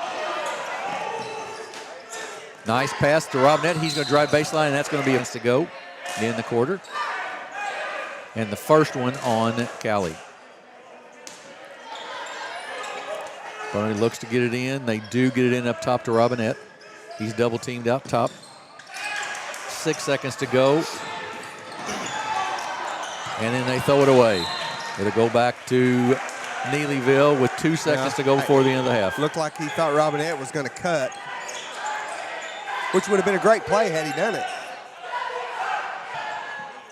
Yeah, good try. Ooh, and a heck of a chance there by Stevens. From the way he shot it, I didn't think they had any chance at all. But we end up 3 quarters. It is Neelyville 26 and Bernie 22. We're going to take a 1-minute break and be back with the fourth quarter of this first round game here from Bernie. You're watching high school basketball on the Aycorp Sports Network. First State Bank and Trust is more than just products and services. We're there for you for your first paycheck, buying a home, opening a small business, starting a family, or planning to retire, and everything in between. We're the local bank you know and trust for all of your financial needs.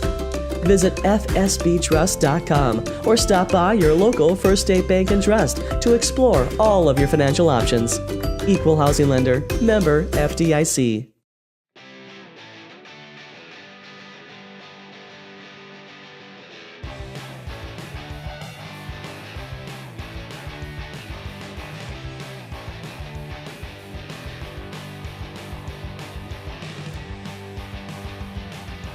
It's not on the back of your vehicle, you paid too much.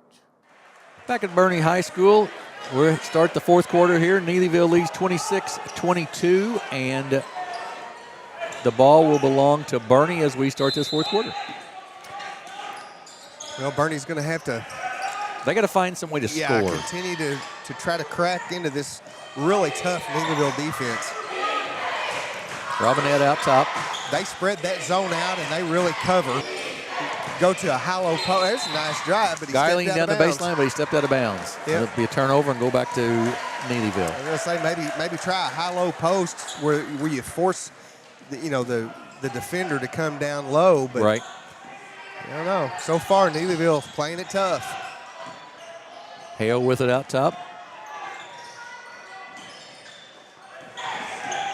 Wolfram off to Shands. Shands drives the baseline. Oh, a lot of contact, and that's going to be a charge. They called a charge. They called a charge on Shands, I believe.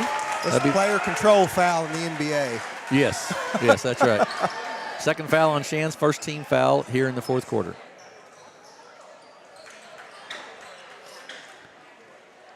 They try to dry up a little bit of time before the defender did. Yep. Well, he's had a couple of nice little drives on that side of the floor. Yes, he has. You're right.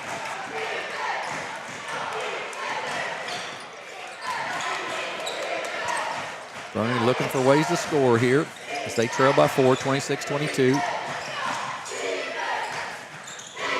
Geiling to Hobgood. Hobgood trapped over there in the corner, busts out of it. He did, nice job. But couldn't finish. And the ball's loose. That's going to be a travel in the lane. Sure was. Good try, but he sure did travel. Aycock checks back in the ball game. Hobgood checks out.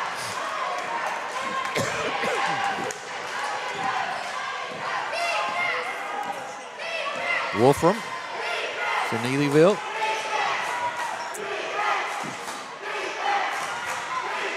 Inside to Stevens, he loses it. It's out of bounds, a turnover. It's 22, 6:35 to go here in the ball game.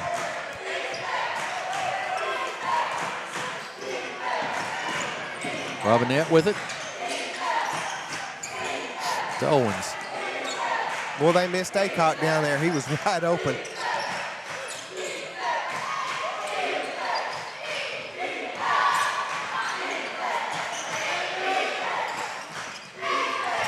To Geiling. Back to Aycock. He'll shoot the three. It's long, no good. Rebound by Stevens. Gives it off to Wolfram.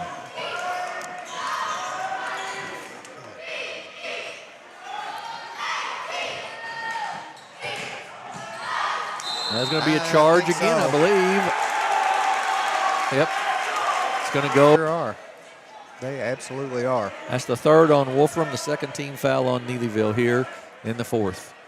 5:52 to go in the ball game, and it's 26-22 Neelyville.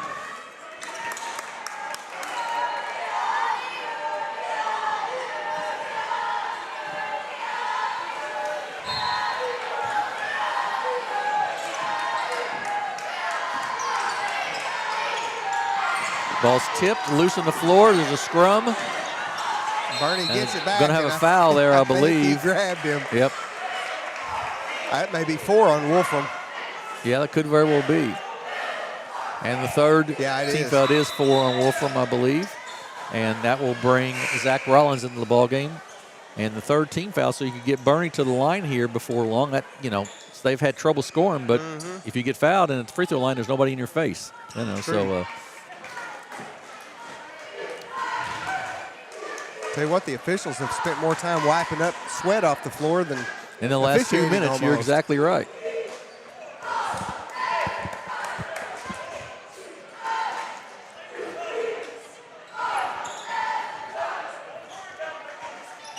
Get it inbounds to Robinette. It's been a defensive struggle the whole ball game. Geiling tries to go baseline, double teamed in the corner, and then a steal. Oh, going to be out of bounds, just out of bounds. Will stay with Bernie. Bernie getting trapped over in those corners all night long, really.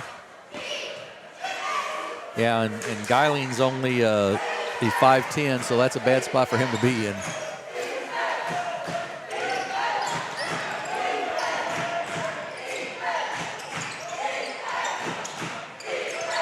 Oh, pass inside, good pass. Good entry pass, good idea, just couldn't hang on there. Stevens will bring it up for Neelyville after the turnover. Into the corner. Baseline. Shot up, no good. Rebound taken down by Bernie.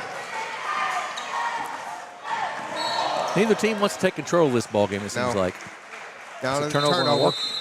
And a timeout by Neelyville. They'll try to set up some sort of offense. And we will full timeout. So we'll take a 30-second break. It's 26 for Neelyville, 22 for Bernie. We'll take a 30-second break and be back here on the Aycorp Sports Network. NextEra Energy Resources is the world's largest generator of renewable energy from the wind and sun, and a world leader in energy storage. Since 2016, NextEra Energy Resources has invested more than $339 million in Missouri to fuel local economic growth. Today, our company owns and operates one wind energy facility in the state and is looking to invest even more in the Show Me State. We are committed to being a trusted community partner and look forward to providing affordable, clean, renewable energy for generations of Missourians to come. We're back at Bernie High School, 26 for Neelyville, 22 for Bernie. And Scott, you were saying during the break that Kason Stevens hadn't seen much offense here in the second half. No, I just got that one steal and bucket, Jim, and that's kind of been a little difference maker for the Mules here in the second half, slowing him down. Went to that box and one on him, and it really made a difference. You're exactly right. Neelyville will have the basketball in a 4-point lead.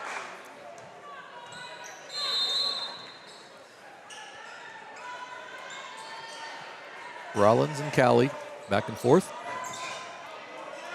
Well, they may try to draw Bernie out of this zone here. They can hold the basketball as long as they want to. They don't have to score, do they? Right. They do not have to score, and Bernie has to be the aggressor here.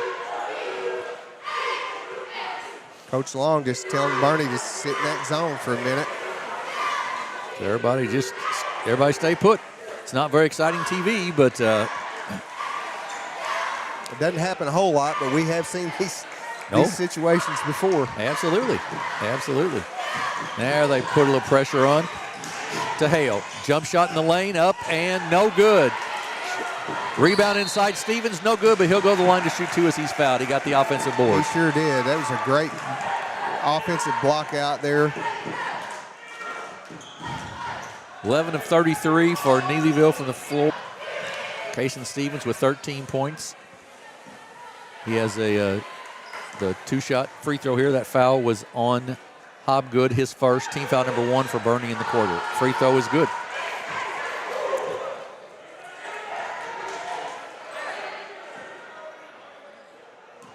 He'll have a second. And it goes in as well. And a 30-second timeout here for Neelyville, I believe. 28-22, 4:05 to go. Reminders, hang around. We've got a good one coming up next. Risco, the number 3 seed, and Bloomfield, the number 6 seed. Here, they'll decide our final semifinalist isolation bracket tomorrow night. So should be some good ones. And then we've got other, Scott, a lot of action coming up next week. The big boys over at Sykeston. The SEMO Conference Tournament, and there's some awfully good teams over there. I'll tell you what, I sort of had some doubts maybe about New Madrid County Central coming off their championship run last year. After watching this weekend, I don't have those doubts anymore. You don't have those doubts anymore, do you? They're awfully good. They're awfully good. If they and Cape Central or they and Sykeston get a play over at New Madrid County, it will be worth the price of admission, I promise you. Neelyville, 2-3 zone still. They extended a little bit. Robinette gets it, kicks it off to Owens. The guards once again harassing for Neelyville out on the defense. Bernie just going sideways here a little bit. They're going to have to go vertical. They've really not been able to get the ball inside all night. Just Coach Long and asking Owens to go get in the low post.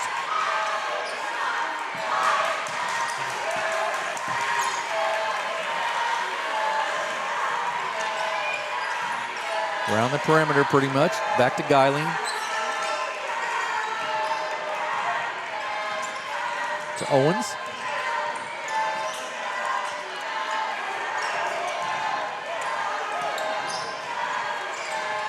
Minute plus is going off the clock here.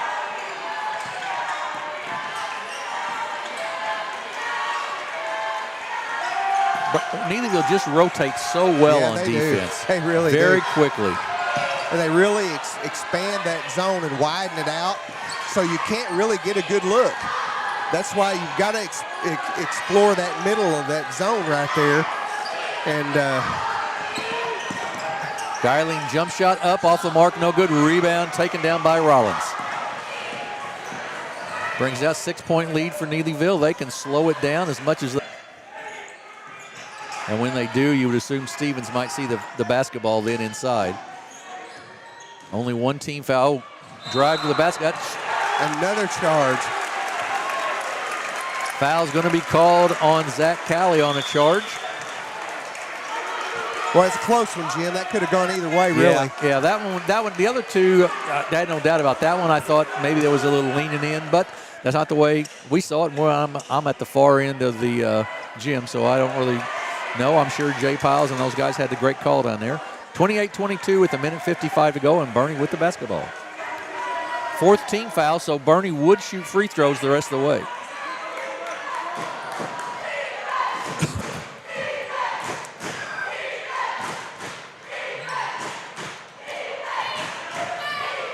You're exactly right. Into the corner for Hobgood. Up top, knocked away. Geiling will run it down in the backcourt and then knocked away once more off of Drew Shands and out of bounds. It still belonged to Bernie. And a timeout by Coach Jason Long, and he's going to take a full one. Minute and a half to go in the ball game, 28-22 Neelyville. We're going to take a 30-second break, and we'll be back. You're watching high school basketball on the Aycorp Sports Network. We're for agriculture, for growers, doers, whatever it takers. We're for doing things with purpose. We're for the little guy with big guy dreams. We're for agriculture. We're for you. Nutrien Ag Solutions, leading the field. Back at Bernie High School, the Bernie Invitational Tournament. Neelyville leads in this first round game 28-22 with 1:33 to go in the ball game over the Bernie Mules. We've got lots of basketball left on Aycorp here in this next month of December. We've got the SEMO Conference Tournament next week with all those games. We've got the Clarkton Christmas Tournament the week of the 11th. And then after Christmas, the day after Christmas, we start all still to play this year. Inbounds, Bernie gets it inbounds. Robinette with it, gets it ahead to Arnold. Back to Robinette. Hale has done a great job in the middle on Arnold tonight. Yeah, he really has. Hobgood for three, off the mark, no good. Rebound by Stevens. Good rebound by Kason Stevens there. That's his 5th rebound of the night to go along with 15 points. Hale out front, he'll be fouled by Geiling. That'll be the second team foul on Bernie, and they're to the point now they've got to get to 5 fouls fairly quickly. Yeah, they're going to have to really step up the fouling. Right. It's one of those don't foul, now foul, gentlemen. So they get it into Stevens. Good catch there. That's going to be a foul on Hale. 58 seconds to go. 28-22 still. Too bad the coach, like in baseball, you can just call an intentional walk and let the player go. Intentional foul, Coach that's right. can't just call intentional foul. That's exactly right. Got to get it in bounds here, and he does to Hale. And there's the 4th team foul. So the next foul now, Bernie will shoot 2 free throws. Neelyville will shoot 2 free throws. That's the 3rd one on Cade Arnold.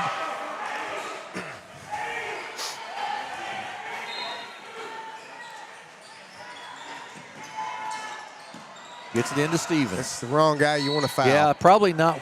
If anybody, you want to deny him the ball, probably there. Stevens will shoot 2 free throws with 55.1 left.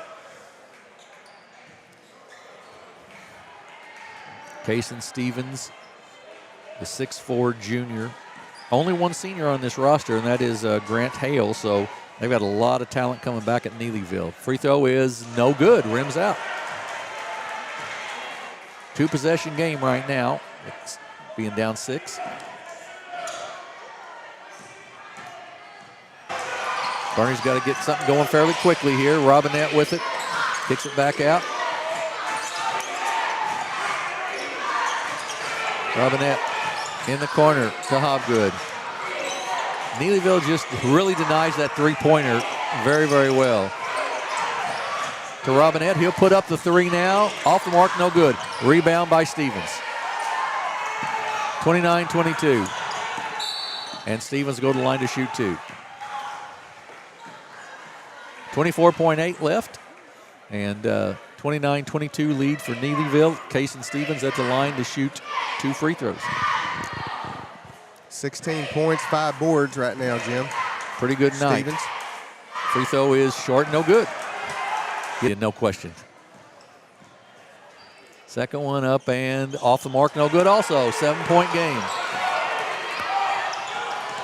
Geiling for 3, off the mark, no good. Long rebound taken down by Hale. He's fouled there by Cade Arnold with 16 seconds to go in the ball game.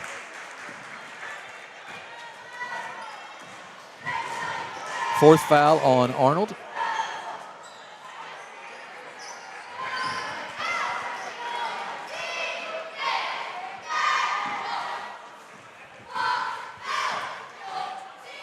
Hale's free throw up and good. Makes it an 8-point game, 30-22, 16 seconds exactly to go.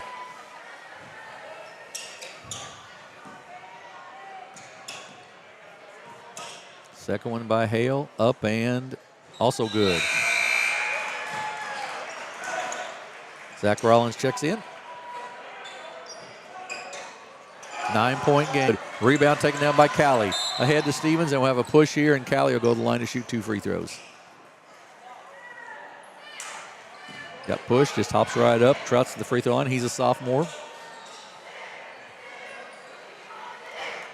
And we'll shoot 2. So it looks like we're going to have Neelyville advancing on to the semifinals on Thursday night at 7:30, and they'll take on either Risco or Bloomfield. And Bernie will play again here tomorrow night, and they will take on either Bernie or Risco. Well, this game was a lot closer than the score is going to show here. Yes, exactly right. Exactly right. The free throws here at the end make a big difference. Yeah, it was just a 4-point game just about 45 seconds ago. And instead it's 10. And that's the ball game. Final score is going to be Neelyville. 28 shooting. They were 5-11 from 2-point, 3 of 17, Jim, from 3. They were 3 out of 3 on their free throws. And they wound up with a total of 16 rebounds. For Neelyville, with 32 points, they were 11 of 33 from the field, 8 of 20 from 2, 3 of 13 from 3. They were 7 of 12 from the free throw line with 17 rebounds, so just out-rebounded Bernie by 1. Their leading scorer tonight was Casey Stevens with 16. Drew Shands had 5. Kyle Wolfram with 3. Grant Hale 4. Elijah Dollins with 4. And for Bernie, Jaden Robinette with 6. Kate Arnold 6. Chase Geiling with 5. So 32-22, Neelyville with the win. We're going to take a break here. We'll be back with our 4th game of the night, which will be the Risco Tigers and the Bloomfield Wildcats. We'll be back here in about 7 minutes or so with that ball game. You're watching high school basketball on the Aycorp Sports Network. When we look, we listen. When we evaluate, we understand. We get you to the right number without treating you like one. At Southeast Primary Care, we know your relationship with your latest technologies. It's a healthy relationship. Southeast Primary Care, always by your side. What First State Community Bank means to me is, it says it in its name, community. We're family, we care about one another, whether it's in our SEMO markets or we can reach out to someone in Farmington, Columbia. They're always there to assist. We are very customer focused. Our employees do a great job with listening to the customers. The tellers know 100% of all customers by their name. If you want to feel at home, then walk into the doors of First State Community Bank. Southern Custom Meats in Dexter, Missouri is providing you with the best in custom butchering, fresh vegetables, and farm fresh eggs. Call now or visit us today and see the Southern Custom Meats difference for yourself. Missouri State Senator Jason Bean, representing Butler, Carter, Dunklin, Mississippi, New Madrid, Oregon, Pemiscot, Ripley, Stoddard, and Wayne counties, would like to wish all the Southeast Missouri basketball programs in the 25th District a safe and successful season.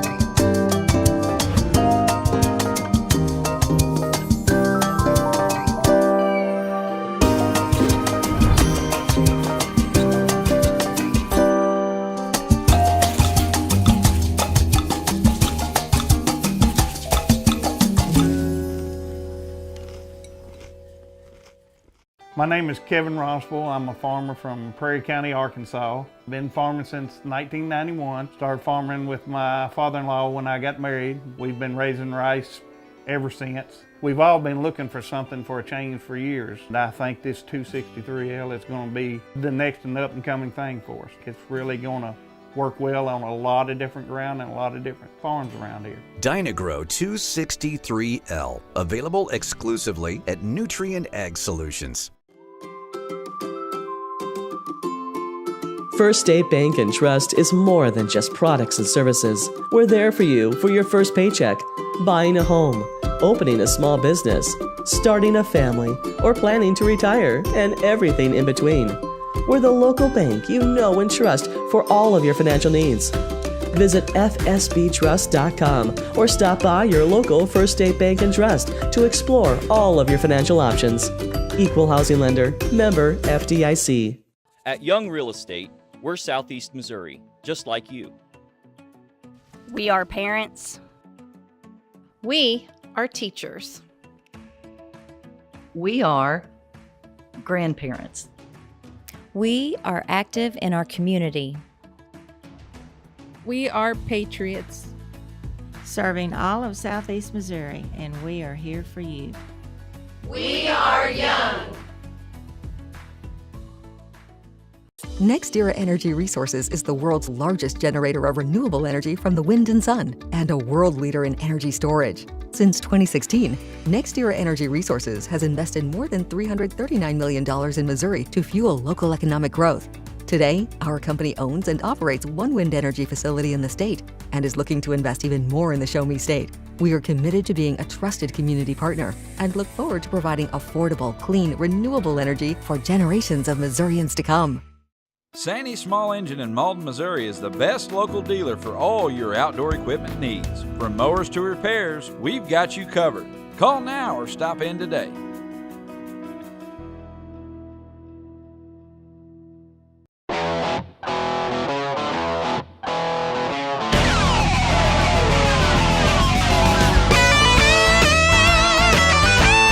We're right here at King Jerry Lawler's Hall of Fame Bar and Grill on world famous Beale Street, and as you can see, oh my gosh, we have the best barbecue ribs in Memphis. Oh my gosh, the gumbo is out of this world, but you gotta try the King's Triple Decker Slam Burger. You'll love it.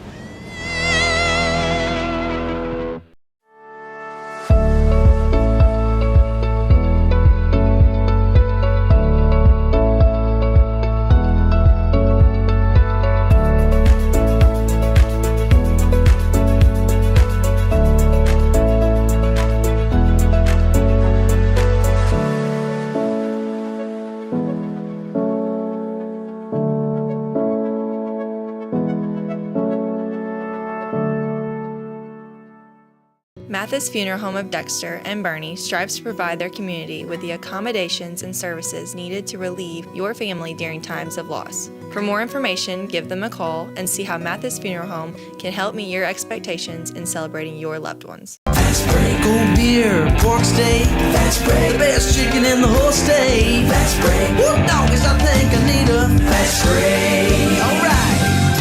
Fast Break in Bernie, Missouri. Fresh food, lottery, gas, and more. Fast Break. Growing cotton in the Mid-South is hard work. As a farmer, you make tough decisions every day. Choosing a cotton variety shouldn't be one of them. Next-gen brand varieties from Americot are bred specifically for cotton growers like you. We're 100% independent and farmer-owned. Plant cotton that works as hard as you do. Americot. All we do is cotton, all the time.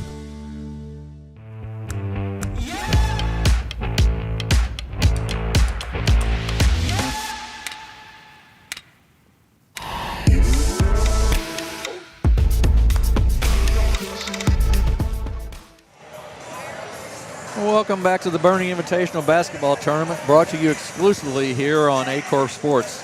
Tonight's fourth and final game features the number 3 seeded Risco Tigers taking on the number 6 seed Bloomfield Wildcats.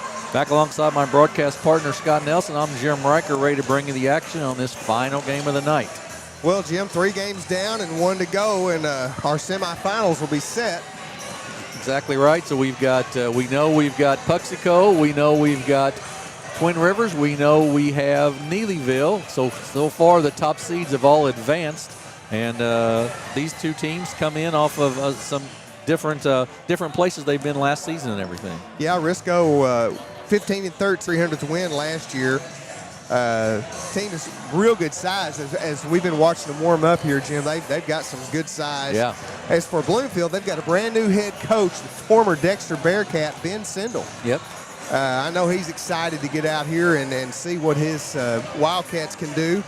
Last season, Bloomfield was 4-21. They were in a lot of games, Jim, right, but just came up on the losing end of a lot of those. Yeah, exactly right. So I know Ben's, as you said, Ben's very excited to get started here, see what his group's got, and go from there. And there is a lot of size for Risco, especially for a Class 1 school. I mean, they're the only Class 1 school in this tournament. And they've had a good program down there for a number of years now. So it'll be interesting to see how they do in this tournament. And as the season progresses, been a good tournament so far. The last game was sort of interesting in that it was very slow, 32-22, not a lot of offense. Great zone defense by both teams, though, in that one. Yeah, it really was. It was a 180 from the game prior to that, and very defense-minded battle type of a game. And where finally there in the very end of the game, they just kind of pulled it out, did Neelyville. So Yep. Really much, as you said earlier, I think a much closer game than it sounded with the way the scoring because of the free throws and everything went. Yep. But so we are just about set here, and it will be Neelyville in the white uniforms with the gold trim on them. Starting lineups will go like this. For the number 6 seed Bloomfield Wildcats, it'll be number 1, Matt Sanders, a 5'9 junior. Number 4, Caleb Upchurch, a 5'9 junior. Aiden Hutchison, number 5, a 5'8 senior. Caden Kraft, number 15, a 6'3 junior. And Lucas Dowdy, a senior, number 22 at 6'2. And for the Risco Tigers, they will go like this. Number 0, Landon Baker, a 6-foot junior. Josiah Valquez, a 5'10 junior. Sammy Smith, an all-district player from last year, numbered a 6'4 junior. So lots of good size for that group. And I'm really interested to see what kind of offense and everything Bloomfield runs with the new head coach and how they adjust to that. To see how that all works out. Good crowd still on hand here at Bernie tonight. We've had a good crowd all the way around. Really have. With all games.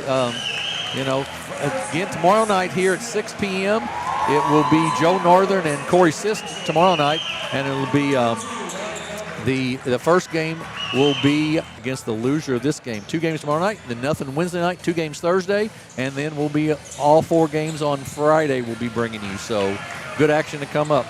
We've got Riley Calvert to jump center. He will go up against Caden Kraft, I believe, and we are set to go here in this 4th and final first. Sammy Smith with the basketball. Bernie Bloomfield in the zone and a steal. Well, they were Risco looking inside, and they just didn't see the defender from Bloomfield sneak in there to grab that one. Hutchison, man-to-man defense for the here. Baseline drive cut off nicely. Sanders cut off there, kicks it back out top to Hutchison. Back to Sanders. Vasquez real quick there for Risco on the corner. He's really sticking to Matt Sanders. Nice drive up to the basket. Shots. Drive to the basket. Up. Shot no good. Tipped again and again. Comes out. Long 3 way off the mark. No good. Rebound run down by Hutchison. Quickly down the floor for Bloomfield. Tries to get through, but Riley Calvert gets back there, knocks it away, and it belonged to the Wildcats. Yeah, way to run the floor there by Calvert, keeping that easy pass. Kicks it off to Calvert, gets it down to Smith.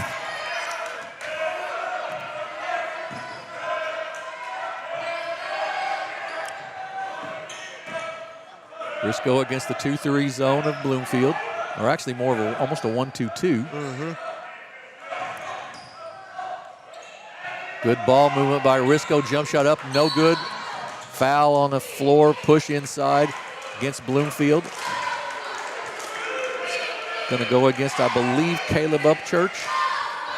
Be the first team foul. In the corner, we're going to have an offensive foul on Risco. And that's going to go against, I believe, Landon Baker, maybe? Yeah, well, nearly 2 minutes in here, Jim. Both teams still trying to settle into what they want to do. And I believe both of them, this is their first game of the season as well, so they're trying to, lots of things to figure out right here. Absolutely. You practice for a month and you get tired of playing each other. And, right. And then when you finally do play somebody, it's Absolutely. Turnover on Bloomfield will belong to Risco. Yeah, you're ready to go once you get that. Once you get to play a little bit, you're right. Smith walks it up now for the Tigers. Gets it back. Jump shot up, long, no good. Rebound by Upchurch. And he's going to bring it all the way. Bring it all the way down the court. Nice dish off. Nice steal off of, though, Baker out of bounds, and it belonged to Bloomfield. Calvert with the block. The 6'4" Calvert gets the block, gets the ball back now, steps behind the three-point line. Long, no good. Rebound by Bloomfield, and a foul on Risco. Maybe on number 11, Vasquez. I believe it is. That's right. That's his first team foul, number 2. Almost 3 minutes in, no score so far. They're as cold as the air conditioning it is hitting me. I'm just glad you're on that side because that's where it's coming from. You're blocking me a little bit. Sanders with the basketball for Bloomfield. Tries to drive in the lane, nothing there. Cut off nicely by Baker.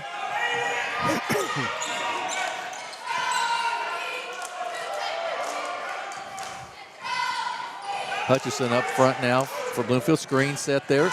He's cut off. Three-point shot up and off the mark, no good. Rebound, nice strong rebound there by Calvert. Ahead quickly to Sammy Smith. In the corner to Vasquez. And a steal. Steal for Bloomfield. Good defense there by Hutchison.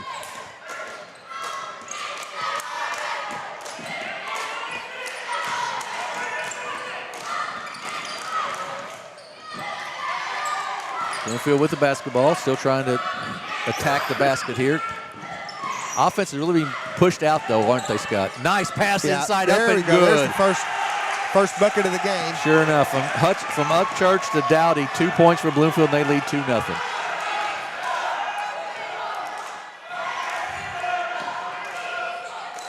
About the three, cut off there nicely in the zone. Then a runner lane's going to be called for a travel. Yep, one extra step there, and it's a turnover.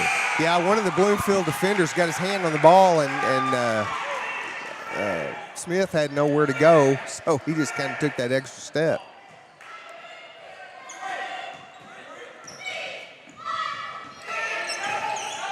Caleb Upchurch with it.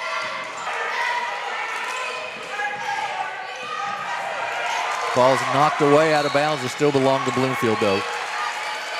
I don't know whose idea it was ever to put dark numbers on dark jerseys, but I wish they wouldn't have done basketball court than a football field, but exactly. Still not great. So Bloomfield with the basketball and a 2-0 lead. Nice kickoff to Dowdy. Reverse layup blocked by Calvert. He gets it right back, though. Kicks it. Hutchison trying to penetrate, can't get a job done. Inside, jump shot, pull-up jumper up, mark, no good, rebound, and a foul. Baker with the rebound, and then we'll have a foul on Caleb Upchurch, I believe. Second team foul on 2-0 still. We're 5 minutes in, 5 minutes in already in the first quarter. Long three up, there's a three. Aaron Denson, who's in the ball game with the basket. And it's 3-2 now, Risco. Nicely though, long three by Hutchison, air ball, no good. Baker with the rebound. Out quickly to Sammy Smith. He cuts down the floor, kicks it right side, long three up, long, no good. Rebound taken down by Bloomfield and Lucas Dowdy. They'll slow it down a little bit, walk it up. I think they'd like to play a slower pace of game probably.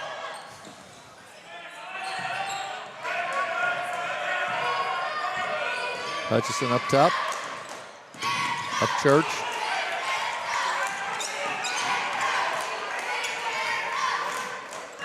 Lane opens up. Grasser goes into the basket. No good, but he'll be fouled and go to the line to shoot two. Not sure if they're going to get Baker. Yeah, I believe it was Baker, and that's his second. Couple subs set to come in for Risco. Free throw by Grasser, up and good. Owen Fortner checks in, and Eli Rogers checks in, a sophomore for the Risco Tigers. We're tied at 3. Second free throw by Grasser, up, off the mark, no good. And a lane violation on Bloomfield, so it's a turnover and goes back to Risco. Tied at 3 with the ball against the 1-2-2 zone of Bloomfield.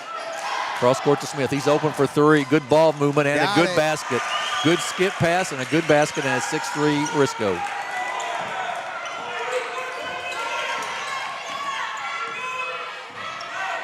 Double high post for Bloomfield.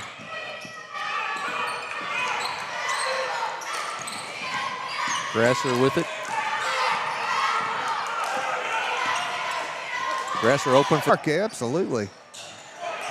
Shot no good, but rebound, offensive rebound by Eli Rogers. Puts it up left-handed, up and good, 8-6. Risco. It's double high post. Hutchison, nice pass. Inside, up, and shot is no good. Rebound taken down by Smith. Quickly down the floor. Kick out to the right side. To Hutchison. 17 seconds to go in the quarter. Risco leads by 2, 8-6. Good pass. Ooh, good try. Good catch by Dowdy, too, on the pass, and we're tied at 8. Rogers brings it up for Risco. Inside, great pass inside, shot no good. Rebound, and that's going to be the end of the first. At the end of one quarter, we're tied at 8. Risco and Bloomfield. We'll be back in 32nd with the second quarter. Tough decisions every day. Choosing a cotton variety shouldn't be one of them.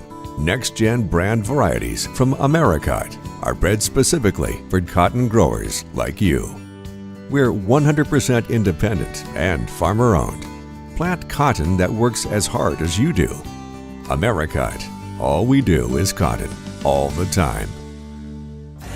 Cold beer, pork steak, fast break. The best chicken in the whole state. Fast break. Whoop doggies, I think I need a fast break. All right. Fast Break in Bernie, Missouri. Fresh food, lottery, gas, and more. Fast break. Back at Bernie High School, we're tied at 8 at the end of the first period here. Jim, I was going to say, if you allow me a little football reference, both teams have 2 field goals and a safety. That's exactly right. Or a touchdown and a 2-point conversion. There Take you your go. choice. That's exactly right. 8-8 here at the end of one quarter. 4 points for Aiden, 2, and I believe 3 points for Riley Calvert for the Risco team, and we're tied at 8. Bloomfield with the basketball to start the quarter. And that is Aiden Hutchison with the basketball. Up top to Caden Kraft. And back to Hutchison. Boy, they're playing their man all way out front. Yes, they are. Rogers with it.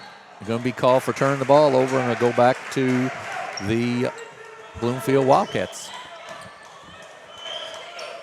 Seems like tonight and in multiple games, turnovers have just come right after each other. Yes, and sort of in bunches, and then they play real clean for a little bit. I agree. And part of that's probably first game jitters, and getting used to it. Sanders up front for Bloomfield. Nothing there. Kicks it back out to Grasser. To Hutchison. And that's going to be a foul, just a little blocking foul there on Eli Rogers. That'll be the first team foul of the second quarter. Well, and I Coach Blankenship's is like, we're 35 feet from the goal. Right. Right. That is not where you want to foul. Not really. Not where you want to foul at all. I like the aggressiveness, though. Right.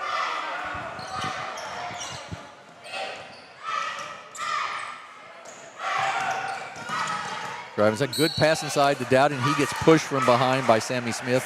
That'll be the second team foul in Bloomfield. Game is Riley Calvert there for Risco. Yep. Dowdy with a great catch. Goes up and good.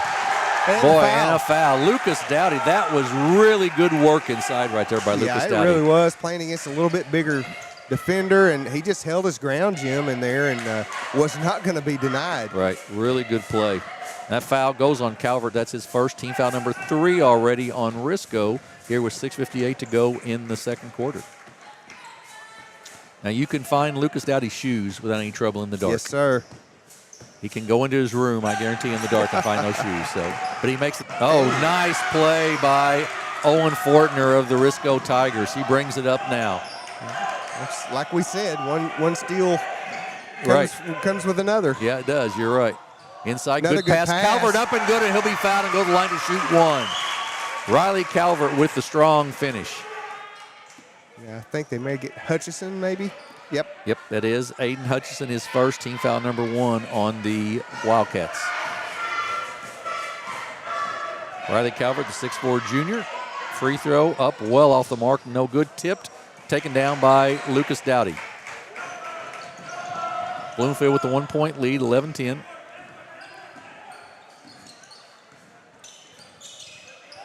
Sanders with it, left side.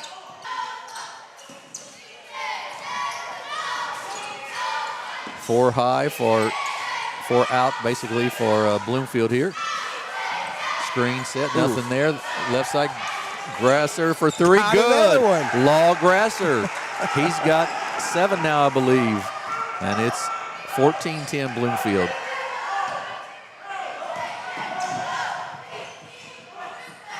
Smith cut off there nicely defensively. Oh, there he is.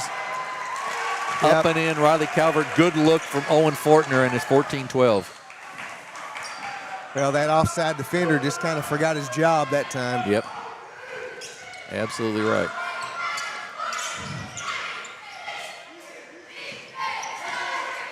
Bloomfield with the basketball. Kraft with it up top. Trying to get it to Lucas Dowdy. Nothing there, though, so they go back out front. Dowdy will set the screen. Unable to play off of it, really. No. Grasser. Dowdy with the ball, taking it all the way to the basket. Oh, good job of kicking it out there.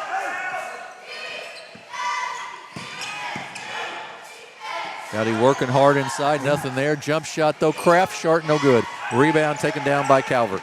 Yeah, good interior defense that time by Calvert. He kept Dowdy out of the middle. Fortner takes it to the basket, up and no good. Rebound by Dowdy of the Wildcats. Hutchison walks it up for Bloomfield as they lead 14-12.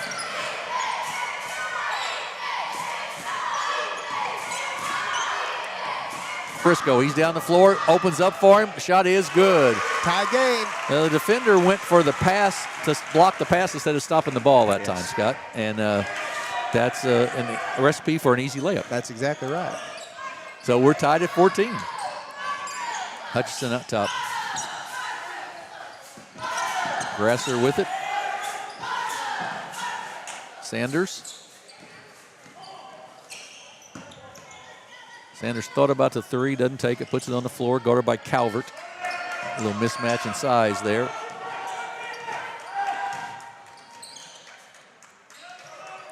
Working hard, and I think he's a little gassed. Little gassed, yeah. Yep. Could have been a double dribble right there, no call. Kraft up top to Grasser. Back out to Hutchison. They'll reset some offense with 2:59 and counting here in the first half. Shots no good. Rebound taken down by Fortner. Kicks it off to Blankenship. To Smith. Blankenship long, straight on three. Off the mark, no good. Nice strong rebound by Dowdy. Rebound. Lucas Dowdy's had a nice night on the boards already.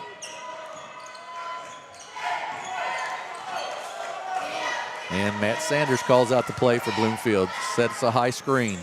Calvert picks up from there. Nice head fake. Nothing there, though, to Grasser. Got a little mismatch with Dowdy inside. Like to get the ball to him, but just can't right this second. But now by Fortner. Eli Rogers for three. Off the mark, no good. Rebound. Good block out that time, and a rebound by Bloomfield. You were talking about Lucas Dowdy. He really needs a break. He is worn out. He really does. I know it's getting close to halftime, but he really needs a break. Grasser with it, cut off there. Left-handed dribble, and kicks it to Dowdy. Back to Kraft. Jump shot up and short, no good. Rebound taken down by Eli Rogers. Neither team shooting a very high percentage right now.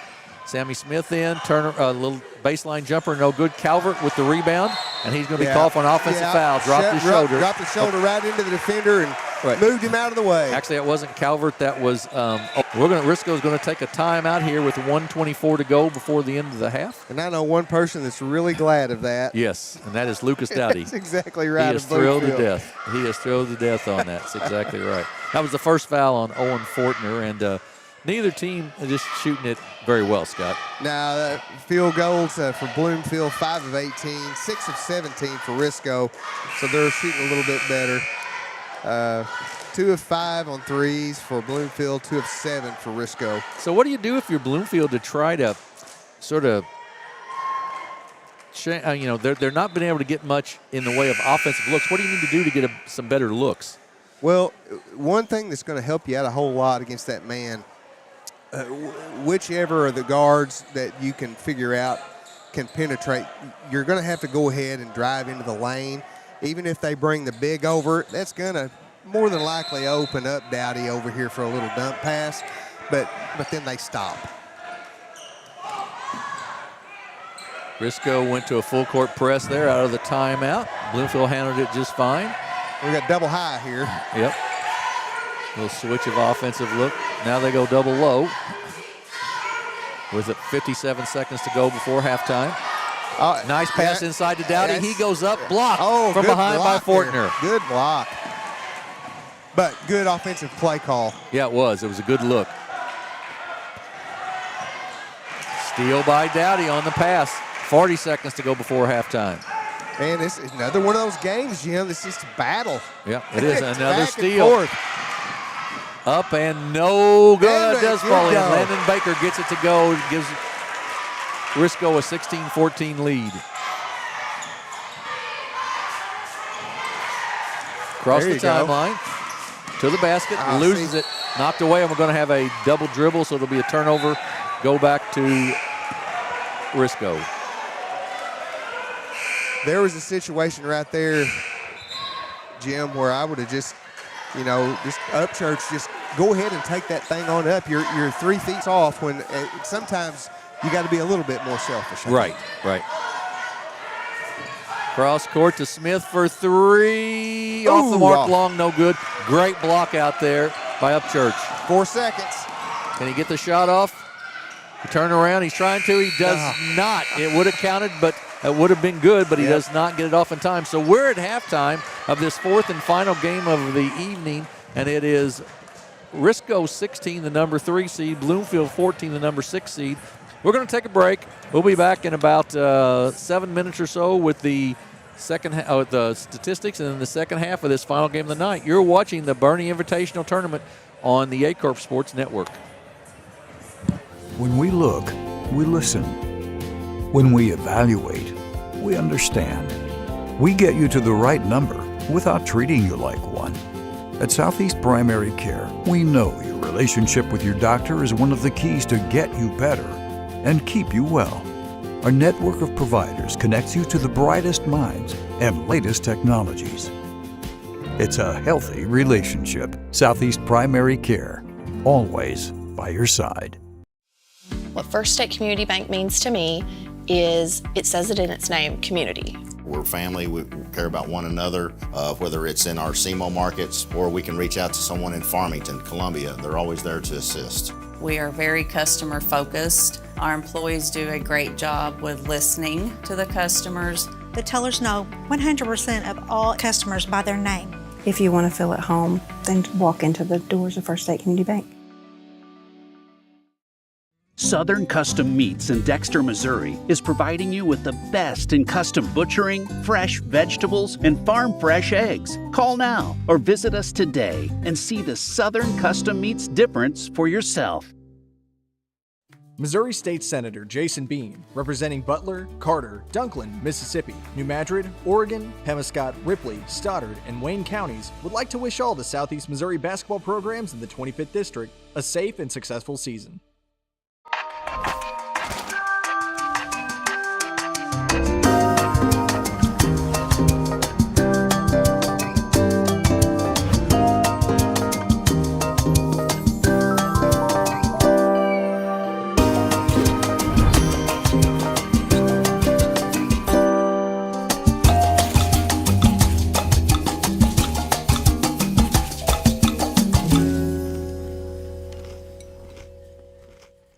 My name is Kevin Rossville. I'm a farmer from Prairie County, Arkansas. Been farming since 1991. Started farming with my father-in-law when I got married. We've been raising rice ever since. We've all been looking for something for a change for years. And I think this 263L is going to be the next and up and coming thing for us. It's really going to work well on a lot of different ground and a lot of different farms around here. Dynagro 263L, available exclusively at Nutrient Ag Solutions.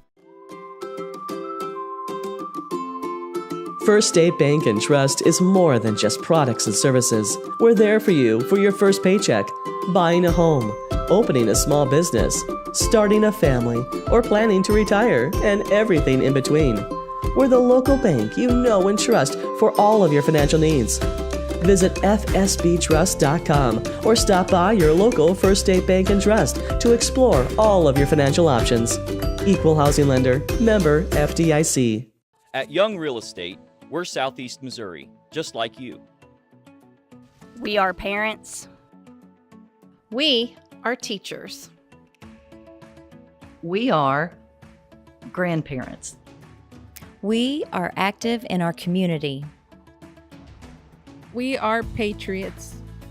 Serving all of Southeast Missouri, and we are here for you. We are young.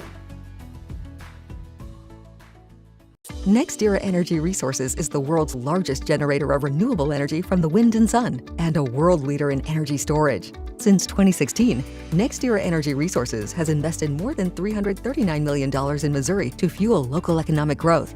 Today, our company owns and operates one wind energy facility in the state and is looking to invest even more in the Show Me State. We are committed to being a trusted community partner and look forward to providing affordable, clean, renewable energy for generations of Missourians to come. Sandy Small Engine in Malden, Missouri is the best local dealer for all your outdoor equipment needs. From mowers to repairs, we've got you covered. Call now or stop in today.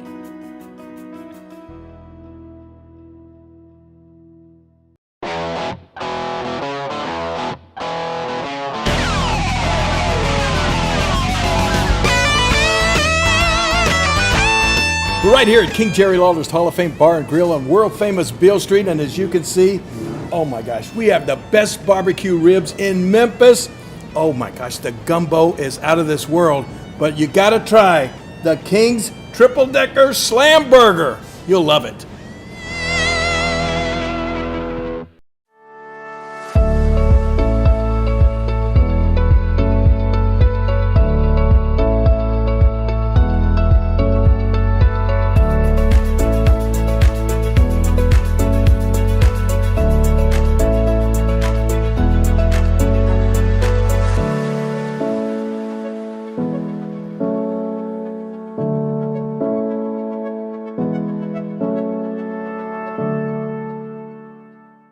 Mathis Funeral Home of Dexter and Bernie strives to provide their community with the accommodations and services needed to relieve your family during times of loss. For more information, give them a call and see how Mathis Funeral Home can help meet your expectations in celebrating your loved ones. Fast break, cold beer, pork steak. Fast break, the best chicken in the whole state. Fast break, whoop doggies, I think I need a fast break. Alright.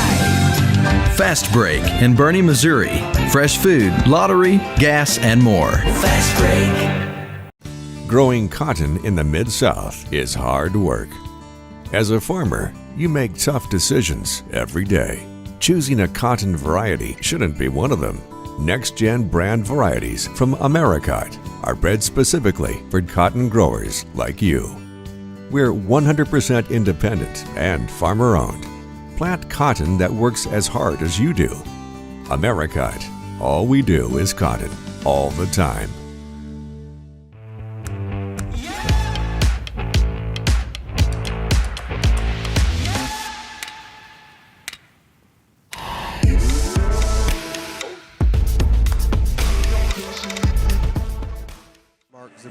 We're back on the air, and it is 16-14 at halftime with the Risco Tigers leading the Bloomfield Wildcats by 2 at the half, Scott, and really not a lot of great offense, but part of that is because of some pretty good defense. Yeah, pretty good defense by both teams again. Which is kind of we've been seeing that tonight. In the wake of being it, like you were talking earlier about being kind of the first ball game or two that these teams have played. One thing that's not as hard at the first of the season is to give really good defensive effort. Right. And so these teams are doing that, and most, the offenses haven't really synced up yet. And boy, I tell you what, it's been some defensive battles. Yeah, it really has, and it was a good defensive effort in that first half. Lucas Dowdy with a really nice first half for Bloomfield. He's got half of their points with 7 of them and 4 rebounds, and really played well inside. And the other kid that played well for Bloomfield was scoring-wise, at least, Law Grasser. Yes. Had 7 points as well. He came in and sort of gave him a spark off the bench. Yeah, he absolutely did. Left-handed young man, and I tell you what, if you're not used to seeing that, right, it's, you got to defend that left-handed player a little different, and he was able to get into the lane and hit a three-pointer or two even. Yes, absolutely. Eli Rogers with 4, Riley Calvert with 4 for leading the way for Risco. They've split their scoring out a little more maybe, but so it's so if you're Coach Sindel for Bloomfield, what do you try to tell your kids at halftime probably? Well, like we were talking about right there at the end of the second quarter, you got to set some things up for your two bigs to come in and be able to get into the lane or to get a pass. You've got to draw the defense away from them a little bit, which is going to happen if they continue to play man-to-man. Bloomfield is going to need to drive the basketball in a little bit and draw those defenders where they can dish off to the big guys inside. So we're set for the second half here. This is the last half of the 4 games we've had tonight here on the Aycorp Sports Network. And tomorrow night we'll have 2 from here, 1 at 6 and 1 at 7:30. That'll be Joe Northern and Corey Sisk, and they'll have the Holcomb Campbell game, and then the Bernie either Bloomfield or Risco game that'll follow that. I'll be back on the air Thursday night with Corey as we'll have the semifinals of the winner's side, which will be Puxico and Twin Rivers, and it'll also be the Neelyville Tigers against the winner of this game. So we'll have 2 going Thursday night, and then we'll have 4 on Friday night for you as well. So we're set to go here. Risco with the basketball. Bernie still in Bloomfield still in a 1-2-2. Bernie with 2 down low here. They get into Calvert. Nice hands right there by Caden Kraft for the steal. Bloomfield's played good defense. They've just struggled to find somebody who can score for them. Trap here. Nice cross court. Nobody rotated. Oh, good move by Kraft. Missed the shot, though. Rebound inside. Then out to Hutchison for 3. Off the mark, no good. And a rebound taken down by Denson of the Tigers. Jumper for 3, no good. Rebound tipped around, taken down by Bloomfield. That's Upchurch. Sort of starting off similar to the first quarter. Yeah, it really is. Yeah. Both teams getting some decent shots off, but not getting anything to go down much. Upchurch with it in the lane. Nice pass inside to Dowdy. About, Jim. Exactly right. You drive the ball, draw the defender, hit the guy inside. Absolutely. Good assist from Upchurch to Dowdy. Dowdy's got 9 now, and it's 16-16.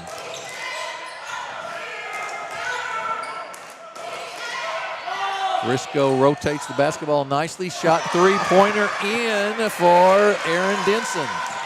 That was a banker, I believe. It was a banker with just a deadening of the goal there. It sure was. So 19-16. Bad pass that time, taken away by Risco. Ahead quickly to Denson. He's going to pull it back out. Kicks it in the corner. Smith for 3. Good. 2 straight 3s for 6, and Ben Sindel's going to take a quick timeout here as doesn't want it to get away from him. Risco with a 22-16 lead. And we're going to take a 30-second break here as it's a full timeout. We'll be back in 30 seconds here on the Aycorp Sports Network. Allen Christian GMC, your local GMC experts. Explore our wide selection of new and used vehicles. Visit us at 724 Business 60 in Dexter or at allenchristian.com To find your perfect vehicle, Alan Christian. Let's get you rolling.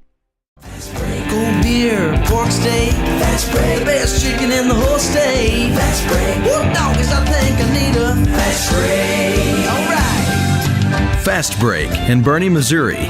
Fresh food, lottery, gas, and more. Fast break. Back at Bernie High School, 2 quick 3-pointers by the Risco Tigers, and they've taken a 6-point lead, and all of a sudden they've sort of got a little fire in their belly and just got hot there a little bit. Yeah, they've sped Bloomfield up here just a couple times and got them to throw some bad passes, and off those turnovers have been able to take advantage. Aaron Denson, the 5'10 senior's giving him some nice minutes off the bench too. He's got a couple of threes for him that sort of ignited him a little bit as well. So full court pressure, they get it in. And then up the sideline goes Sanders. He gets double teamed there. Good job of trapping. Goes cross court to Hutchison. Jump shot by Hutchison, up and good. Aiden Hutchison with 2 in his 22-18. Very fortunate to get the ball out of that corner over there, Jim. Denson kicks it out to Smith. Good cross-court movement, 3-pointer up off the mark, no good. Denson with the rebound. Kicks it out, gets it right back. Thought about the 3, doesn't take it. Smith will take it, it's blocked and out of bounds, and Scott receives it. Nice catch. Risco with the basketball off of the block. And it will be Calvert to inbounds. Good catch there by Smith. Smith for 3, off the mark, no good. Rebound taken down by Upchurch. Smith reminds me of a kid who could have played like for Hoosiers. Yeah, I mean, he just has that look, sort of. I like the way he plays the game. Bloomfield got to get it across the timeline and does. To Kraft. To Upchurch, jump shot, long, no good. Rebound, Dowdy, though. He goes up strong and good. Tell you what, when he gets the ball down low like that, he's tough to stop. He is. Lucas Dowdy with another basket. He's got 11, and it's 22-20. 3-pointer from the corner. Good. That is C.J. Blankenship for 3. Risco likes to shoot the 3, no question. And that's 25-20 they lead. Well, they do. They've shot 14 of them already as opposed to Bloomfield 6. They've really sped Bloomfield up here in the second half, too, and that's what Bloomfield does not want. They want to play a much slower paced game.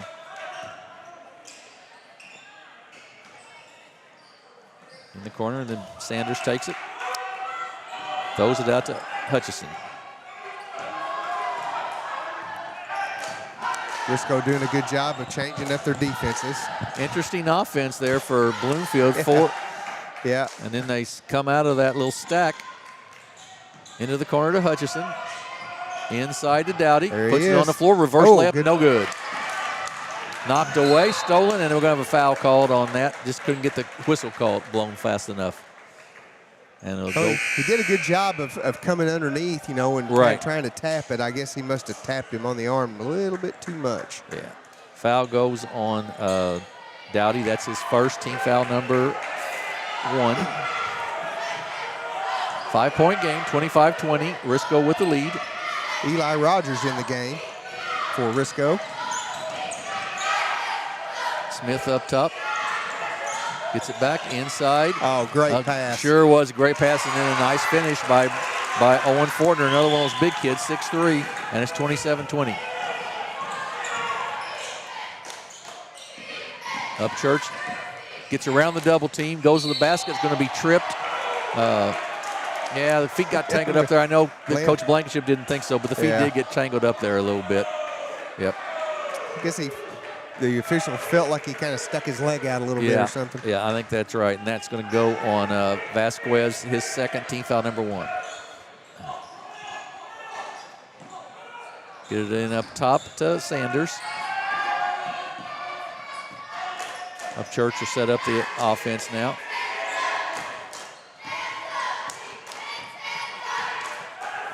And Hutchison. Skip pass, tipped out of bounds by Smith, and it'll still belong to Bloomfield. 3:33 to go in the third quarter, 27-20. Risco with the lead. Number 3 seeded Tigers with that 7-point lead.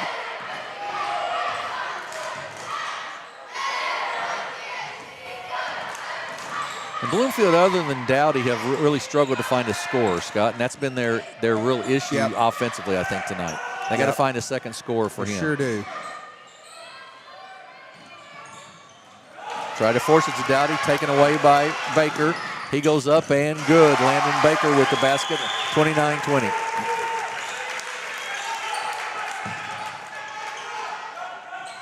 One of the guards is going to have to step up for Bloomfield and try to knock some threes down. Up Church to the basket, up. The shot's no good. Rebound by Dowdy, up and good. Good offensive board. He's got great position. 13 of the 22.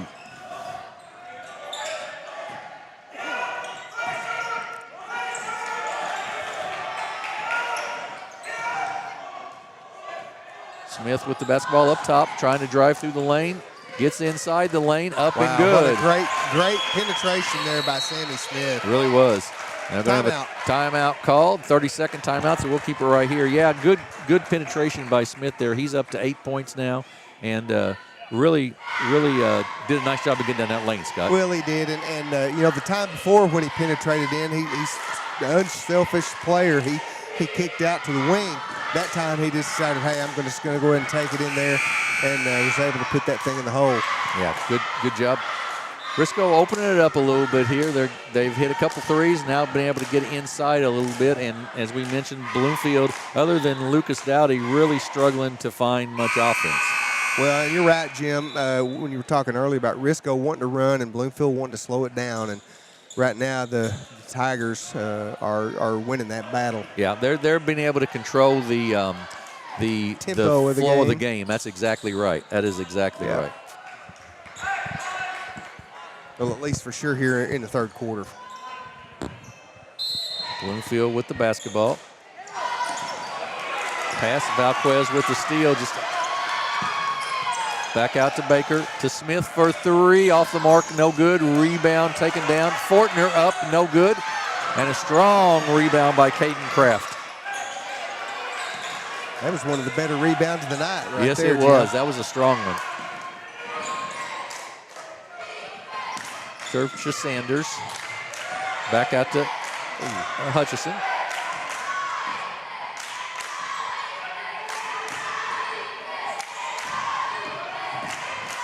Upchurch to Kraft for long two, no good. Rebound up and good by Matt Sanders. 31-24. Smith, good hesitation, move to the basket, missed the shot though, no good. Sanders with the rebound. Kicks it off to Hutchison. Good hesitation move, just couldn't finish it. Nice pass to Dowdy. Not there though, he gives it to Kraft.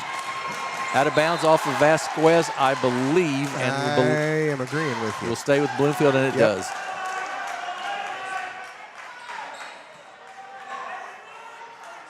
And Jay Piles agreed with us. Yes, he did. Upchurch will inbounds. Gets it up top and throws it backcourt, which is fine, to Kraft. And then off to Sanders.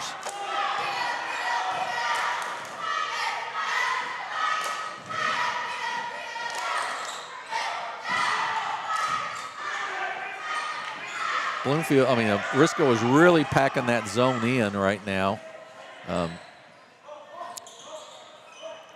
There's a skip pass across. Yeah. Hutchison. Now there's the three-pointer up and short, no good. Rebound. That was a good look, That's Jim. a good look, Yeah, that's right. He was ready to shoot. He got the ball right there on the line. Good look. And I think they've got to do that to open up the zone a little bit. Agreed. You know? Nice steal there by Kraft. He goes up and good, and he's going to be fouled by Vasquez. And that'll make it 31-26 with a chance to cut it to 4 here with 39.7 seconds to go in the quarter. Vasquez has 3 fouls, I believe. That's Jim. correct. Calvert checks back in, and Baker will check out for the Tigers. Well, I thought there for a little bit that Risco was going to kind of open it up away, but here comes Bloomfield right back at him. Kraft with the old-fashioned three-pointer, and it's 31-27. Full court pressure by Bloomfield now. Fortner takes it to the basket. Cut off there nicely by Hutchison. And then a rebound taken down by Kraft. Vasquez said, don't call me for that. Don't call me for that. Yeah, exactly right. I didn't do it. Hutchison with it to Sanders. 13 seconds to go in the quarter. Chance to cut it to either 2 or 1. Oh, pass just over the top, but Dowdy right there right at the puts right it spot. in, and it's 31-29. All of a sudden, we got a 2-point game and a a chance. steal. Jump shot at the buzzer. Good. Oh, and wow. we are tied at the end of 3 after the basket by Matt Sanders. It is 31 for Bloomfield, 31 for Risco. We'll take a 30-second break and be back. You're watching the the Bernie Invitational Tournament on Aycorp Sports. Do you need personalized merchandise? Trying to celebrate the season of that big state run? Then Juju Promotions in New Madrid has you covered. Whether it's heat presses, screen printing, or embroidery, we always have an option that will leave you satisfied and looking your best. With seasonal styles and plenty of accessories, there's something here for everyone. So come in and shop around. You'll be welcome with a smile and leave more fashionable than ever. Call us at 573-748-4040 or visit us in New Madrid. Sandy Small Engine in Malden, Missouri is the best local dealer for all your outdoor equipment needs. From mowers to repairs, we've got you covered. Call now or stop in today.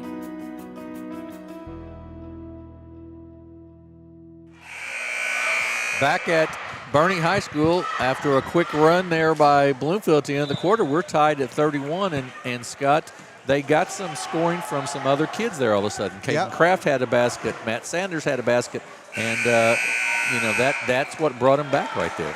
Well, they got some scoring from other kids. They had a couple of fortuitous offensive rebounds. One off a missed shot, Lucas Dowdy was able to be in the right spot. So, hey, 31-31.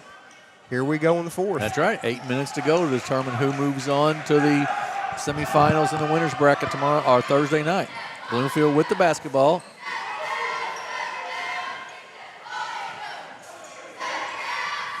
Man-to-man defense now for the... Yeah, good movement here by Bloomfield. Just need to maybe set a screen or two, get one of those guards open a little bit more. There you go. Dowdy pops out, kicks it in the corner to Hutchison. Here's that screen. Oh, there it is. Jump shot, partially blocked, taken down by Calvert, but taken right back by Sanders. Bloomfield. The more time Bloomfield can run off the clock, the better it suits them, I believe. I think you're right. Probably, as the underdog a little bit, it always a little better. Hutchison up top, guarded by Calvert. Mismatch in size there for sure.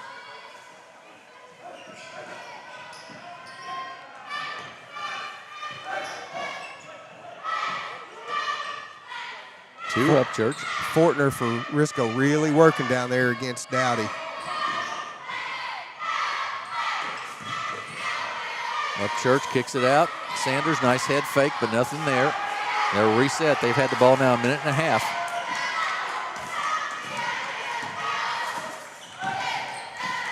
Kind of a little weave action going on here. Absolutely. Up Church. Sanders for 3, short, no good. Gets his own rebound. Shot up, no good. Once again, rebound in side, and it'll be a foul, and it'll stay with Bloomfield. That was Sanders with the rebound. And Sammy Smith, I think they got for the foul. Yeah, his second. Team foul number 1. Timeout, Risco. Bloomfield's had the ball for a minute 45 here, Scott, to start this period. That's just unheard of in a basketball game, but they've managed to get some offensive boards and work the offense. And being very deliberate. Coach Ben Sindel in his first head coaching game is being challenged here a little bit to figure out what he wants to do, isn't he? He sure is. See what he gets to draw up over this next 6 minutes and 15 seconds. So Bloomfield will have the basketball, tied at 31.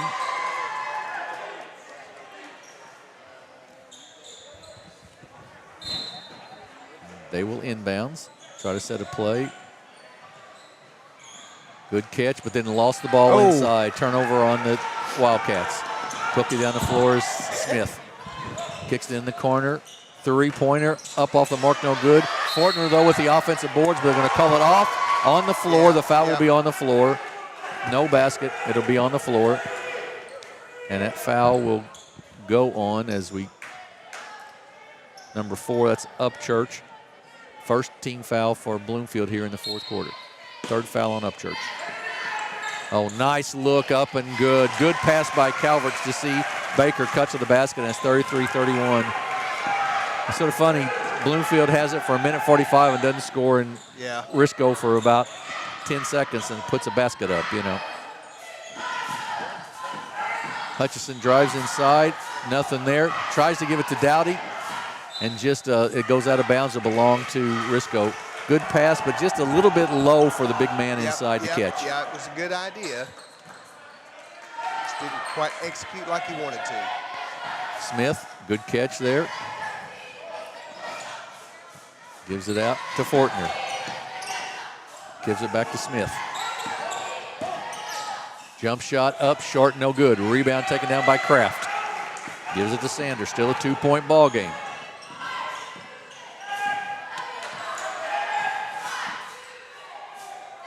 Hutchison. Down the lane. Upchurch going to be bumped. Be on the floor. And it'll be a foul on Risco here. Well, Upchurch he's getting into the lane. And, he really is. Creating some things. Second foul on Rogers. Just when he gets in there, Calvert's there. Yeah, there's the that's what he's run into a little bit. That's right. Bad pass stolen by Rogers. Down the floor. He goes up. It's no good. He'll be fouled. And it will send Rogers to the line to shoot 2. And that'll be maybe the fourth foul on Upchurch, I believe. Yeah, they really don't need to lose him. Eli Rogers, 4 points and 4 rebounds on the night. Free throw up and good. Grasser checks back in to replace Upchurch with 5:08 to go in the ball game. We'll see if he can supply a spark like he did in the first half. Exactly right. Both free throws good. 4-point game, 35-31. Full court pressure by the Wildcats. Ooh. They wanted to walk, no call. The official said he didn't lift that pivot foot. Hutchison kicks it off in the corner to Grasser. Hutchison for 3, short, no good. Yeah. Rebound taken down, loose on the floor, out of bounds, off of. I think if he would have let it go, it would have been Risco's ball. I think that's correct. I think that's exactly right. But instead, it's going to go to Bloomfield now. They just need somebody to hit a big basket here. Inside to Dowdy. Triple team. There's a man right there that can do it for you. Kicked out to Sanders. Good. Matt Sanders with a 3. He's got 7, and it's a 1-point game. That's right. Smith inside. Fortner. Nice move in the lane. Shot up. No good. Tipped up. No good once again. Kraft with the rebound. Kicks it out to Hutchison. Bloomfield with a chance to take the lead. Hutchison drives in. A little jump shot off the mark. No good. Rebound by Kraft. Taken away, though, by Rogers. Ahead to Baker. He goes up for the layup. Up and no good. Rims out. Tipped out of bounds. And will stay with Risco. Yeah, tipped out by Hutchison.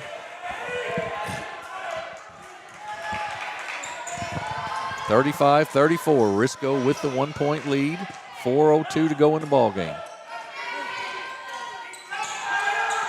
Smith in the corner. Gets cut off there nicely.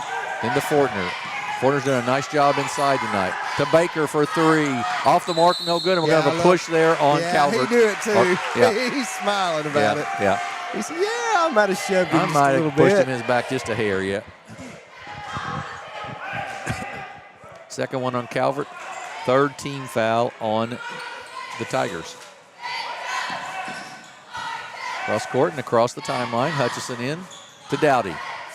Dowdy goes up. He's going to be fouled. Now he'll go to the line to shoot 2 free throws. Fortner on the foul, Jim?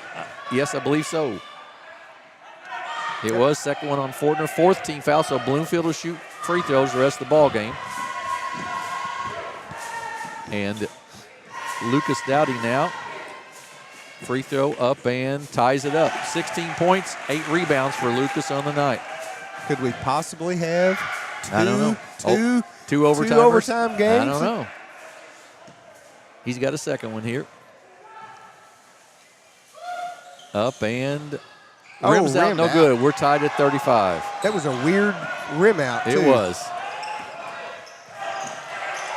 To Fortner. Kicks it to Smith. Jump shot in the lane. Smith, short, no good. Tipped. Calvert has it inside. Looking for a charge, no call. And then it goes to Sanders. Sanders is in a bad spot, but gets it across. Good job to get to Hutchison and across the timeline, tied at 35. They're missing Grasser over there. He was wide open for a three. Yeah, he was begging for it. Now skip to him, and you Sanders or just drive the lane, Matt Sanders. 9 points, 9 rebounds for Sanders, and it's 37-35 Bloomfield. Calvert for three, off the mark, no good. Rebound loose. Landon Baker, great putback and an offensive board. Timeout, full timeout, going to Risco as we're tied at 37. We're going to take a 30-second break and be back. You're watching high school basketball on the Aycorp Sports Network. Allen Christian GMC, your local GMC experts. Explore our wide selection of new and used vehicles. Visit us at 724 Business 60 in Dexter or at allenchristian.com to find your perfect vehicle.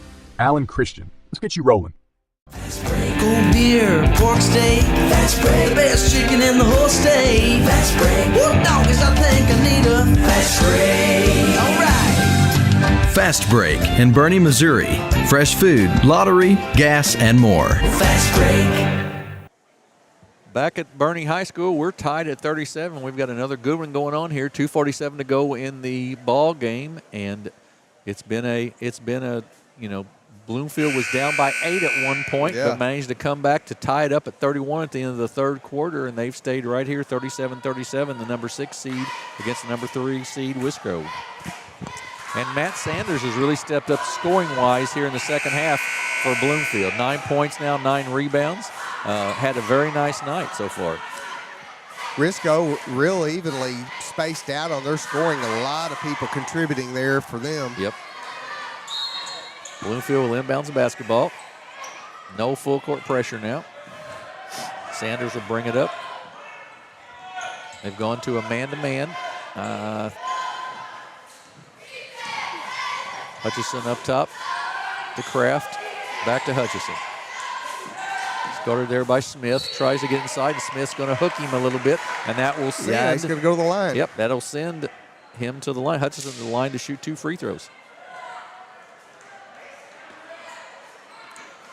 2:27, a third foul on Smith.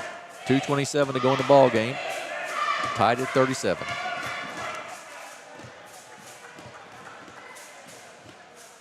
Free throw, Hutchison rims out, no good. Bloomfield 4 of 7 now from the free throw line tonight. Risco 2 or 3. Neither team shot a lot of them. No. Second one, rims in. So a 1 point Bloomfield lead, 38-37.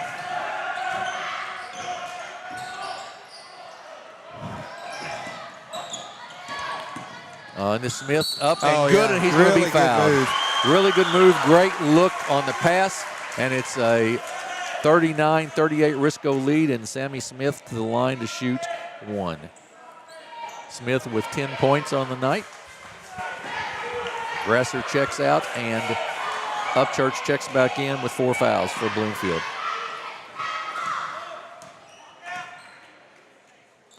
Free throw is good. Full court pressure now by the man-to-man full court pressure, and Upchurcher has taken down the court. He's cut off then, but it gives it to Kraft. Kraft up, fouled, and he'll go to the line to shoot 2. Yeah, that time Fortner just was a little out of position, kind of had to move his body over there too much.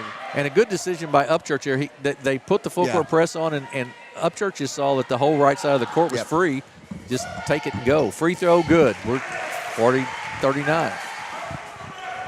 Kraft will have a second one here. Second one, rims short, no good. 1 point ball game.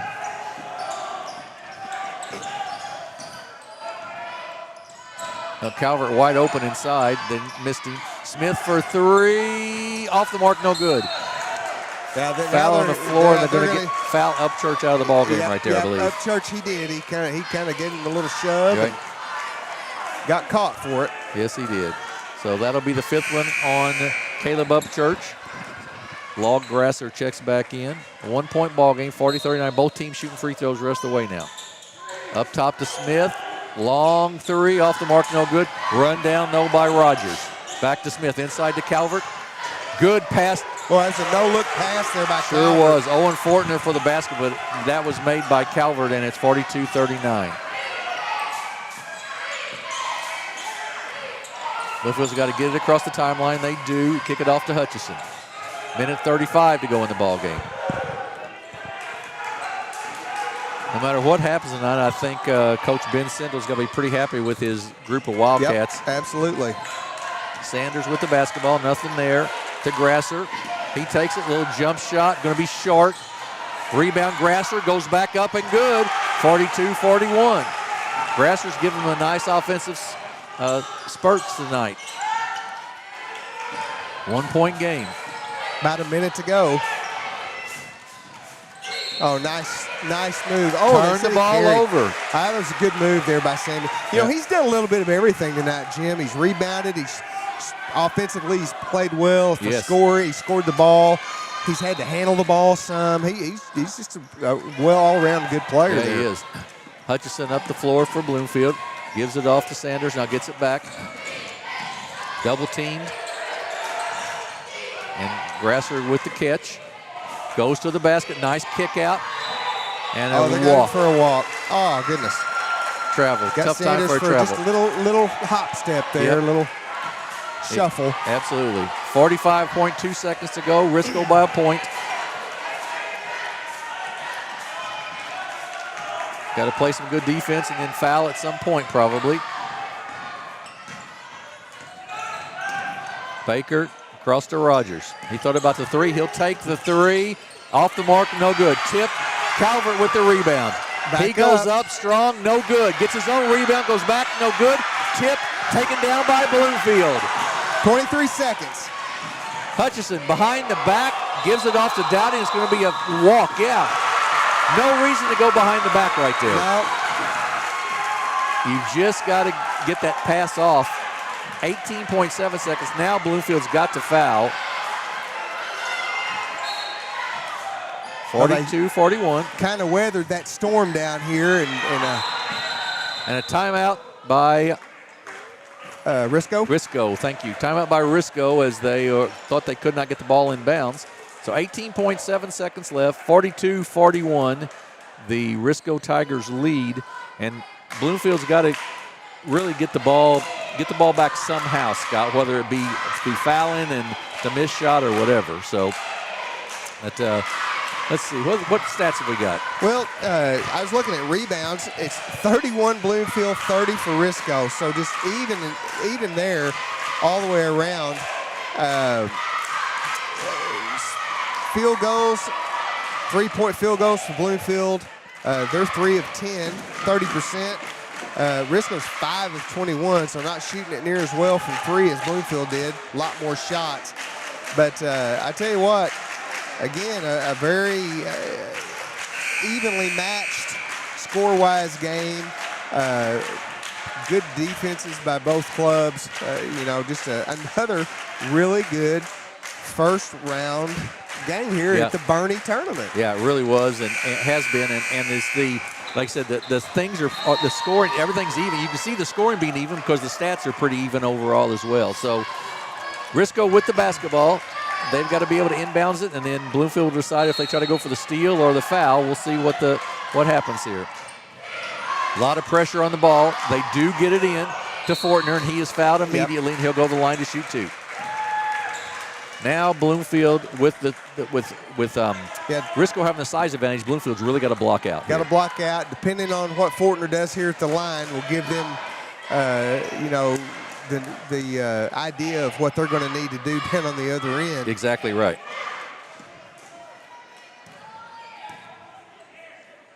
Free throw by Fortner, up and no good. Little long.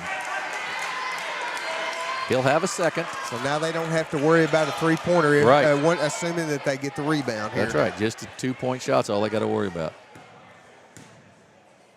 Dowdy and Kraft inside for Bloomfield. Free throw up and off the mark. No good. Rebound by Kraft. Chance to win with the 2 for Bloomfield. And a timeout by Coach Ben Sindel with 12.6 seconds left. That ball is going to be in the back court, not the front court, after when they called the timeout. Yeah. But 12.6 seconds left, 42-41. Bloomfield with a chance to steal one here, Scott. I tell you what, I don't know what Coach Sindel's going to do, but if I could somehow get Mr. Dowdy around a double screen underneath, I'd sure like to see him with the ball in his hands. How about you? I would think that would be a good place to get the basketball. Matt Sanders to penetrate would be an option, and the Grasser kid has shot it well tonight. If he if it gets down to it, I think he could give you something too. But and also if you're Risco, you've got to play good defense, but you can't foul because it's 2 free throws if you foul. Yeah, and Risco's definitely inside. They've definitely got the height advantage where they wouldn't really have to foul. They can just play really solid defense. They've been doing a really good job for the most part all night on the interior. So, I've lost my name here. Calvert's he's got at least a couple of blocks. So inbounds to Sanders. 10 seconds and counting for the ball game. 42-41. They clear out for Sanders. He goes in the lane. A little jumper off the mark. No good. Rebound taken down by Risco. Out quickly. Ahead. And that's the ball game. 42-41. Risco escapes. Bloomfield got the look they wanted, Scott. They just didn't get the shot to go down. Sure did. A second really good high school basketball game tonight. 42-41. Risco with the victory. They will move on, and they will play Thursday night, and they'll take on the number 2 seed Neelyville Tigers.